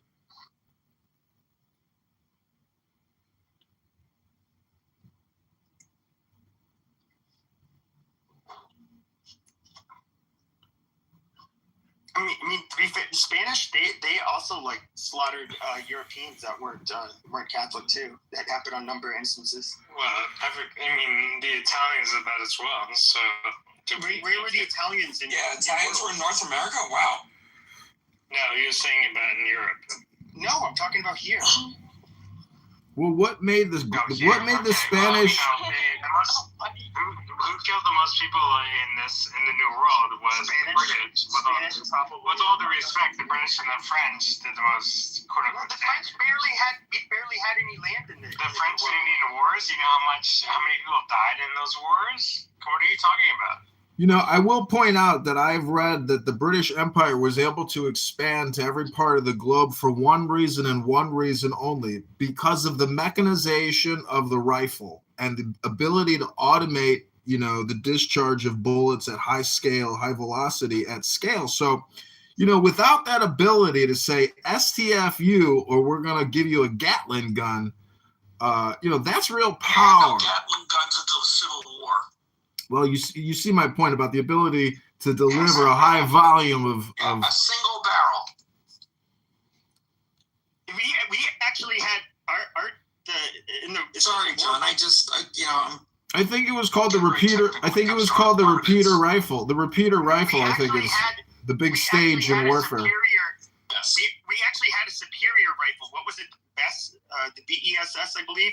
But I think it had some rifling in the barrel, but it was a little bit more accurate out to a longer distance. So the British it was more about the war tactics on the ground that gave America the edge over the British and the French and the Spanish. The law and the joy of the world. And that's, you know, a British Kabbalist. Now, Pepe thinks that the Spanish were the most merciless conquistadors, but what was the philosophy of the Spanish conquistadors, Pepe? They're probably just like they just got done getting rolled over for how many fucking 7 or 8 centuries by a bunch of fucking Muslims. But I think you're being over negative towards the Spanish Empire. No, I don't think I am at all. Well, can you give evidence that you're not? And they were absolutely the most religiously intolerant. But there's nothing wrong with being. I mean, the English, and with all due respect, they were a lot worse than the English. Well, I mean, that's why we had people come to America is to escape. Yeah, they weren't slaughtering them upon contact. I mean, okay, but don't say that the British weren't, being. No, the Spanish were, dude. They were like negative to people who don't believe like in jihadists. things. They were Catholic jihadists, dude. I don't know how else to put it. They did genocide under Vigil, so I think you have a point. So again, I ask you, what year is it? Is it 2026? Is it February 21st on a Saturday? Are you all here right now? Hello?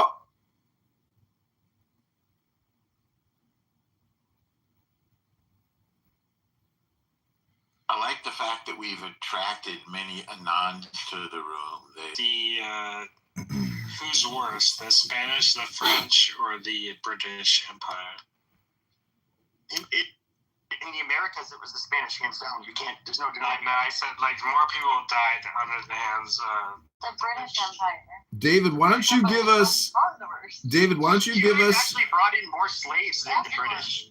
Well, actually, the British were actually against slavery. I want to point out that this is a little bit like David arguing whether vodka, gin, or whiskey is better, than the other one. But the point is, ladies and gentlemen, we want peace in the Middle East and we want peace in America. But unfortunately, a lot of people want to break the law, and those people are called terrorists or people that need to be brought back into compliance or possibly destroyed. Now, Pepe has walked us through a history hypnosis lesson. Hello? David, what was that? Is that part of your platform? Part of my as a writing candidate for Congress. Yes, Dr. David, absolutely. So we have to be strategic in our communication. We have to be strategic in our militarization and what we're going to do with our focus in the audience who are very concerned about a possible war. And I just want to say in Farsi, Dilam barat khiriteng shode. I think Texas should be its own country, man. What did you just say? What did John say in Persian? I said I missed you. I said I missed you, my beloved. Dilam barat. Out of Iran, and there's no change in leadership. What is actually gained? Well, I think that's an unlikely hypothetical. I think the change in leadership is part of the whole point. Yeah. We've already dropped 2 massive bombs on Iran this year alone. We've already detonated 2 of our largest bombs on their nuclear facilities. We've already done it. We've already crossed the fucking threshold. Hello? You're talking about the bunker busters. Yeah, but that's a different thing. Right. It's my understanding the fear is that, okay, let's say you do take out Khomeini or whatever, that there's still IRGC is going to be able to remain in power, and then they're not going to, they'll still have their military that's going to be armed. They'll still shoot a bunch of thousands of people in the street, whatever. Yeah, but that's what happened in Venezuela once the person. Yeah, it's not Venezuela. But I'm just telling you. The government of Venezuela still stands. It's just the president was taken out. The generals are still in command. The vice president. There isn't mass hysteria. Yeah. Pepe, are you asking if this affects the Jews? Pepe, but you have to think people.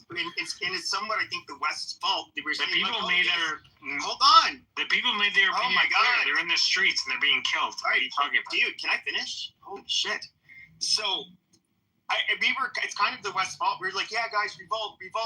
You can do this. And then, tens of thousands of them get fucking gunned down, and they're mostly young people.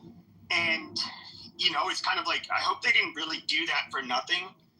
And I want, I'd want to see, if anything is done in Iran, I would want to see them no longer having to be ruled over by the IRGC.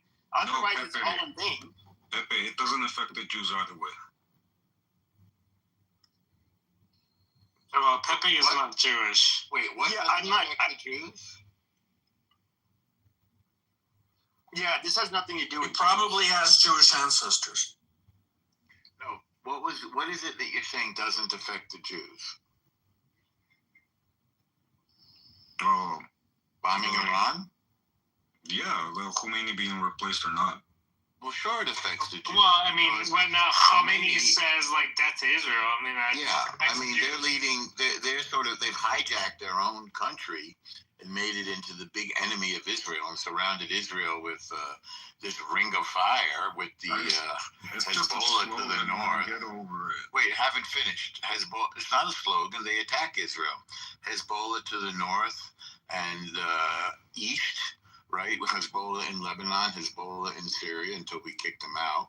The Houthis in Yemen supplying Hamas. That's not just a slogan. That's an active campaign to exterminate the Jewish homeland, the Jewish state.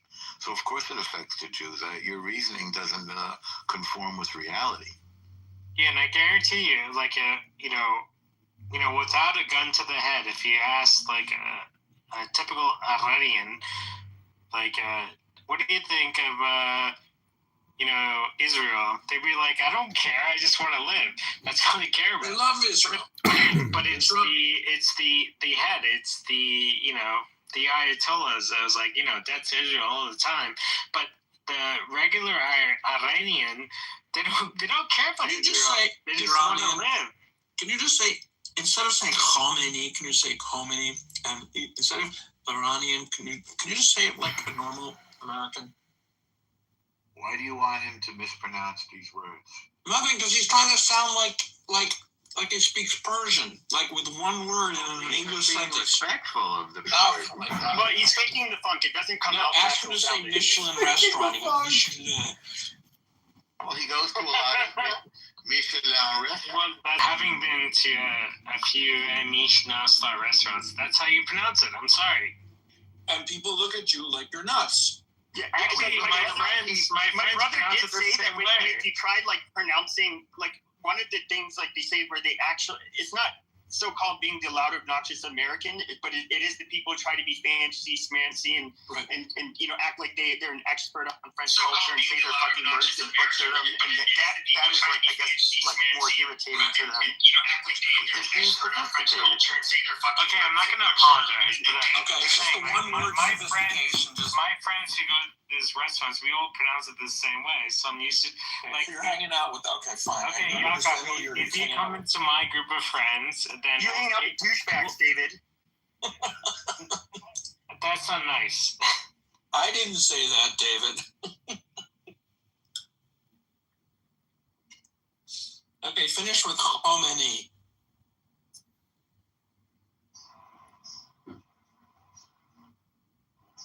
And you don't have to respond to anything, David. Of course not. It's all it's fine. We're all friends. David's taking me out to a hockey game at some point. Wow. It's a Rangers game. We're going to a Rangers game. I don't know. See, David also hung out with Rabbi Nick Dickerson, known as Randy. So, I mean... Docs. Yeah. Dude. That she doesn't have intelligence? Yeah. No, I'm just thinking, most people on this app don't have their own personal intelligence service. So It always says that they're out there gathering information. And I think everyone here would agree that everyone is out there gathering information. That's typical human behavior. We're all addicted to information and we love it and we gather it because it's valuable. And that's where we get the term valuable information. But that doesn't mean women aren't intelligent. What is a woman? Ask Supreme Court Justice Ketanji Brown Jackson. She's the worst example you could have brought up. I'll be honest. Not to be confused with Jackson Brown. Women are not. Not to be confused with Jesse Jackson. God rest his soul. Hello, I'm a woman. David's a woman. No, women are not good drivers, figuratively and literally. I never said that. I said that because that's the truth. Like women are good at some things, and men are good at a woman might be a fool and stupid, but she still could have better intuition than a man. Yes. What does that mean? Yes. And as we know, a fool and their money are soon parted. Wait, who said that? So I want to thank everybody for coming here today to the Iran war, Israel, Palestine, USA, no terrorists allowed. Because in other rooms right now, there are chronic complainers, people that have a beef with the J word, with the I word, with the Z word, with the K word, with all types of words. And they want to argue with you till the moon appears and the sun sets 24 hours a day about what words mean what. And all I can say is none of these people are intelligent because they are not part of any type of meditation, any type of concentration, any type of focus on love or intelligence. All they do is complain. Hello? And in the words of Lenny Kravitz, let love rule. Wait, is that a famous thing? Okay, I have an answer to a fool and his money are soon parted was most commonly attributed to Thomas Tusser in his 1573 book, 500 Points of Good Husbandry. And the original wording was a fool with an E at the end, Foole, and his money be soon, Soone, at debate, which after which sorrow repents him too late. Okay. There you go. Oh, kind of old English. Was he a good guy? No. Was he a good guy? My friend David, was he a good guy? What does it mean by repents him too late? Well, there's people I've been quoting before, and my friend, I remember I was at a dinner party. Have another drink. No, really quick. I was at a dinner party, and I mentioned like a quote, and my friend told me that the person I was quoting was a bad guy.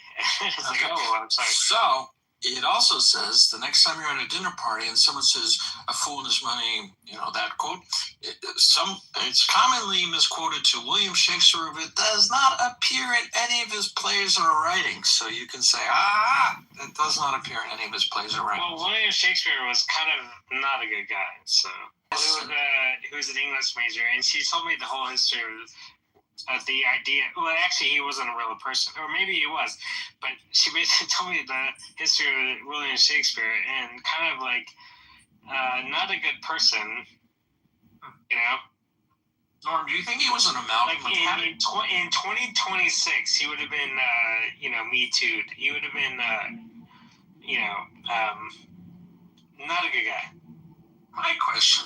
How did he know about Denmark and Venice and all these different far-flung places when he never really left his own city, as far as we know? From people talking about it? You can always read in a book. Oh, you think he went to the downtown library?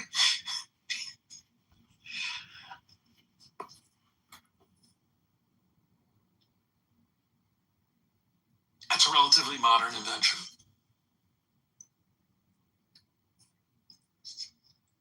Hello, everyone.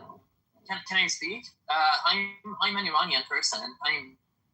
And I saw the title of this room, and I just came to. Actually, I'm curious to know what I consider you guys to be mostly Americans. So I just want to know what's your idea about whether the United States should attack the regime in Iran. Decades, and I think the world agreed long ago that at minimum they should not be allowed to have nuclear weapons, and at maximum they should not be allowed to threaten the rest of the world.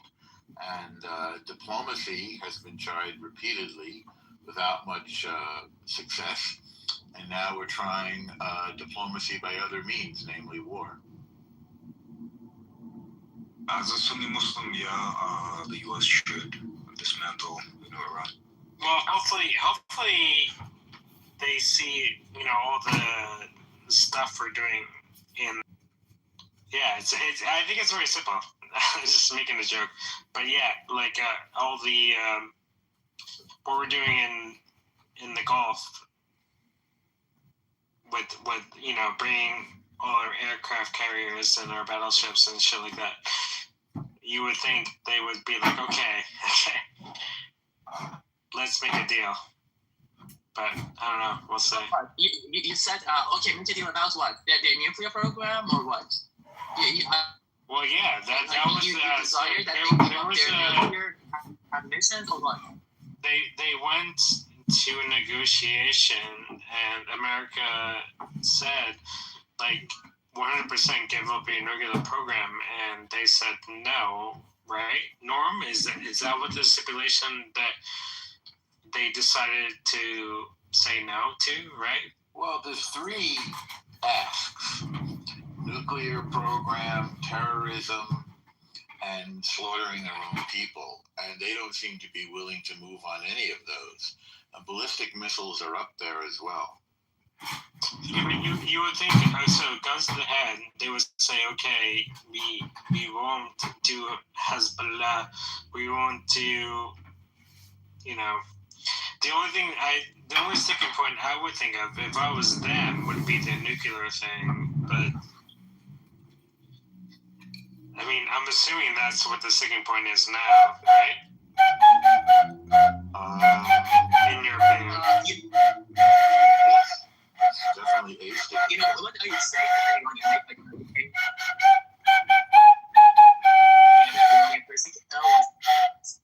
It's not just about the nuclear program. It's also about their ballistic missile. Actually, I, as an Iranian person, know that their nuclear program has always been cut off for their main deterrence policy, which is the ballistic missile. The main thing is actually the ballistic missile, not the nuclear program, but they never negotiate over it. And the ballistic missile has the power to infiltrate from all the air defense system of Israel and also the European countries, just like at 12-day war. They can have a ballistic missile, but as long as they don't have a nuclear. I think the initial question was, do you think the United States should come in and evaporate the IRGC? Wasn't that your question? Hello, Velvet? And whether you was that your question? Yes, I answered. There should be any deals negotiated. I think they crossed the line when they started murdering people, and then they threatened constantly on a daily basis to want to murder Israeli citizens, and as well the president of the United States. They want to murder him, and they want to cause harm to the USA and Israel. I think there is no negotiation. They say they don't want to make weapons today, tomorrow. I think they're going to be too far. That's a negotiating thing with a pedophile, David. What is the resolution? Death. So we should just bomb all of it. Because today they're going to say, okay, we agree. Well, tomorrow they're going to dig a tunnel and build their bombs under the tunnel. You don't change from wanting to murder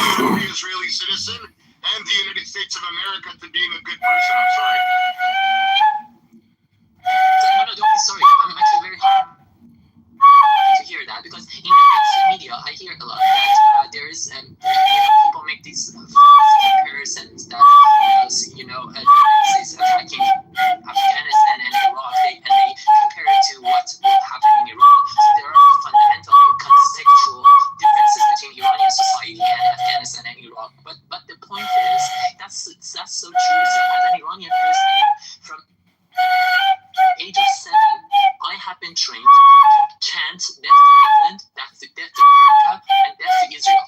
And despite 47 years of this oppressive regime, Iranian people have never hated America. Actually, we love America and we love Israel. We consider that as opposed to all other Muslim countries in the region. So look at the society of, for instance, Saudi Arabia, Qatar, Kuwait, even Turkey.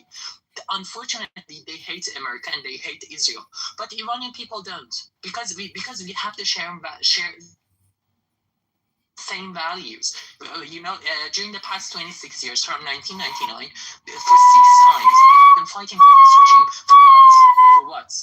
For democracy, for freedom of speech, freedom of thinking, equality between men and women, because the Islamic regime is a gender apartheid regime, and separation of religion. I'm so happy and I'm so relieved that I hear individual voices, although you might not be, represented in the mainstream media, such as CNN or other networks.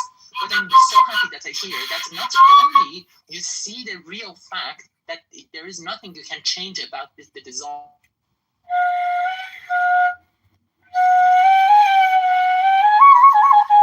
This regime to destroy you or not, whether you negotiate with them or not, they consider Israel to be little Satan and the United States as great Satan. That's what they teach us. But I'm so happy to hear first that, and second, when I hear that let me see what is your name, Blessed. When I hear that Blessed was saying that they slaughtered their own people, that gives me such a, you have no idea how relieved I am that you also care about, Iranian freedom-loving fighters that have been fighting with their bare hands with this regime for so long. And the fact that you're concerned about the massacre that this regime has made. And again, let me remind you, this was not their first time. This was their 6th time. I mean, just look at 2022 during the Women Life Freedom Movement. They literally blinded. I'm not making the numbers. Just look at the, United Nations substantiated statistic. More than 500 protesters during the 2022 movement, Women Life Freedom Movement, got blinded. They did comparison. So, for instance, 2 people in Minnesota. I'm not going to downplay what happened in Minnesota. I know it is triggering. Even every single person counts, and every single casualty, even if it is one individual, it's a lot. But when you're speaking about tens of thousands of people being massacred by this regime, you cannot make that comparison. Or the fact that just during 2022, look at the United Nations substantiated statistics. Those people who got blinded and got killed by this regime were not people who are fighting for Islamism, extreme Islamism, terrorism, all those things. We happen to have the same values as you. So yes, we should care about our safety and our human rights, because at the end of the day, we will be your biggest ally in that region alongside Israel. Just as that was the case under Shah regime, under Shah reign, Iran was even a big. You might not know that, but as an Iranian person, I know that. 47 years ago, up to 47 years ago, Israel, Arabia, Qatar, the countries that are literally funding terrorism, Islamic terrorism. But Iranian people are not, a majority of them are not Muslims, and we don't hate you. So yeah, I'm so relieved that I hear those remarks. Thank you.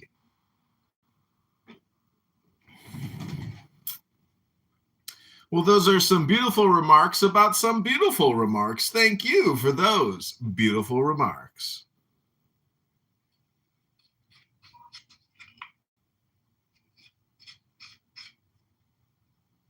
Well, we have so many auspicious and interesting people in the audience. Oh, our good friend Stanley Roper's here, straight out of Yerushalayim. Still hasn't paid his brother back the money he owes him, but Rabbono Shalom Hashem is going to make it all come, because It's almost Shavua Tov.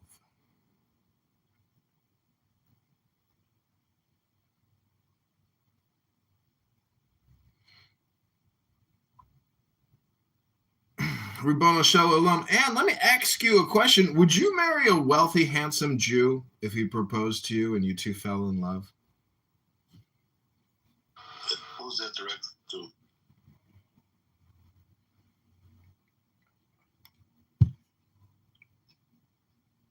Oh, I was asking Anne, our Lebanese Catholic.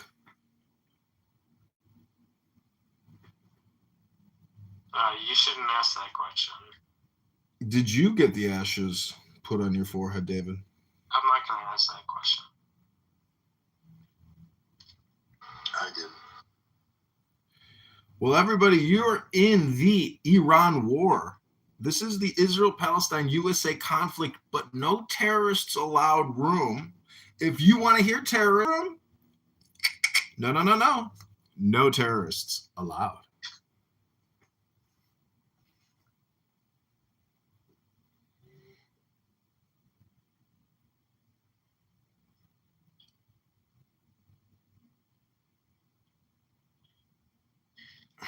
What's up, Normal? Hey, what's up? So what's the word out there? What's going to be with Trump? Last night I already saw allowing the Iranians to have some symbolic nuclear stuff. Oh, I didn't hear that. Token nuclear. He wants to let them save face? Huh? He wants to let them save face? What's going on? I mean, he's giving him a couple days to decide, right? My understanding.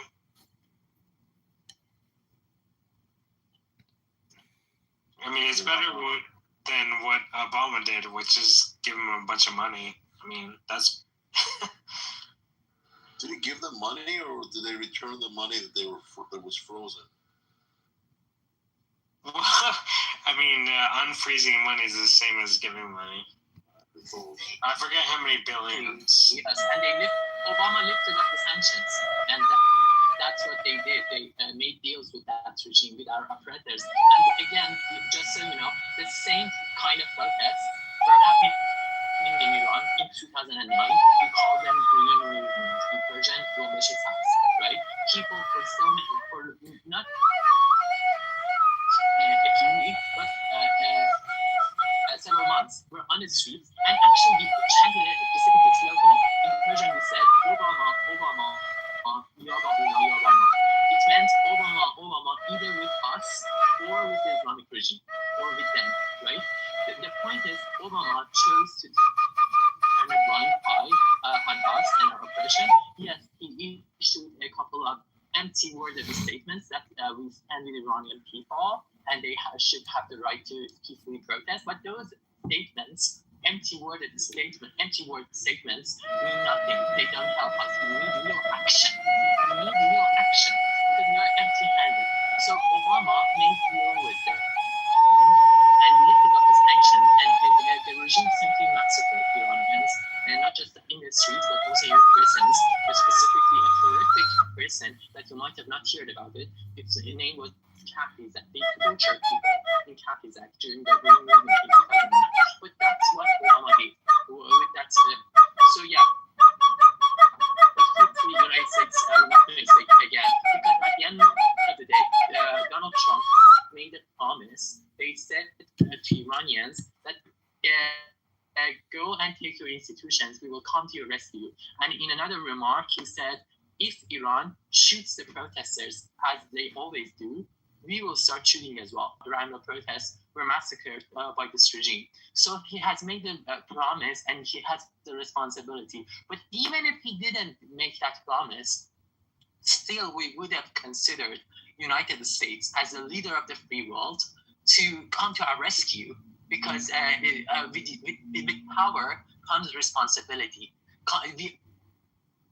because at the end of the day, first of all, we are all human beings. So if you see someone that is fighting for the values that you also share, democracy, women rights, LGBTQ rights, all those values that a progressive society of Iranians stand for, you should help them, right? But even if you don't want to, you don't care about other people around the world, you just care about the United States, still you should be wise enough to understand that this regime wants to destroy your country. Not just this regime, by the way, not just this regime, Islam itself, and political Islam specifically.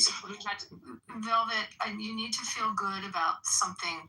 We're 3 branches of government, and our other branch of government, especially our Senate, has been steadfast in trying to support the people in Iran and to end this regime.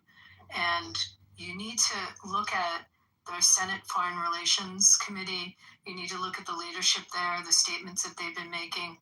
This is not only from the executive branch, but on our congressional level as well. And that's really important. Also, with respect to the funding, look at our House appropriations on military as well. I mean, people seem to forget we have that other branch of government that also put the squeeze and amplified the sanctions. And although had to fight the Obama administration tooth and nail on this, was able through these strong leaders within Senate and House to squeeze that regime. So don't forget about that aspect of U.S. government. I just wanted to add that. They just listen to people like Tom Cotton or Lindsey Graham. They're very strong on the subject. Lindsey Graham, yeah, we love Lindsey Graham. We call him Amu Graham. In English, it is said Uncle Graham. We love him, but again, I would say it is not something that United States is giving us a favor. It's not like that. We are not begging for other people's support. It is part of the United States benefit. Because but they see that, Velvet, they see that. It's not that they don't see. Of course, we see the burning of the U.S. flag. We see ourselves being called the Big Satan. We see what the missiles are targeting and what their threats are. This is protection of our own nation. I'm just pointing out that it doesn't only exist in the executive branch, but we've seen. Look, we can go back to when our hostages were taken, and some of us were alive to experience it, and then experience every time Iran has had their fingers in murdering Americans abroad, as well as threatening our ambassador, not only our ambassadors, our president, the ambassadors from Saudi that were in Washington, the ambassadors from Israel that were in Washington. I mean, we just go through the litany of what they've had their fingerprints in. So we've known that as a nation for a long time. And we're protecting our nation from an enemy, and it's been an enemy. So I don't think that's anything new. But, again, my point was just it's also in our legislative branch, a very strong awareness of it. And here, we are true friends and we are allies, and I'm so happy that you people are, actually you exist in the United States, and you are fortunate that the majority of Senate and Congress is currently with Republicans, because unfortunately the Democrats that are supposedly meant to stand for human rights and humanity, they have always compromised and appeased the mullahs in Iran. That's right. Whoa. I'm going to stop you on that one, because I got to stop you. And I'm a Republican, but there are Democrats that stand firmly on this position as well. I'm not going to say it does cross over party lines. There are some very strong Democrats that have been they were against the Iran deal. They went up against Obama on it. Not all of them, but there were some. And there are Democrats that are very loud and vocal on this. So it does cross over, and I'm not going to get political on it, because I would look at members of Congress like Josh Gottheimer and Jared Moskowitz, and I mean, go through the list. Richie Torres, Susie Lee, they're strong. Is absolutely strong on this, Jackie Rosen. So just you need to be fair on that one. Sorry, I had to jump in on that. But what do you mean by being strong? I know that there are individual they sponsor legislation, they support the sanctions. No, look at the records, their voting records, and there's support of stronger sanctions, and there's support. Has a war on the regime been brought actually in front of Congress? Have we had a vote on that yet? I mean, tell what we've had a vote on. They've supported. But I'll post some voting records if you want to see. Well, I would like that, but I don't want to bother you. But the point is, even in the verbal stances, it doesn't mean if they just condemn the regime. Action, real action. Sanctions is additional squeezing and sanctions something that shows support. Sanctions help. Yes, sanctions help, but how it is going to make a difference if you leave the union protesters to their own. I mean, what will sanction do? It will make the regime's hands, the regime's work harder, of course. So it helps us, the Iranians. But at the end of the day, if a regime is going to change, we have to, confront with this regime, and we are empty-handed. You don't have any weapon, and they simply massacre Iranians. So the final answer, the ultimate solution, is military intervention.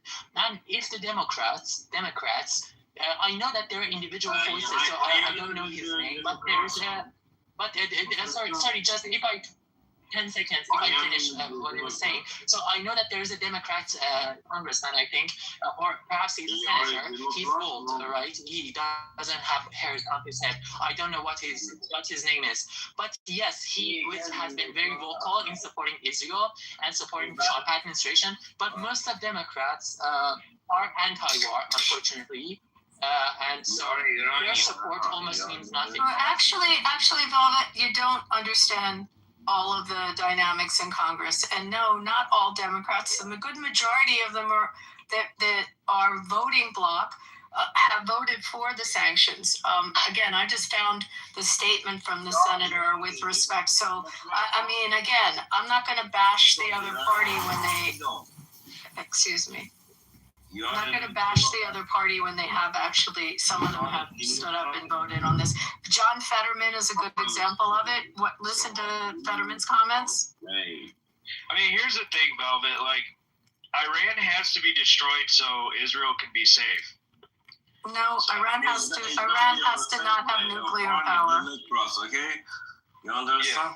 Israel can take care of itself. Iran has to not have a nuclear weapon. That's the bottom line.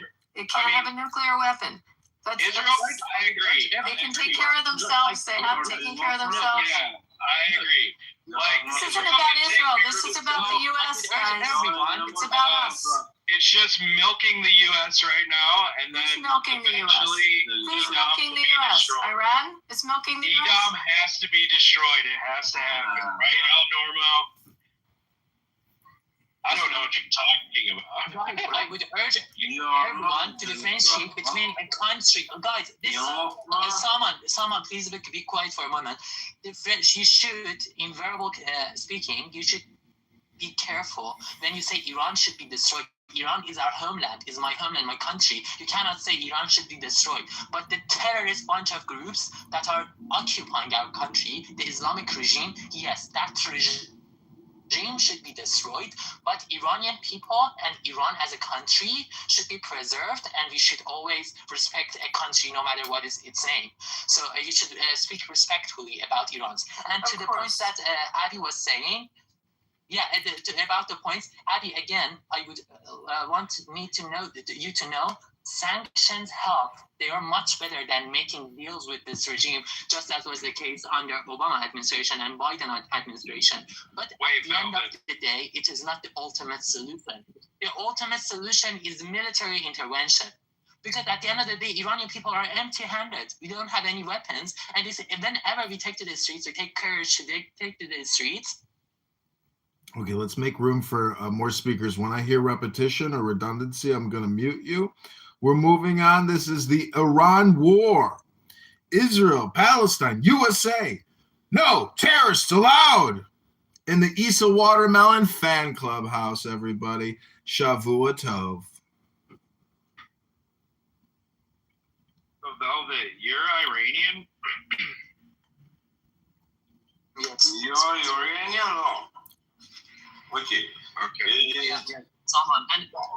John, you don't have a chat, so I can't post the voting record. This is anyone can look them up. I really just want to be Jewish because they're so good at making people hate their own people. It's like it's overpowered war tactics. Just propaganda. Want the mountain location? I'm Iranian. Okay, basic. All right, I removed them from the room because no terrorists are allowed here. And if you're going to lie and besmirch the good Jewish people, you're going to get kicked in the tuchus, either to the goo or to the hallway. Shavuot Tov. J'ai rigolé, c'est là. Il dit quoi? Mon frère? Also, noise trolls who are working in their bathtubs or kitchens will also be kicked to the goo.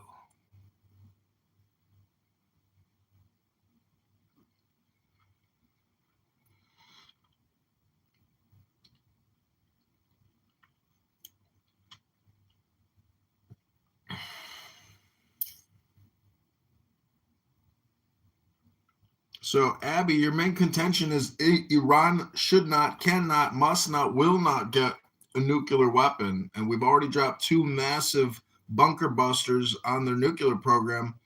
What's next? Okay, can I read you something, John? If that's okay. So we've got something like 150 plus strike-capable planes stacked up to hit Iran right now with the arrival of the second carrier group. Israel used about 200 planes during the 12-day war, so that's close to about 400 planes right now that are there. Iran has an estimated stockpile of about 3,000 ballistic missiles. That's what's left after at least probably close to 50%, somewhere between a third and 50% were destroyed during the 12-day war. Thank you so much. Let's say a third of them are short range.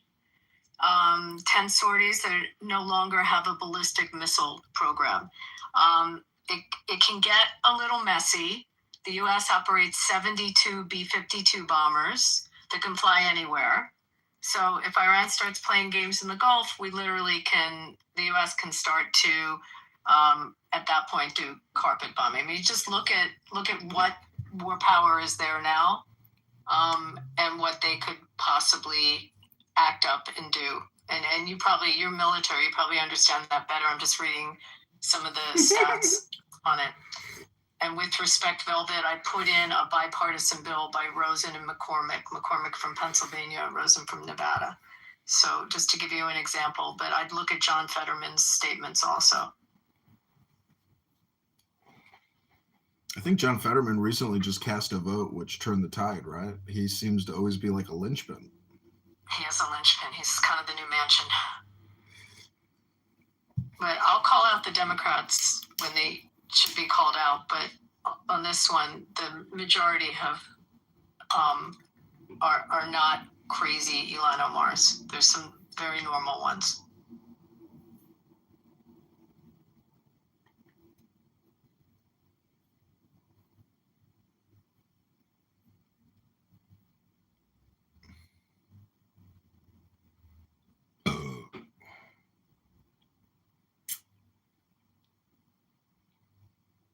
You think there's a 50-50 chance that there's going to be a regime change, or do you think it's 20/80?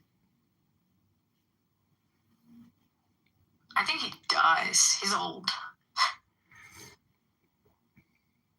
But, you know, not all of the Gulf, like, they've come out with statements that they're fearful of change, who comes into power. I mean, doesn't he have heir apparent, like his sons or something? Again, I might have a better perspective on this. That's what will happen if United States attacks the regime. So one little thing I would urge everyone: when you say Gulf, the Gulf is a term that Arab countries use to refer to that sort of ocean. We call it Persian Gulf. It is its historical name. So please refer to that as its real name, Persian Gulf. But anyway, the point is, if the regime changes, so the majority or significantly oppose the Islamic regime. I'm not necessarily a monarchist, but I am united behind Reza Pahlavi for now. But in a voting, in a ballot box that it will happen after the revolution, after the regime change, I would probably vote for a republic, and my leader is Reza Pahlavi will emerge after the regime change. But I would urge you to know that it's also what Reza Pahlavi's path is. He's not saying keep me in and keep a monarch. He's saying let's do a just election, and then you can pick if you want to have a monarchy or you want to have not monarchy. So I think that's why people want Reza Pahlavi in place, so he can create a clear path to a better future for the Iranian people, right? He's not necessarily saying, I want to be in power and it's only me. He's saying, listen, I want to be able to help, and I have a portfolio put together on how I can help with the conversion to make it an easy transition to make it better for the Iranian people. So it's not like what happened in Iraq. And even if it is a monarchy, the result of the ballot box, it will be a democratic monarchy, just as most of European countries, just as United Kingdom, that the king has just a constitutional stance, but the real power is in prime minister's hand. So in any way, Iranian people are fighting for democracy. We want democracy, but it could happen in a republic form, or in a just as United States, or in a monarchy form like United Kingdom.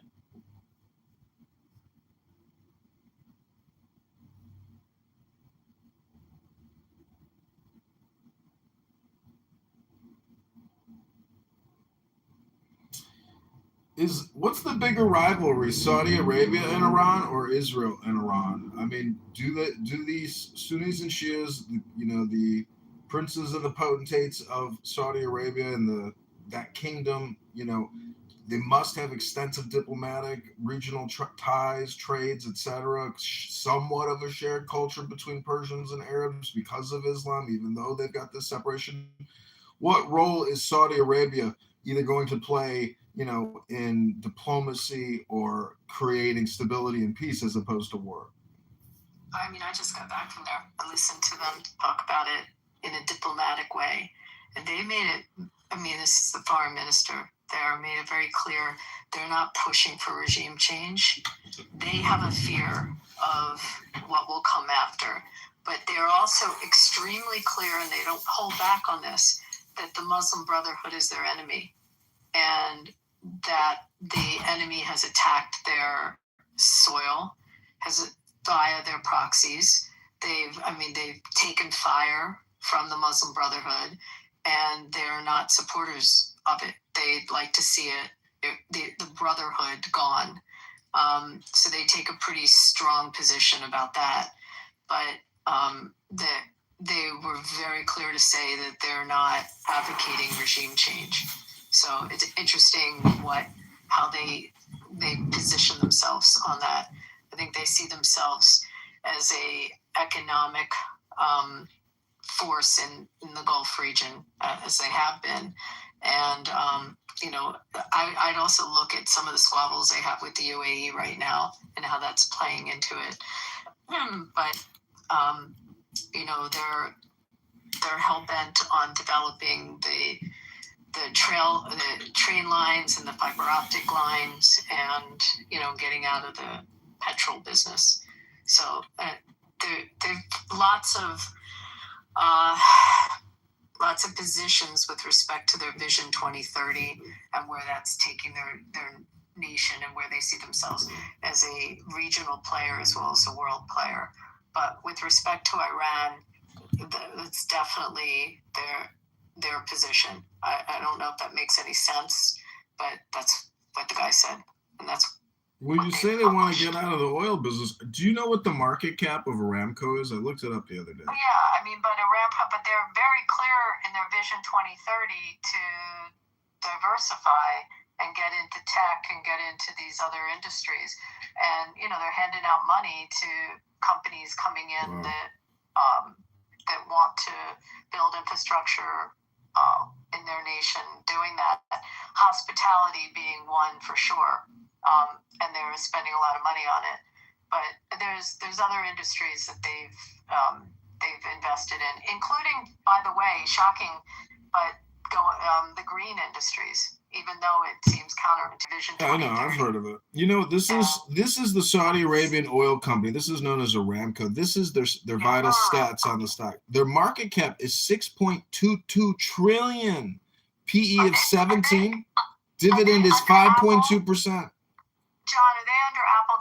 They were the biggest. They're the biggest in the world, and then Apple overtook them. So I didn't know No. they are. No, Apple's not as big as Aramco.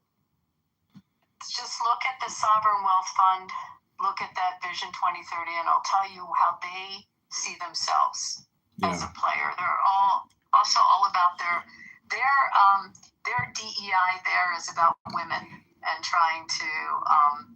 They say that it's all about inclusion now for women, but it's just very interesting. They just invested in Elon Musk's XAI in a private equity deal. I think it was like a $2 to $4 billion deal with Elon Musk because XAI merged with SpaceX, and it does put Elon Musk at like almost the trillionaire level. It's unbelievable.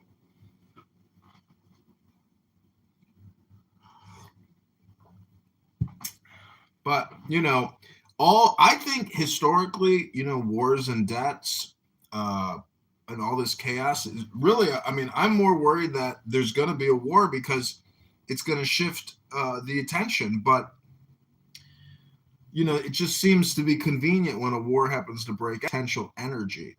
And so what's the flow going to be? Lord, we're sitting in the hub of AI, right? Chicago, Great Lakes area. You know that. Yep. How can we already, we're already doing it. Everybody's already online. How many more data centers do we need?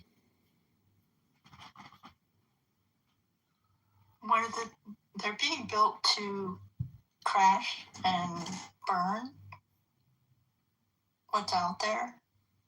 What's threatening us? So you think the buildup of data centers in the United States is a geostrategic move? I think it's what's going to make us dominant.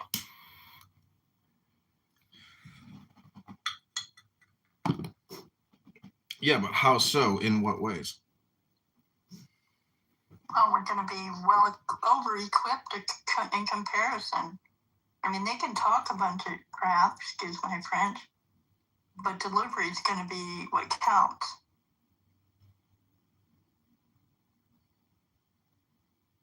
You don't think the AI is making people lazy and stupid?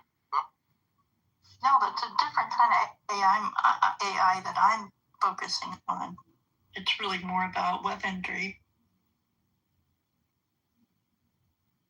Well, if you're a Star Trek... drones? Are you talking weaponry? The use of drones? All of it. Talking about? All of it, Abby. Drones. She's talking about warfare, basically. Yeah, thank you. I was looking for the word. Thank you. It is warfare. But so much has changed with drones coming into warfare. No, but it's everything. I know what she's talking about. It's talking about hacking, shutting a country down, turning off the lights, drones, missiles, defense systems, how AI could... Casinos just had, I forget the name of the company that came in and held them ransom. They paid it. They paid the ransom. It's pretty crazy. What systems did they hack? They paid $1 million and a half. What did they hack though? Into the whole system of the casino and all the data. Like they did ransomware. Yeah. Let me tell you the name of the company. Hold on. Did the hack shut down? One sec. We already know the name, Abby. It's El Normo Green. No, wait, one sec. Let me pull it up. There's not a statue of El Normo in Vegas. Yeah, right on the strip next to Elvis. Saying I got you. Yeah, if I can say something, getting back to the question that Lord was asking about, what role Saudi Arabia would play in Iran. Hold on, before you jump into it, because you have so much beautiful energy, I just don't want Abby to be like, I want to hear what you have to say about the hack. But don't forget what you're going to say, just because then we'll forget it. Abby was looking up something. Hold on, the name of the hacker is, it's Shiny Hunters. Shiny Hunters pulled off a massive data heist against this particular property. It holds more than 800,000 records containing the pressure on the company and the threats to release the data was likely to mean the company had broken off negotiations. So now the gang is desperate, and that's not uncommon with the extortion attacks. This particular property is extremely high end. I'm just reading the article about it, and then I got a note that the estimate was 1.5 that they paid.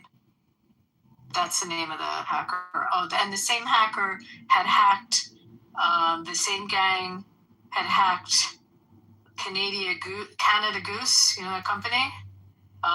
They had hacked Mercer Advisors and Beacon Point Advisors, and a few other companies in the past. The Bumble Match, the internet match company, Bumble, that has Hinge and Match and OkCupid. They had hacked them, Panera Bread, and a couple others. So that's what I mean. Yeah. But the player information, that stuff, that's the lifeblood of the properties. So it's just like getting a pretty bad take at a table. I think it's $1.5 million. Do not know it. Do you pretend to be infinite? Is that really a big loss to them? Do you not stop to take If they have to pay out $1.5 million at the table, yeah, it's a big number. No, I mean to that hacker. How much do you think they profit a week, like a casino? Well, it matters what property. That happens to be an incredibly successful one. It has more of the high limit take than the others, but it can vary, and it matters what weekend. If it's Super Bowl weekend, it's a little different than a weekend, in August. So I don't know. It's, but that's it. That's still a big number to have to pay out. Have you ever heard of that hacker that I just read? No, I never heard of him. Shiny, no. Me personally, no. What's his name? Probably knows him. It's, what did I say the name was? Shiny Hunter. The Shiny Hunter.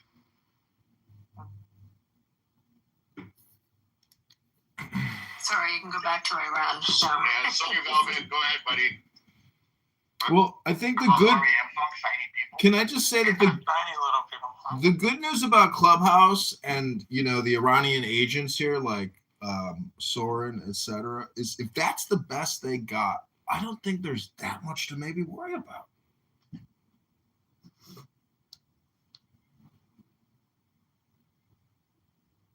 Do you think he was in a re-education camp for a while? Soren? Yeah. I saw him back on the app the other day. Yeah, he's back in strength. What do you mean by a re-education? Yeah. It was a joke, because in the Chinese re-education camps, you know.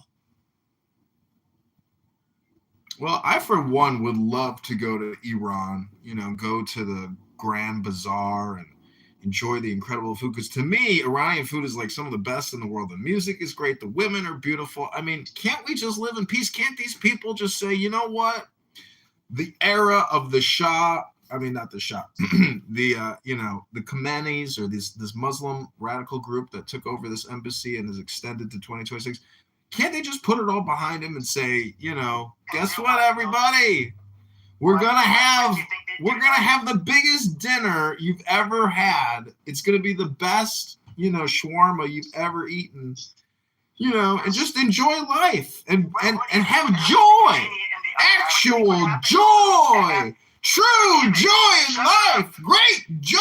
Here's my prediction, Abby.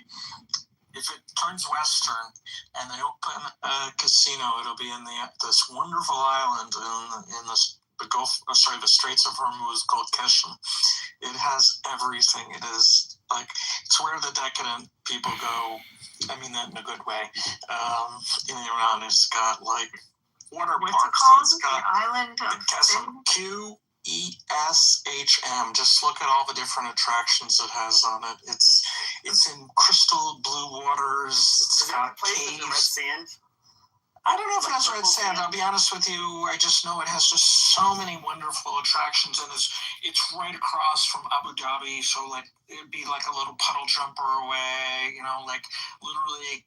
All the Emiratis could go there. Well, the Emiratis are getting a casino in about a year. I know, but for whatever, if they wanted to. There was one, Jeff. There was the Shah during the time of the Shah. It was a very successful one in Iran. Yeah. Isn't there? It's kind of like what happened to the Cuban ones. He lost them in Cuba. So we could you could go to Keshem, and then you could fly to Tehran and have dinner, and then go skiing, because Tehran's right around there's a mountain range right around. ESHM. It was sort of considered like a free zone. The way there are, like Hong Kong was a little bit different than Queens. I think his name was Levine or something. I have to go look it up. But the FBI has often wanted to at least get his remains back. If you type Bandar Abbas, BANDAR space ABBAS, it's right next door. It's an island. I'm looking at the pictures now. Wow. Yeah, it's beautiful.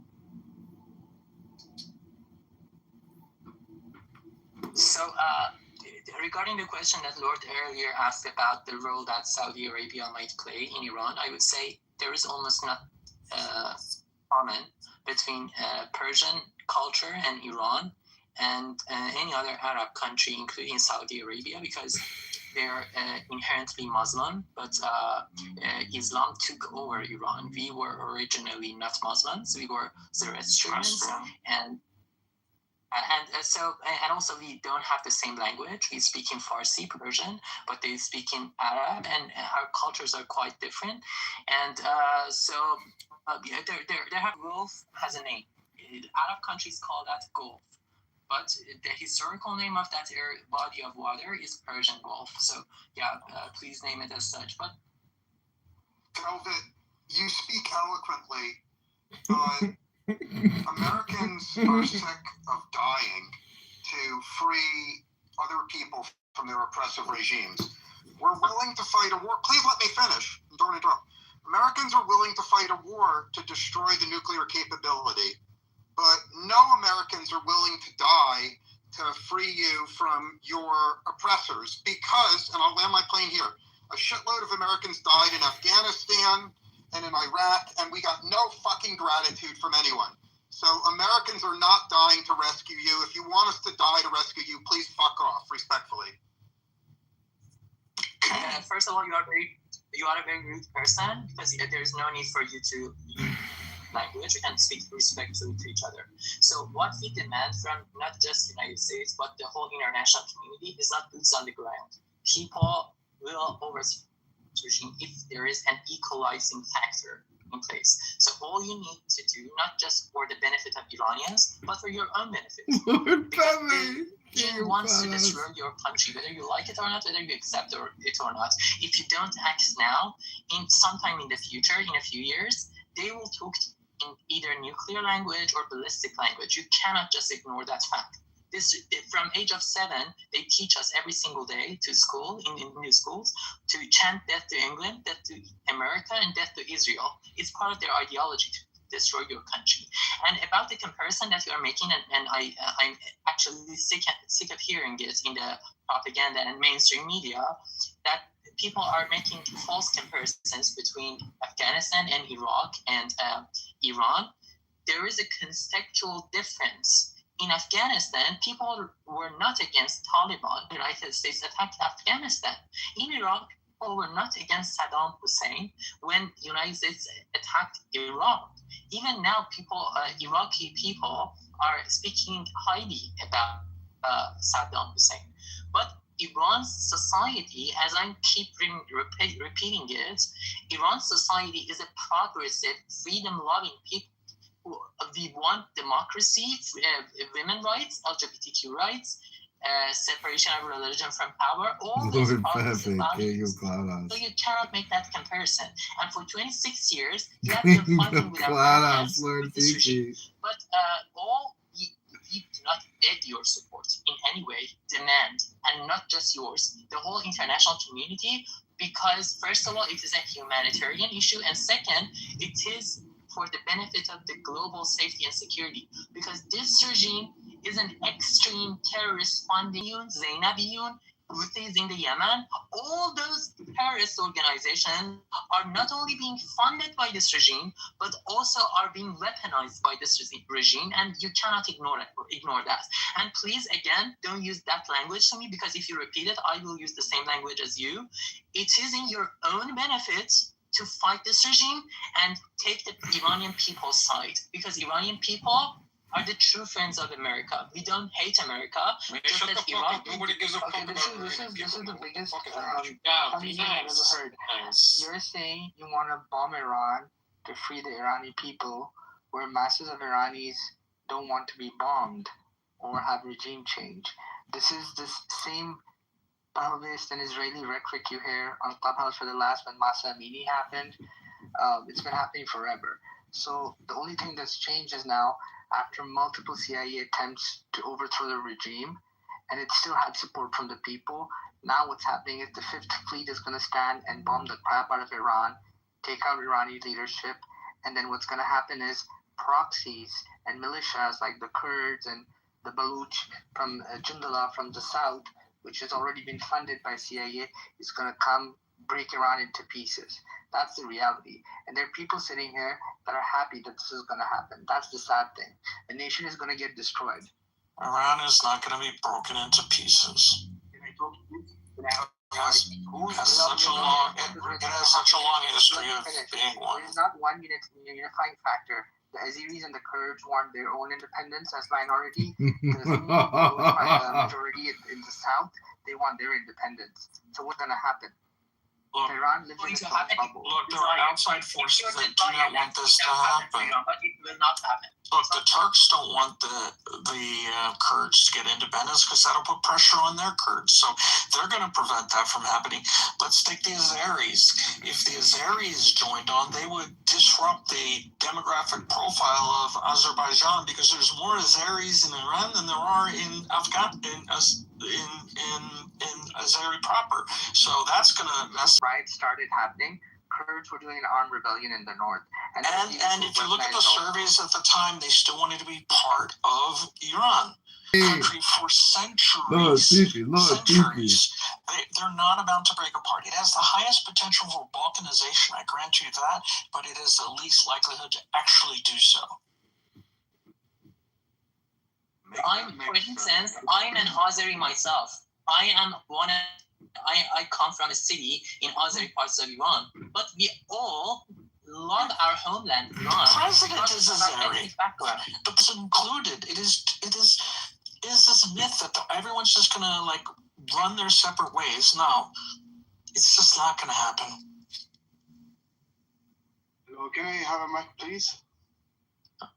Honestly, people like Velvet The only reason they have a spot to talk in is because they hate Islam. That's the only reason. They're not. This is a political discussion. This is not I won't deny that I'm not only Islamophobic, but I'm I have Islamic trauma. We have suffered under Islam. Islamic trauma. You can point it out, but like, whoa. You can point it out, and it's okay to point it out, but I'm not done. Velvet, it's the United States that put Iran under sanctions for decades, and the reason why our economy is such a shithole, it's because of the United States. And why did that happen? Why was it put under sanctions? It was a cool thing to take a bunch of American citizens and hold them hostage. That was a cool thing to call for the death of America and the death of Israel and to export terrorism. 444 fucking days they held us hostage. You think that was okay? You think that was okay? God bless Ronald Reagan, man. Played nicely in the world community. If they played nicely in the world community, they wouldn't have been put under sanctions. It's fucking ridiculous, Velvet. You're fucking insane. You're looking at one side of the equation. You know, how many you Americans give them a died pass. as a result of Iran? Should we talk about all the Americans that died? Bombs that went off Let's talk about Hezbollah. Let's talk about. Let's see. We can go down to South America. We look everywhere where they funded Hezbollah. They funded Houthis. I mean, do you think that? How many Iranians were wrongfully punished because of all that? I don't know. You tell me. No, the Iranians, if they suffer due to sanctions, 100% of its responsibility is with the Islamic regime. Because first of all, it is the Islamic regime that desires to destroy Israel and ultimately desire United States. That's first. And the second reason, the sanctions are irrelevant because no matter how much income this regime has, it will. That's the slogan for operating. Okay, otherwise they have no regional power. It's just a fucking slogan. No, it's not just a slogan. It's not just a slogan. If it is, why do they fund Hashashabi, Jafar Hezbollah, the Hezbollah itself, Houthis, all the terrorists in Syria? They were keeping Assad in power. You're intervening yourself. You're victim yourself. So,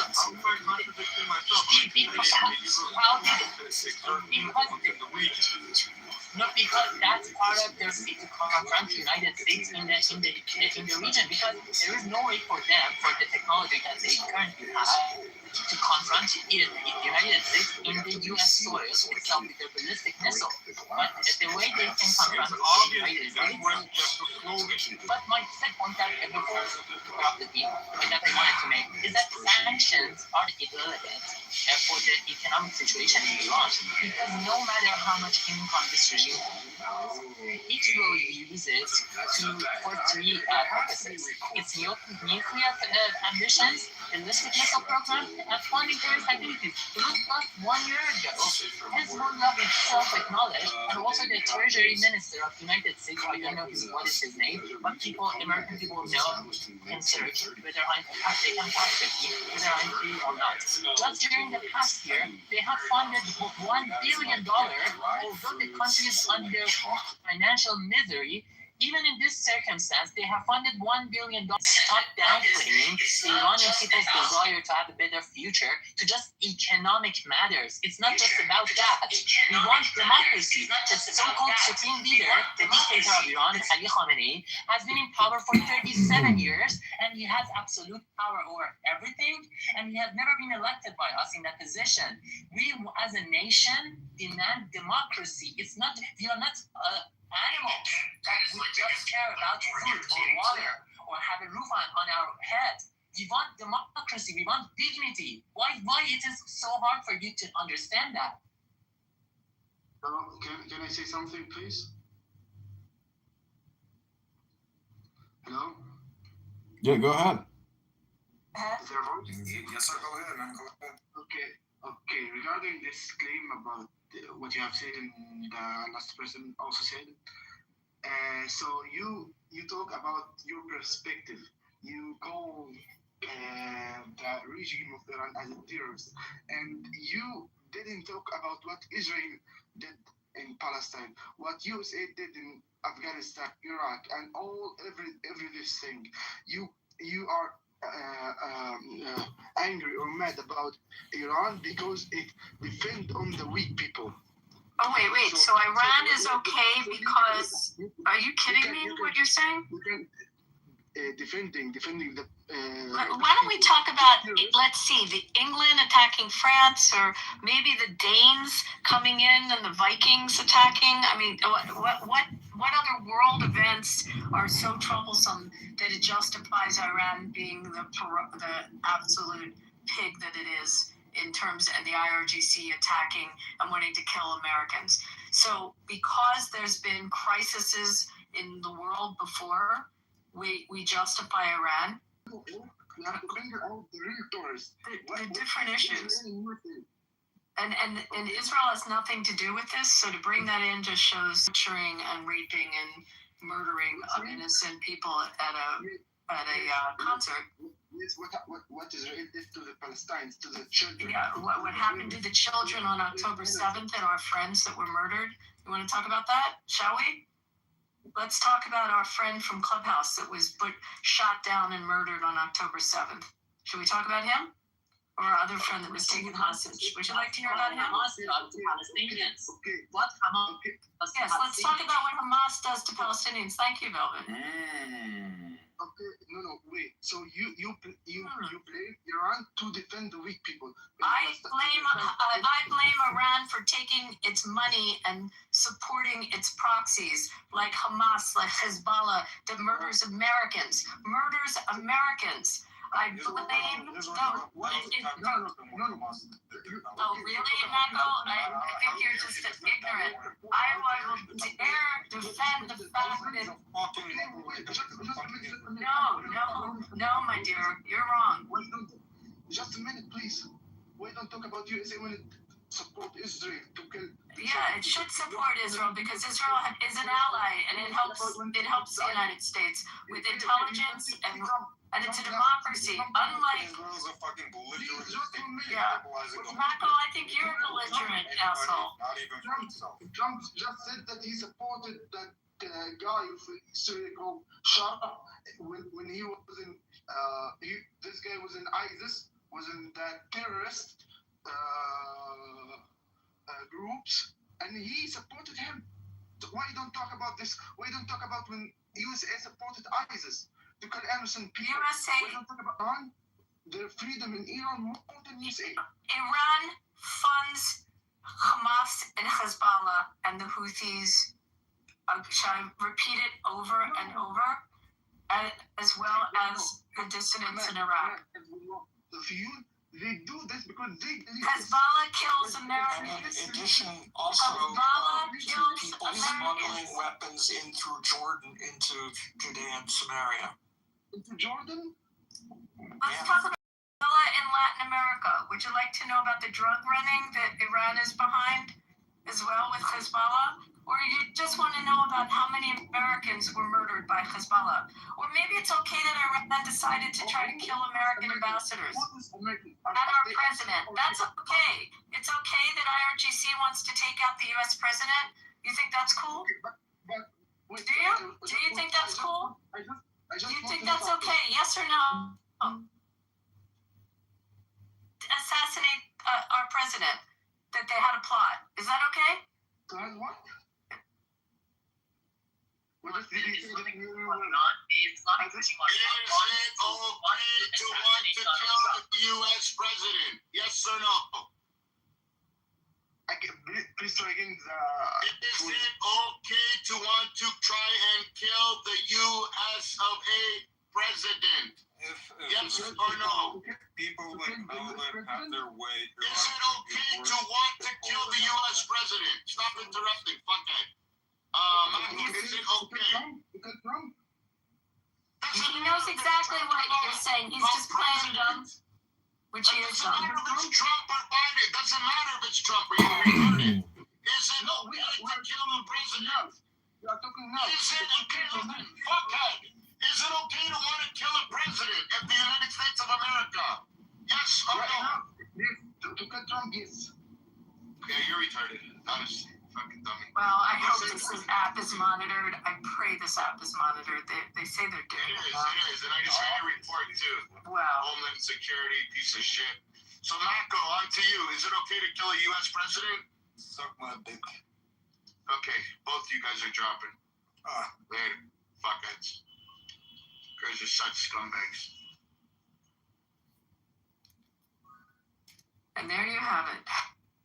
Why do we give them airspace?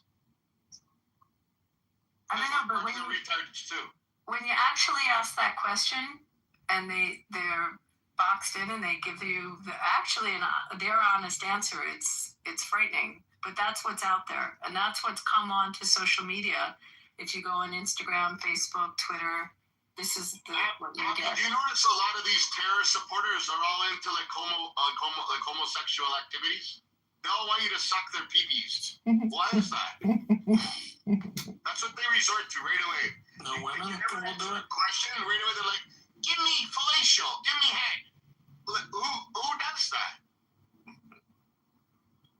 People not getting it.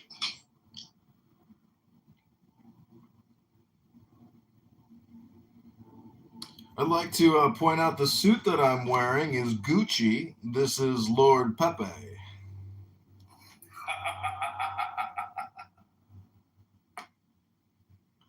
I got this while shopping at one of Abby's luxury Vegas casinos.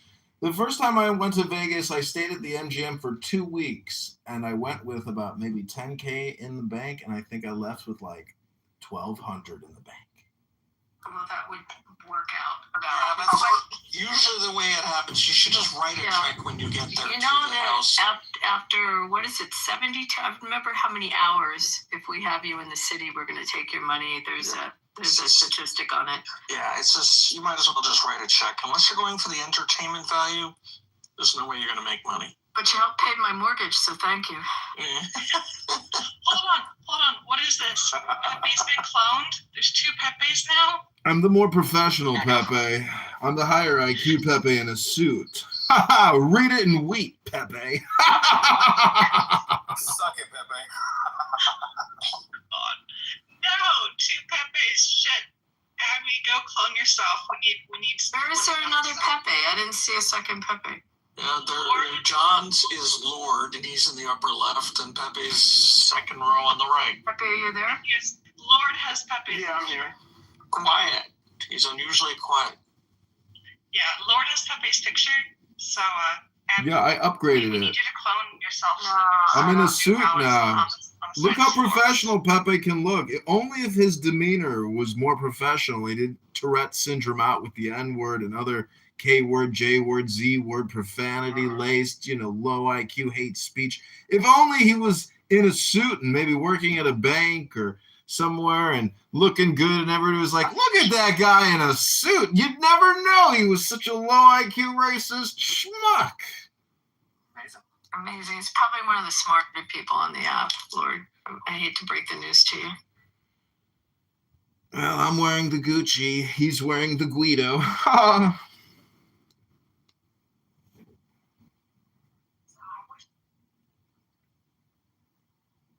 So welcome back, everybody, to Iranian War. We've been listening to individuals discuss what could possibly be the regime change moment of the 2026, historical event. Because I got a history book here, and I was reading yesterday about how this British ship capsized from a U-boat attack, and 800 British soldiers lost their lives. And I was like, God, what a tragedy, and if you think about how many people that impacts, that's like, if each person who dies is 3 close people, that's 2,400 people destroyed, those relationships, super traumatic and, great tragedy. And so I'm just wondering, if the Iranian government is shooting protesters with machine guns in the streets and those piles of shoes are real, and they're just indiscriminately murdering people in the distance with rifles, that's pretty fucking crazy. And I gotta say, if I lived in a city like that and the police, and I saw it with my own eyes, and the police were indiscriminately murdering people from a distance with rifles, well, god damn, that's fucking crazy. There's repercussions for that, with the law. And attorneys and lawyers and other police and federal agencies and those people who murdered those people would be arrested, photographed, booked, put in the news, and there'd be repercussions for those murderers. So man, when your grandparents left you a good system, it's like that, somebody come and support you from the system. But for ours, it's just systematically we get killed. There was snipers involved also. Do you know the gun Dragunov? They have hit people with that, man. Imagine that. There is actually footage from Iran that they were like smoking meth before shooting people. There is actually that. I can send you the link. Storm into hospitals and shoot, release fire to the injured protesters who were actually being treated by the doctors and nurses. There are several footages and videos that the protesters have been shot on their head while still they have so doctors and nurses, several of them, a lot of them have testified for this. So yeah, you have no idea about the atrocities of this regime. Yeah. But Velvet, were you just like expecting this brutality? We have seen it like a few years before that. We know they're going to kill people. But even us, we were not expecting this much brutality. It's like we were shocked for a few weeks. So, exactly. So we as Iranians, we know the nature of this regime. So this is the regime that sends women for act of adultery. I can name lots of women that have been. Just imagine it. Just imagine how much brutality it takes. And Taliban also in Afghanistan have that to practice. They stone women to death for act of adultery. So, for instance,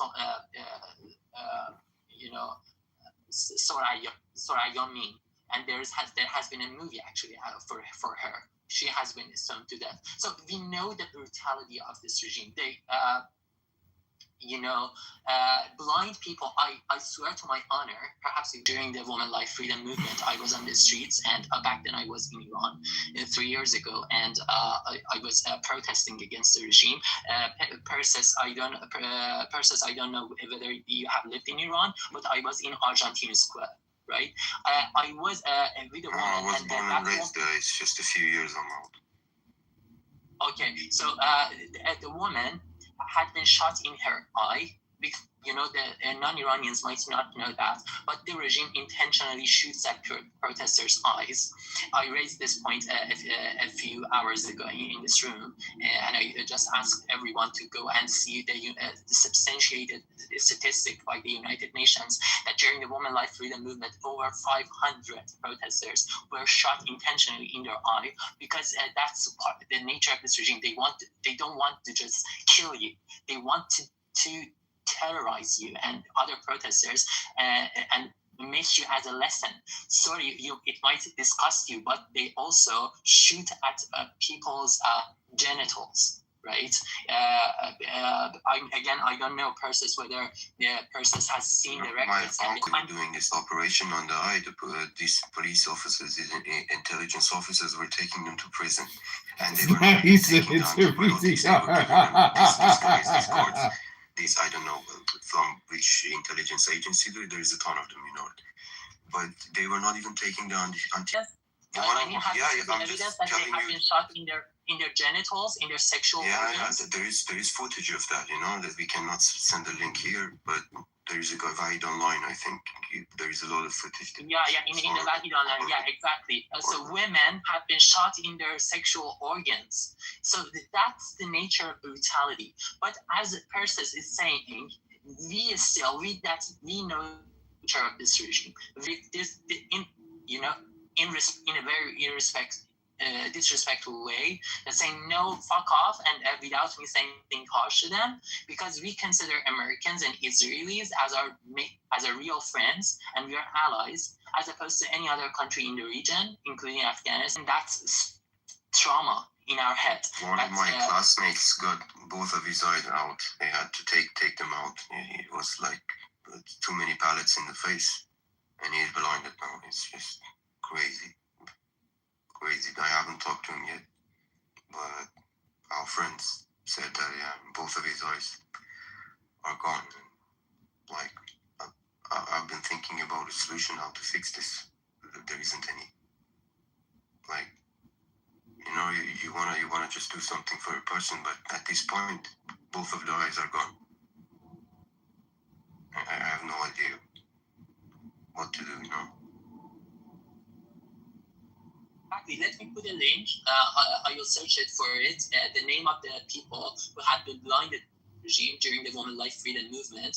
But by the way, again, for non-Iranians, the woman life freedom movement started because a woman named Mahsa Jina Amini got murdered in custody of the so-called morality police because she had not worn enough hijab.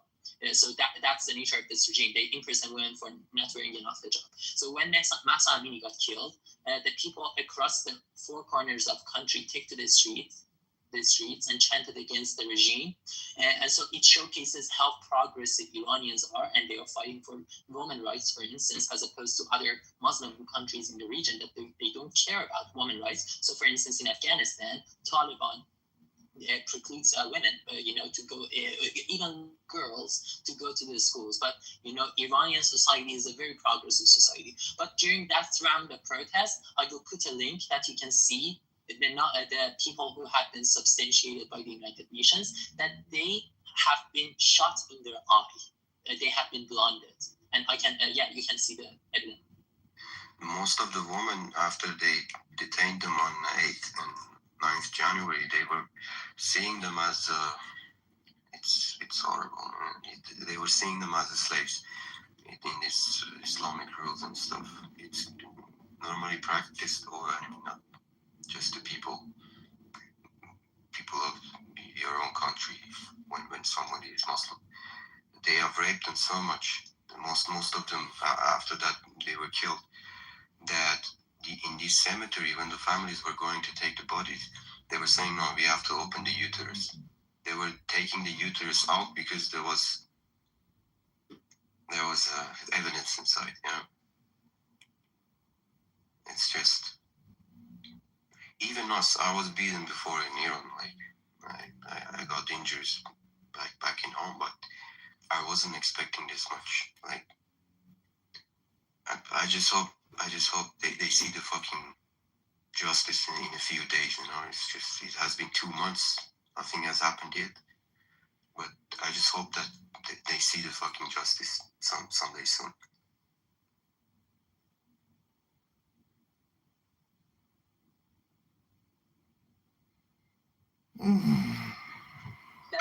John Kitover. Yeah, I'm here. The chat on the group is disabled, but I sent the link to Lord to your private to direct message, so you can perhaps share it in the groups. So that's John. Yeah, what is it, Blessed? When do you think? Okay, hold on. 2-part question. Do you think USA and Israel is going to attack Iran, and when do you think it'll happen? I don't know. I mean, they're probably like observing them and trying to, figure out, because this is all like, high-level negotiations taking place. So you never know. They could have some type of like breakthrough, negotiation. You never know. It's just so hard to predict because, that statement, rumors of war, it's like a mind virus. And, but when it happens, I remember when October 7th happened, I think on October 8th, I was at the dentist, and my dentist is Jewish. And I was, it was like, damn, I was like, it's a bunker buster. Like, they're going to fucking level Gaza over this, that's it. Like, they have opened up Pandora's box by attacking the Supernova Fest, killing all these innocent people and taking hostages. Imagine if they didn't take hostages, and it was just like, I guess you don't do a raid unless you're like actually trying to take hostages as well.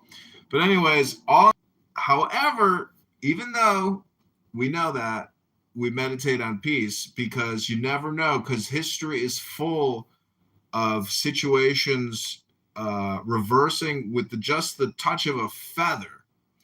it didn't take much apparently to like prevent, horrific bloodshed. So there's always breakthrough moments, but there's also breakthrough bombs until they have been taken over by a mind virus. And if they were smart, they would find a way to essentially access the wisdom of Rumi and find an equilibrium and a balance. But when war crimes are happening, it's, this is wild. So we'll see what happens. It's possible that there's higher levels of intelligence in Iran that can prevent internal bloodshed and external conflict. It's possible. Those things are possible. Thank you, John. Do you got time for 60 seconds of Tanya? Do you, Rabbana Shalom, have your Tanya nearby? Because there are followers of the Rebbe who say Rabbana Shalom is extremely useful.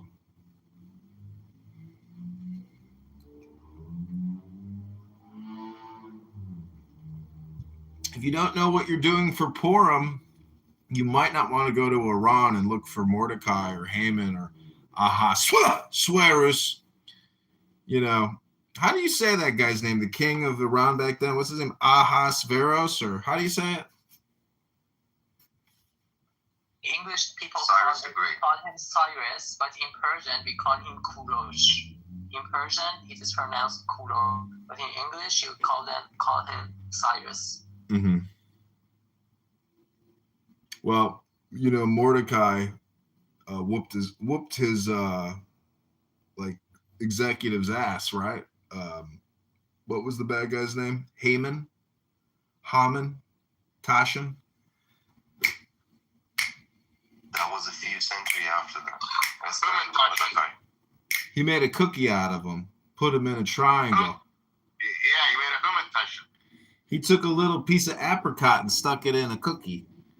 And then, do you guys know the story of Mordecai and how he, beat Cyrus and his, executor? I would love to hear it. I'm not lying. I would love to hear it. It wasn't Cyrus, actually. This story happened a few centuries after that. Ribono Shel Olam, there are those who say that Mordecai can teach us everything we need to know about how to defeat the terrorists in Iran, or the killers, or the assassins. Their tomb is located in Hamadan, inside Europe.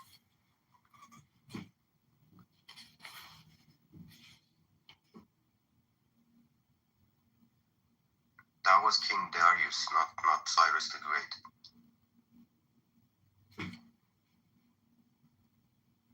King Darius. But Haman it's actually a very funny story, because you think Mordecai is like this amazing prophet and really nice guy, but he even makes fun of Haman to his face and like double insult. It's just like so funny. It was because no matter what Haman does, he's screwed. But he's also a prick attempting to assassinate Mordecai. So it's like, who's the asshole here, Mordecai or Haman? Haman's trying to fucking assassinate him. You could at least kick him a little bit. The asshole. Yeah, the prime minister is the asshole.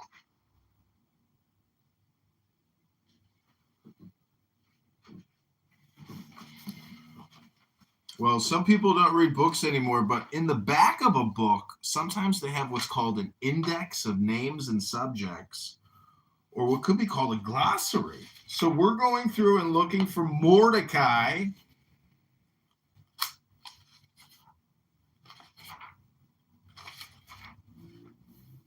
And Mordecai is not an anagram for more dick. Mordecai. Mordecai. Here we go. Book of Esther.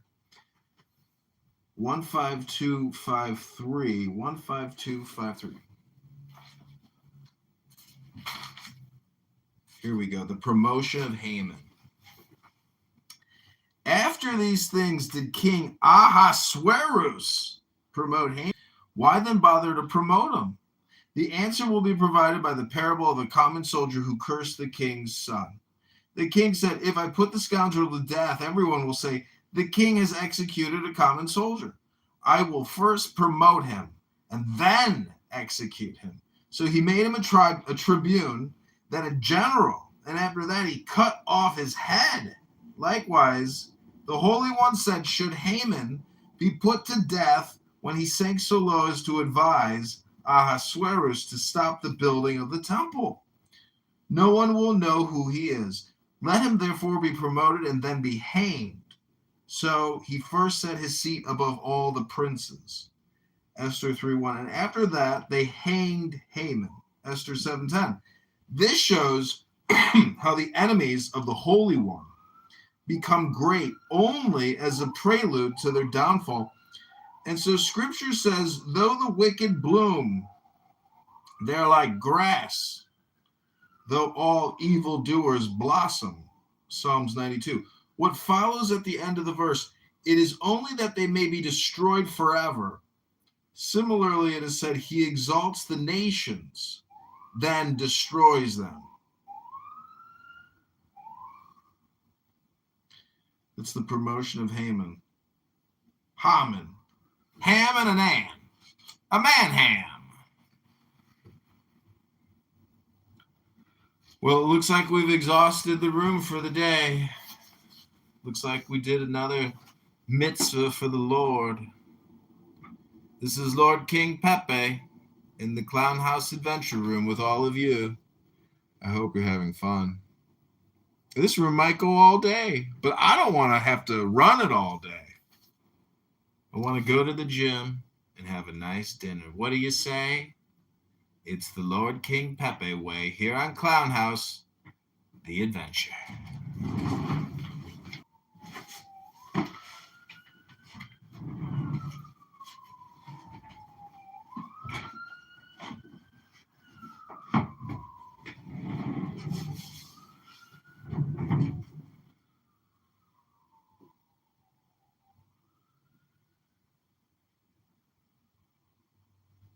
So it looks like all of my accounts I'm the only one left.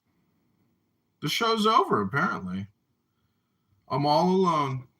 So we're going to play a little music.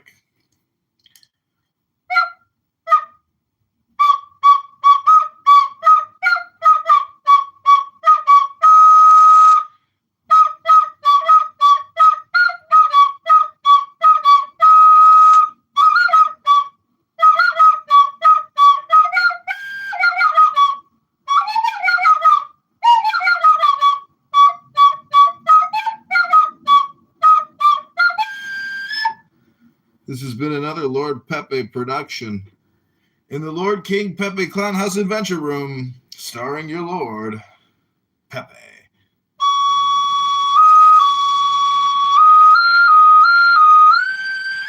Lord Pepe. So just remember, everybody, the law of the strong, this is our law, and the joy of the world. Do what thou wilt shall be the whole of the law. Thou hast no right but to do thy will. Do that, and no other shall say nay. Every man and every woman is a star. There is no God but man.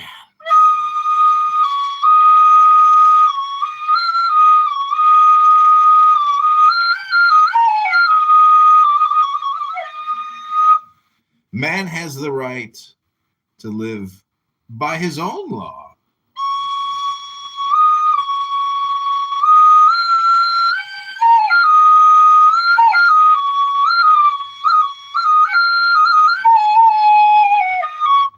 To live in the way that he wills to do, to work as he will, to play as he will, to rest as he will, to die when and how he will.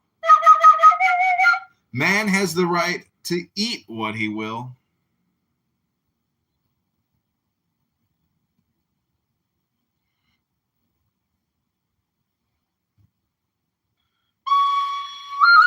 to drink what he will, to dwell where he will, to move as he will on the face of the earth. Man has the right to think what he will, to speak what he will, to write what he will, to draw, paint, carve, etch, mold, build as he will, to dress as he will, to burp as he will. Man has the right to love as he will. Take your fill and will of love as you will, when, where, and with whom you will. Man has the right to kill those who would thwart these rights. The slaves shall serve. Love is the law. Love under will.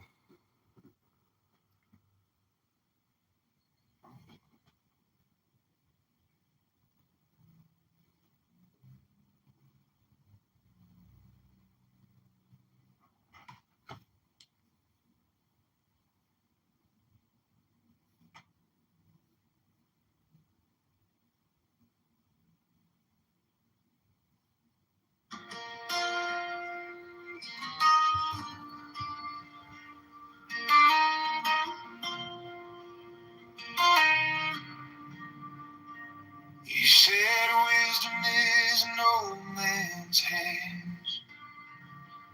Joy is a child in the pouring rain.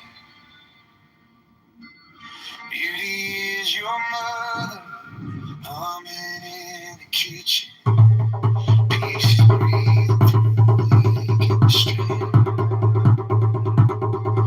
Knowledge is the question you still keep asking.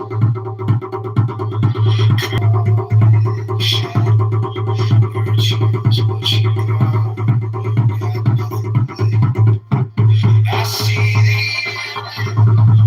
of the golden man in the way you love, in the way you stand. Not some halo, not some distant sky, just a quiet grace in your tired eyes. If I get lost, if I lose my plan, teach me the heart of God in a human hand.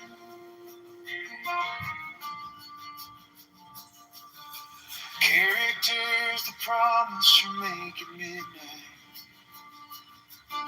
For table between us, turn to something holy when you call me friend.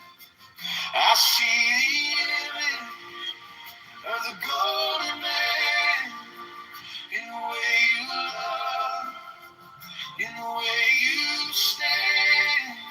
Not some halo, not some distant sky, just a quiet grace in your tired eyes. If I get lost, if I lose my plan, teach me the heart of God in a human hand.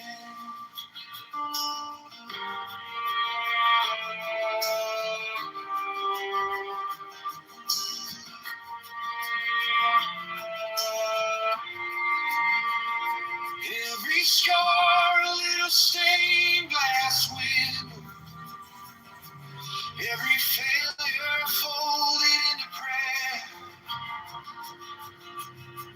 If heaven has a face, I know looks a lot like mercy here.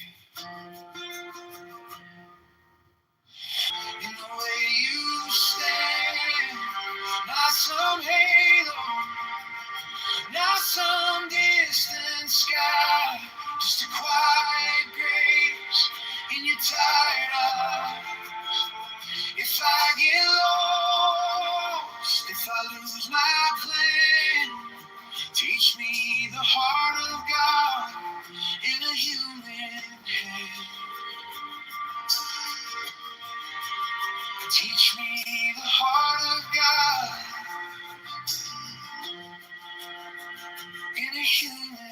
hand.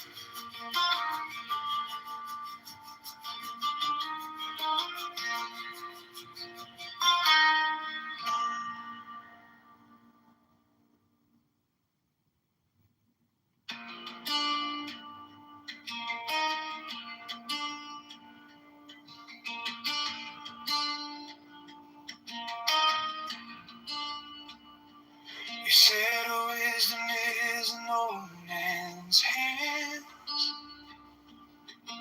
Joy is a child in the pouring rain. Beauty is your mother humming in the kitchen. Peace is breathing through the ache and the strain. Knowledge is a question you still keep asking. Courage is a tremble as you take the step. Morals are the lines that you draw in the shadow. Virtue is what you got when you got nothing left. I see the image of the golden man in the way you love, in the way you stand. Not some halo, not some distant sky. Just a quiet grace in your tired eyes. If I get lost, if I lose my plan, teach me the heart of God in a human hand.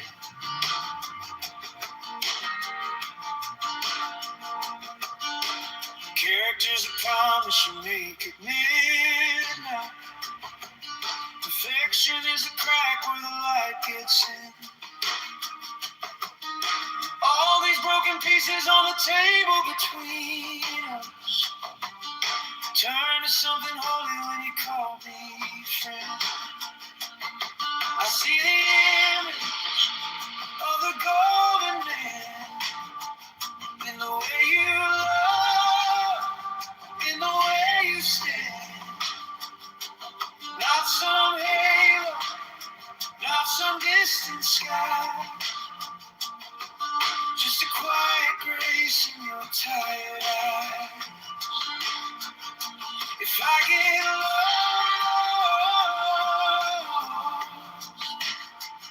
if I lose my plan, teach me the heart of God in a human hand.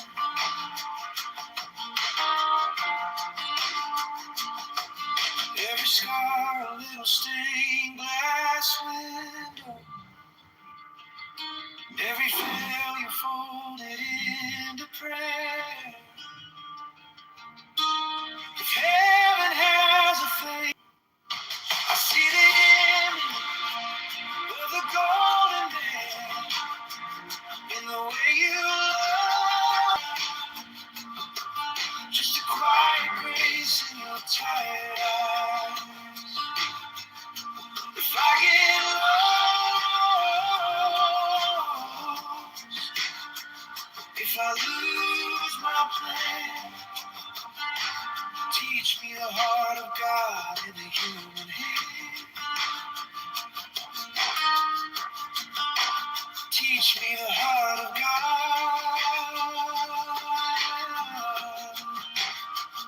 in a human hand.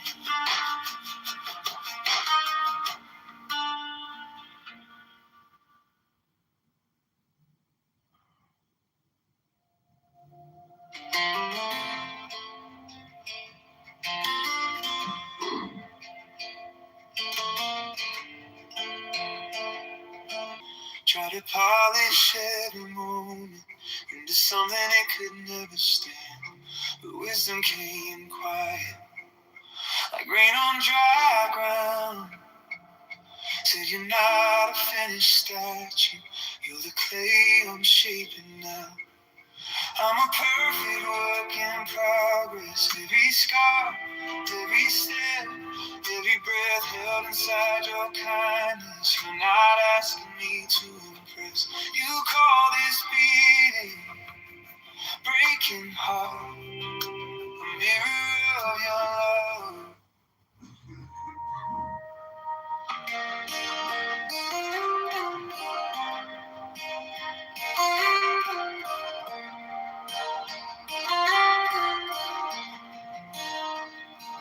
was chasing flaws, straight line, clean hands.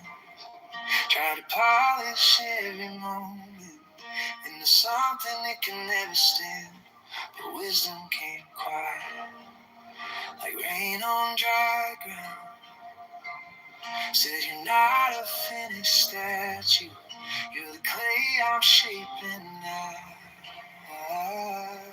I'm a perfect work in progress. Every scar, every step, every breath held inside your kindness. You're not asking me to impress. You call this speed, breaking heart.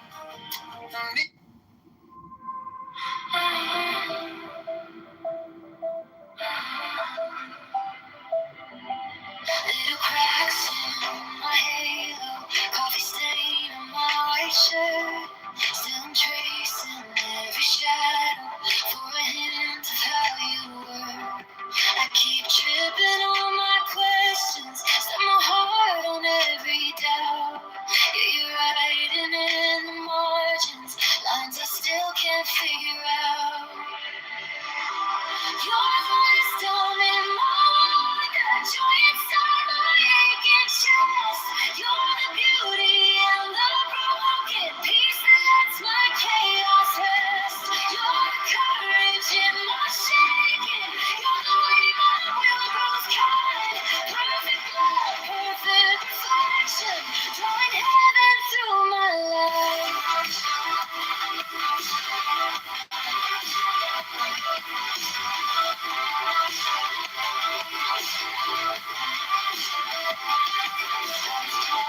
List of virtues, all the ways I had to shine. Be patient with my missteps, turning rules to living life. Every scar becomes a teacher, every failure fertile ground. Slowly shaping softer edges, till your kindness shows in mine. Your wisdom in my heart, joy inside my aching chest. You're the beauty in the broken pieces, my chaos rest. You're the courage in my shaking. You're the way my will grows kind. Perfect God, perfect reflection, drawing heaven through my life. Drawing heaven through my life. But a heart that learns to stay when it's hard to offer mercy, you still meet me in the grave. Oh, you are faithful in the in-between, when my strength and fear collide. Making something brighter and holy from this soul.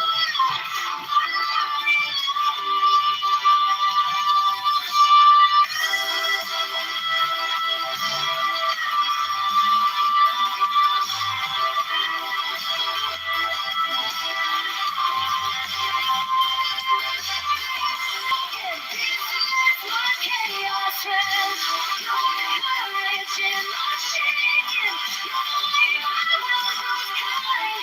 Perfect God in perfect order, walking daily by your side. Perfect love, perfect reflection, till your glory fills my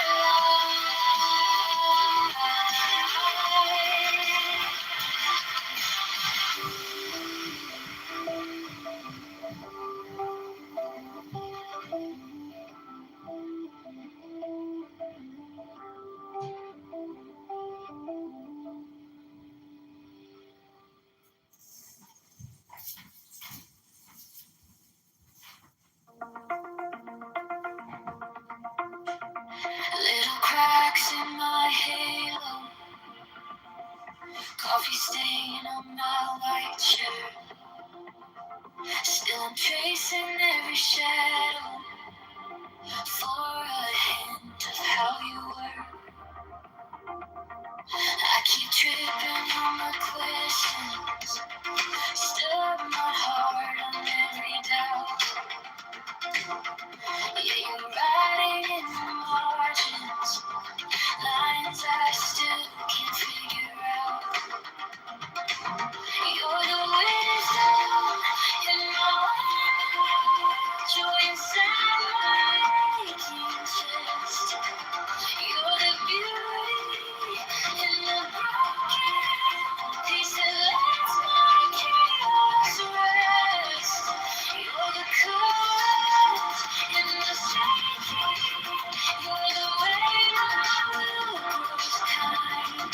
Perfect love, perfect reflection, drawing heaven through my life.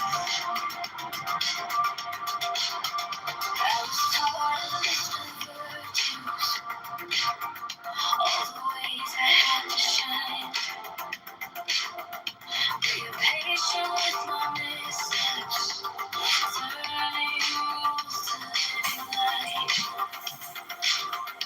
Every scar becomes a teacher, every failure fertile ground. Slowly shaping self-awareness, till your kindness shows in mine.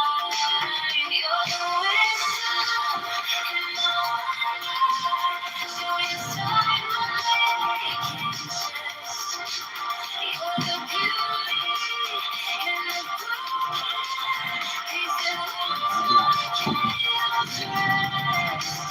You're the courage in my shaking. You're the way my will grows kind. Perfect love, perfect reflection, drawing heart through my life.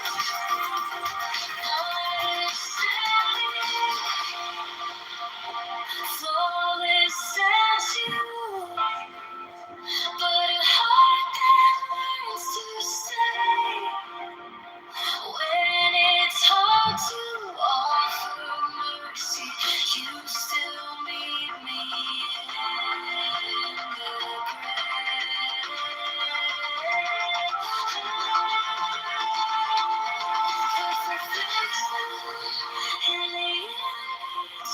when my strength and fear collide, making something bright and holy from this ordinary life. You're the wisdom in my life, joy inside my aching chest. You're the beauty in the broken, peace that lets my chaos rest. You're the courage in the shaking, drawing my will grows kind. Perfect God, imperfect daughter, walking daily by your side. Perfect love, perfect reflection, till your glory fills my life.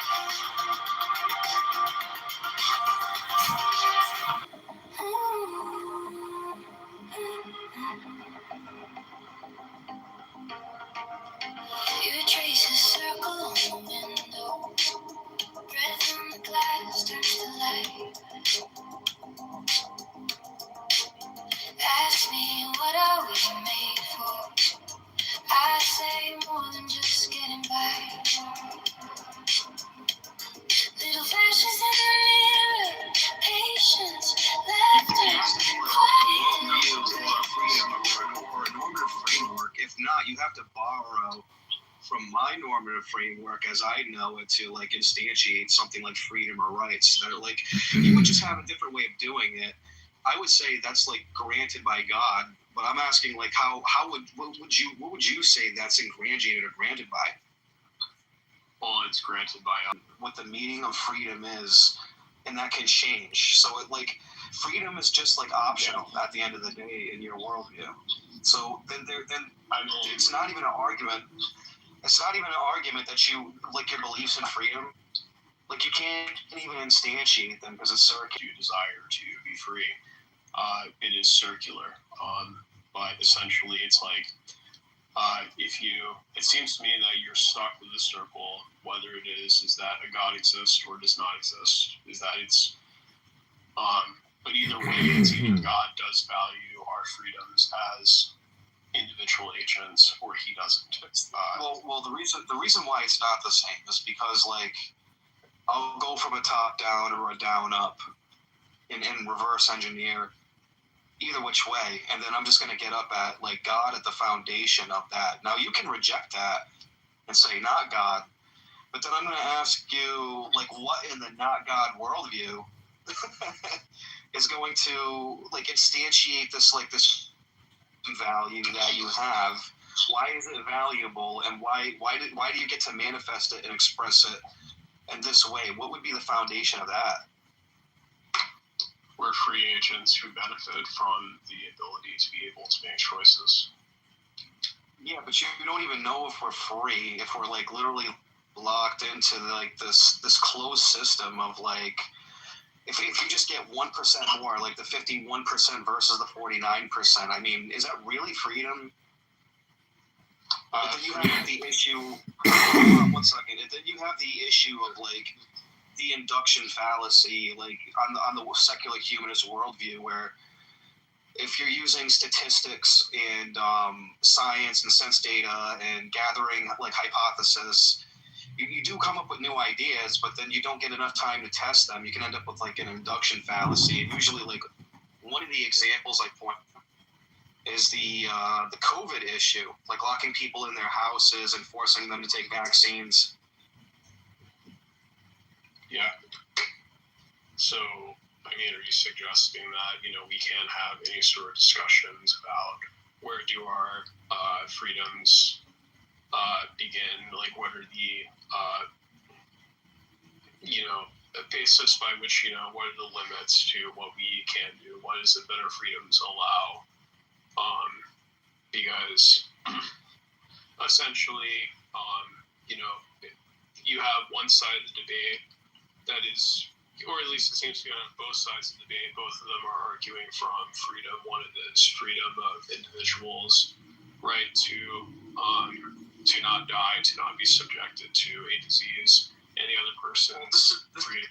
The challenge I'm trying to have, like, one side saying, I don't have a foundation for a moral framework, and then you have another one that does, and that can explain normativity better than the other can.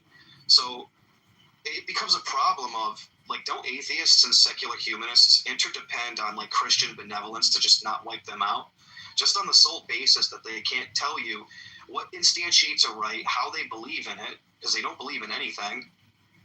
And it's like, well, now you have to interdepend, because it's like, why would I believe you? For in other words, like, why would I believe that you think you're a free person when you can't even tell me why? You're just claiming, well, because I'm an agent, circular reasoning, like, that doesn't tell me anything at all. I mean, I just think that it's circular, that we value freedom as agents that are rationally self-interested. So, I mean, if you think that's, if you want to say that that's like a gotcha ultimately, but to me, I think if you want to do that, then I think you've essentially,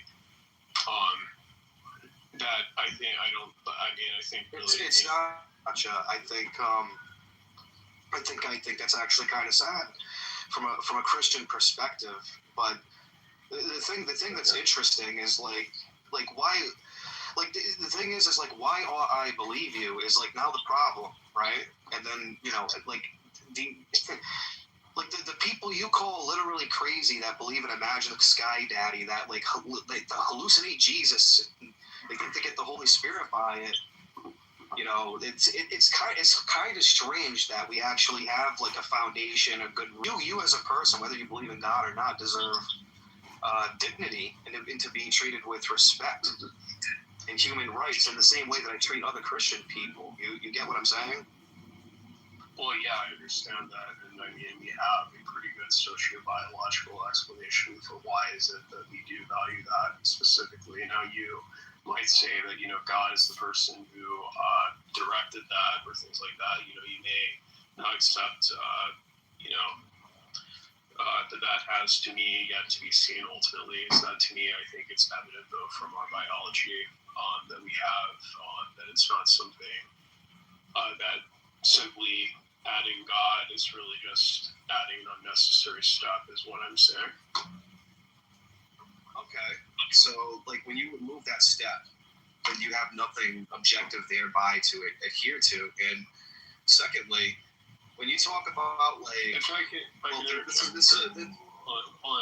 interject here. I mean, this is kind of the thing. I always hear the term like objective. I don't see why essentially we have to like debate about whether or not morality. Like, why can it not just be morality? Like, why does it matter? Basically, I'll tell you why. Because in order for us to have a conversation right now, for us to determine what's contradictory, what's not, and what we're identifying, and what it can be and what it can't be, you have to use logic objectively. You have to agree that there's some kind of objective truth of some kind that exists. The second, wait, let me finish. No. You have to let me finish. You're moving on to something that's completely different. I just want to address it. No, just answer your question. I was talking about morality, not logic, not truth. You know, because those are two completely different things from morality. So can we please stick on morality? Well, you don't realize it, but for us to have a tangible conversation, right, we have to agree that on what the three laws of logic are, right? I mean, yeah. And that's objective, correct? Okay. On my view, I'm going to say God instantiates that, therefore I can start taking these relational, personal, revelatory claims and start applying them prescriptively. Like I would have reasons for that. Now, when I ask you if it's not that, then what is it? You're not going to have no basis of saying it's all objective. It's all purely subjective on your basis, and then language becomes selective and preferential. Even the normative framework becomes preferential, and yeah. Okay, so anyways, I mean, essentially, logic is something that we ourselves created, and I know you might say, well, you know, then what basis? And the reason is because, you know, it works, or at least according to our thought pattern, it's something that does work, but it's not something that, you know, is like fixed as a universal absolute. It's something that, you know, we that's purely descriptive, because that's just the way that our thoughts work. It's like, and it's why logic, you know, has changed ultimately our cognitive faculties, when we know how faulty it is, essentially, because that essentially means that God is responsible for creating a faulty system. Yeah, but this is kind of like, let's like back up a little bit, because you were saying biological and sociological things tell you what exactly? Yeah, both they tell us about essentially how our moral intuitions forms. Why is it that we value, you know, justice? Why is it that we value the dignity of other human beings? And we see that specifically is that if we create a society in which if we don't value our kin, then we're going to cease to exist as a social species. Oh my God, there you are. Then we're not going to flourish. Show me where that emerged in evolutionary biology. I mean, if we want to talk about this, I mean, do you really want to divert to a lecture about sociobiology? I mean, you have an unbroken chain of evolution, and people who, well, let's just say organisms that fight for survival, and they always want the best mate to have the strongest kin. So it's not about protecting the kin, so to say. It's for survival. That is the mechanism. Okay, so I mean, do you know of any species in which essentially they can function in which it's okay for you to kill your own kin? Cats, dogs, animals do this all the time. Really? Really? So yeah, they do. You have, there are dozens of species of cats that don't even depend on their kin to like survive. So piranhas, you see them eating each other all the time. Do I have to take the colloquial use of what I'm saying here and narrow it down heavily? Is there like something you're having trouble understanding? Well, yeah, because I understand it's like it happens, but like usually like those people, like those species, it's like tags as if the species is okay with it happening when it goes against like how is it that they're going to survive then if the species is going to be okay with them killing their own young? I'm just saying they're built more so for survival, not to care about their kin. Well, that's just, to me, like, I mean, if you look at sociobiology, I mean, there's essentially animals put a lot of investment into their young, ultimately. It's not just innate to humans. We have spoken the promise of Romans 5:20 that was sin increase, grace abound, and all the more. There is no doubt that sin is increasing today everywhere we look, so we know that there is an abundance of grace raining down from heaven on each and every one of us as well. But our sins and our pride is a brother to keep the grace away from our soul. So let's pray for the grace.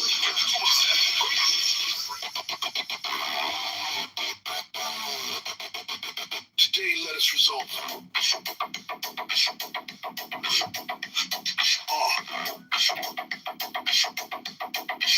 Today, let us resolve.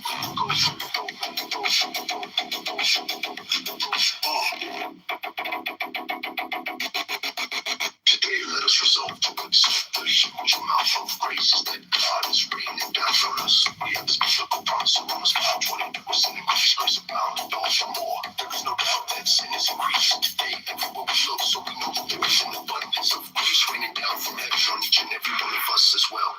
But our sins and our pride is umbrellas to keep the graces away from our soul. So let's pray for the grace, for the grace, for the grace, to accept the graces.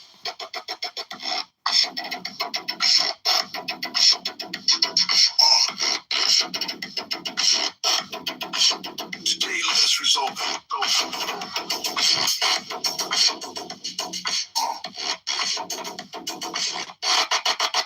Today, let us resolve to accept the huge amount of grace that God is bringing down from us. We have this biblical promise in Romans 5:20 that was sin increase, grace abound, and all for more. There is no doubt that sin is increasing today everywhere we look, so we know that there is an abundance of grace raining down from heaven on each and every one of us as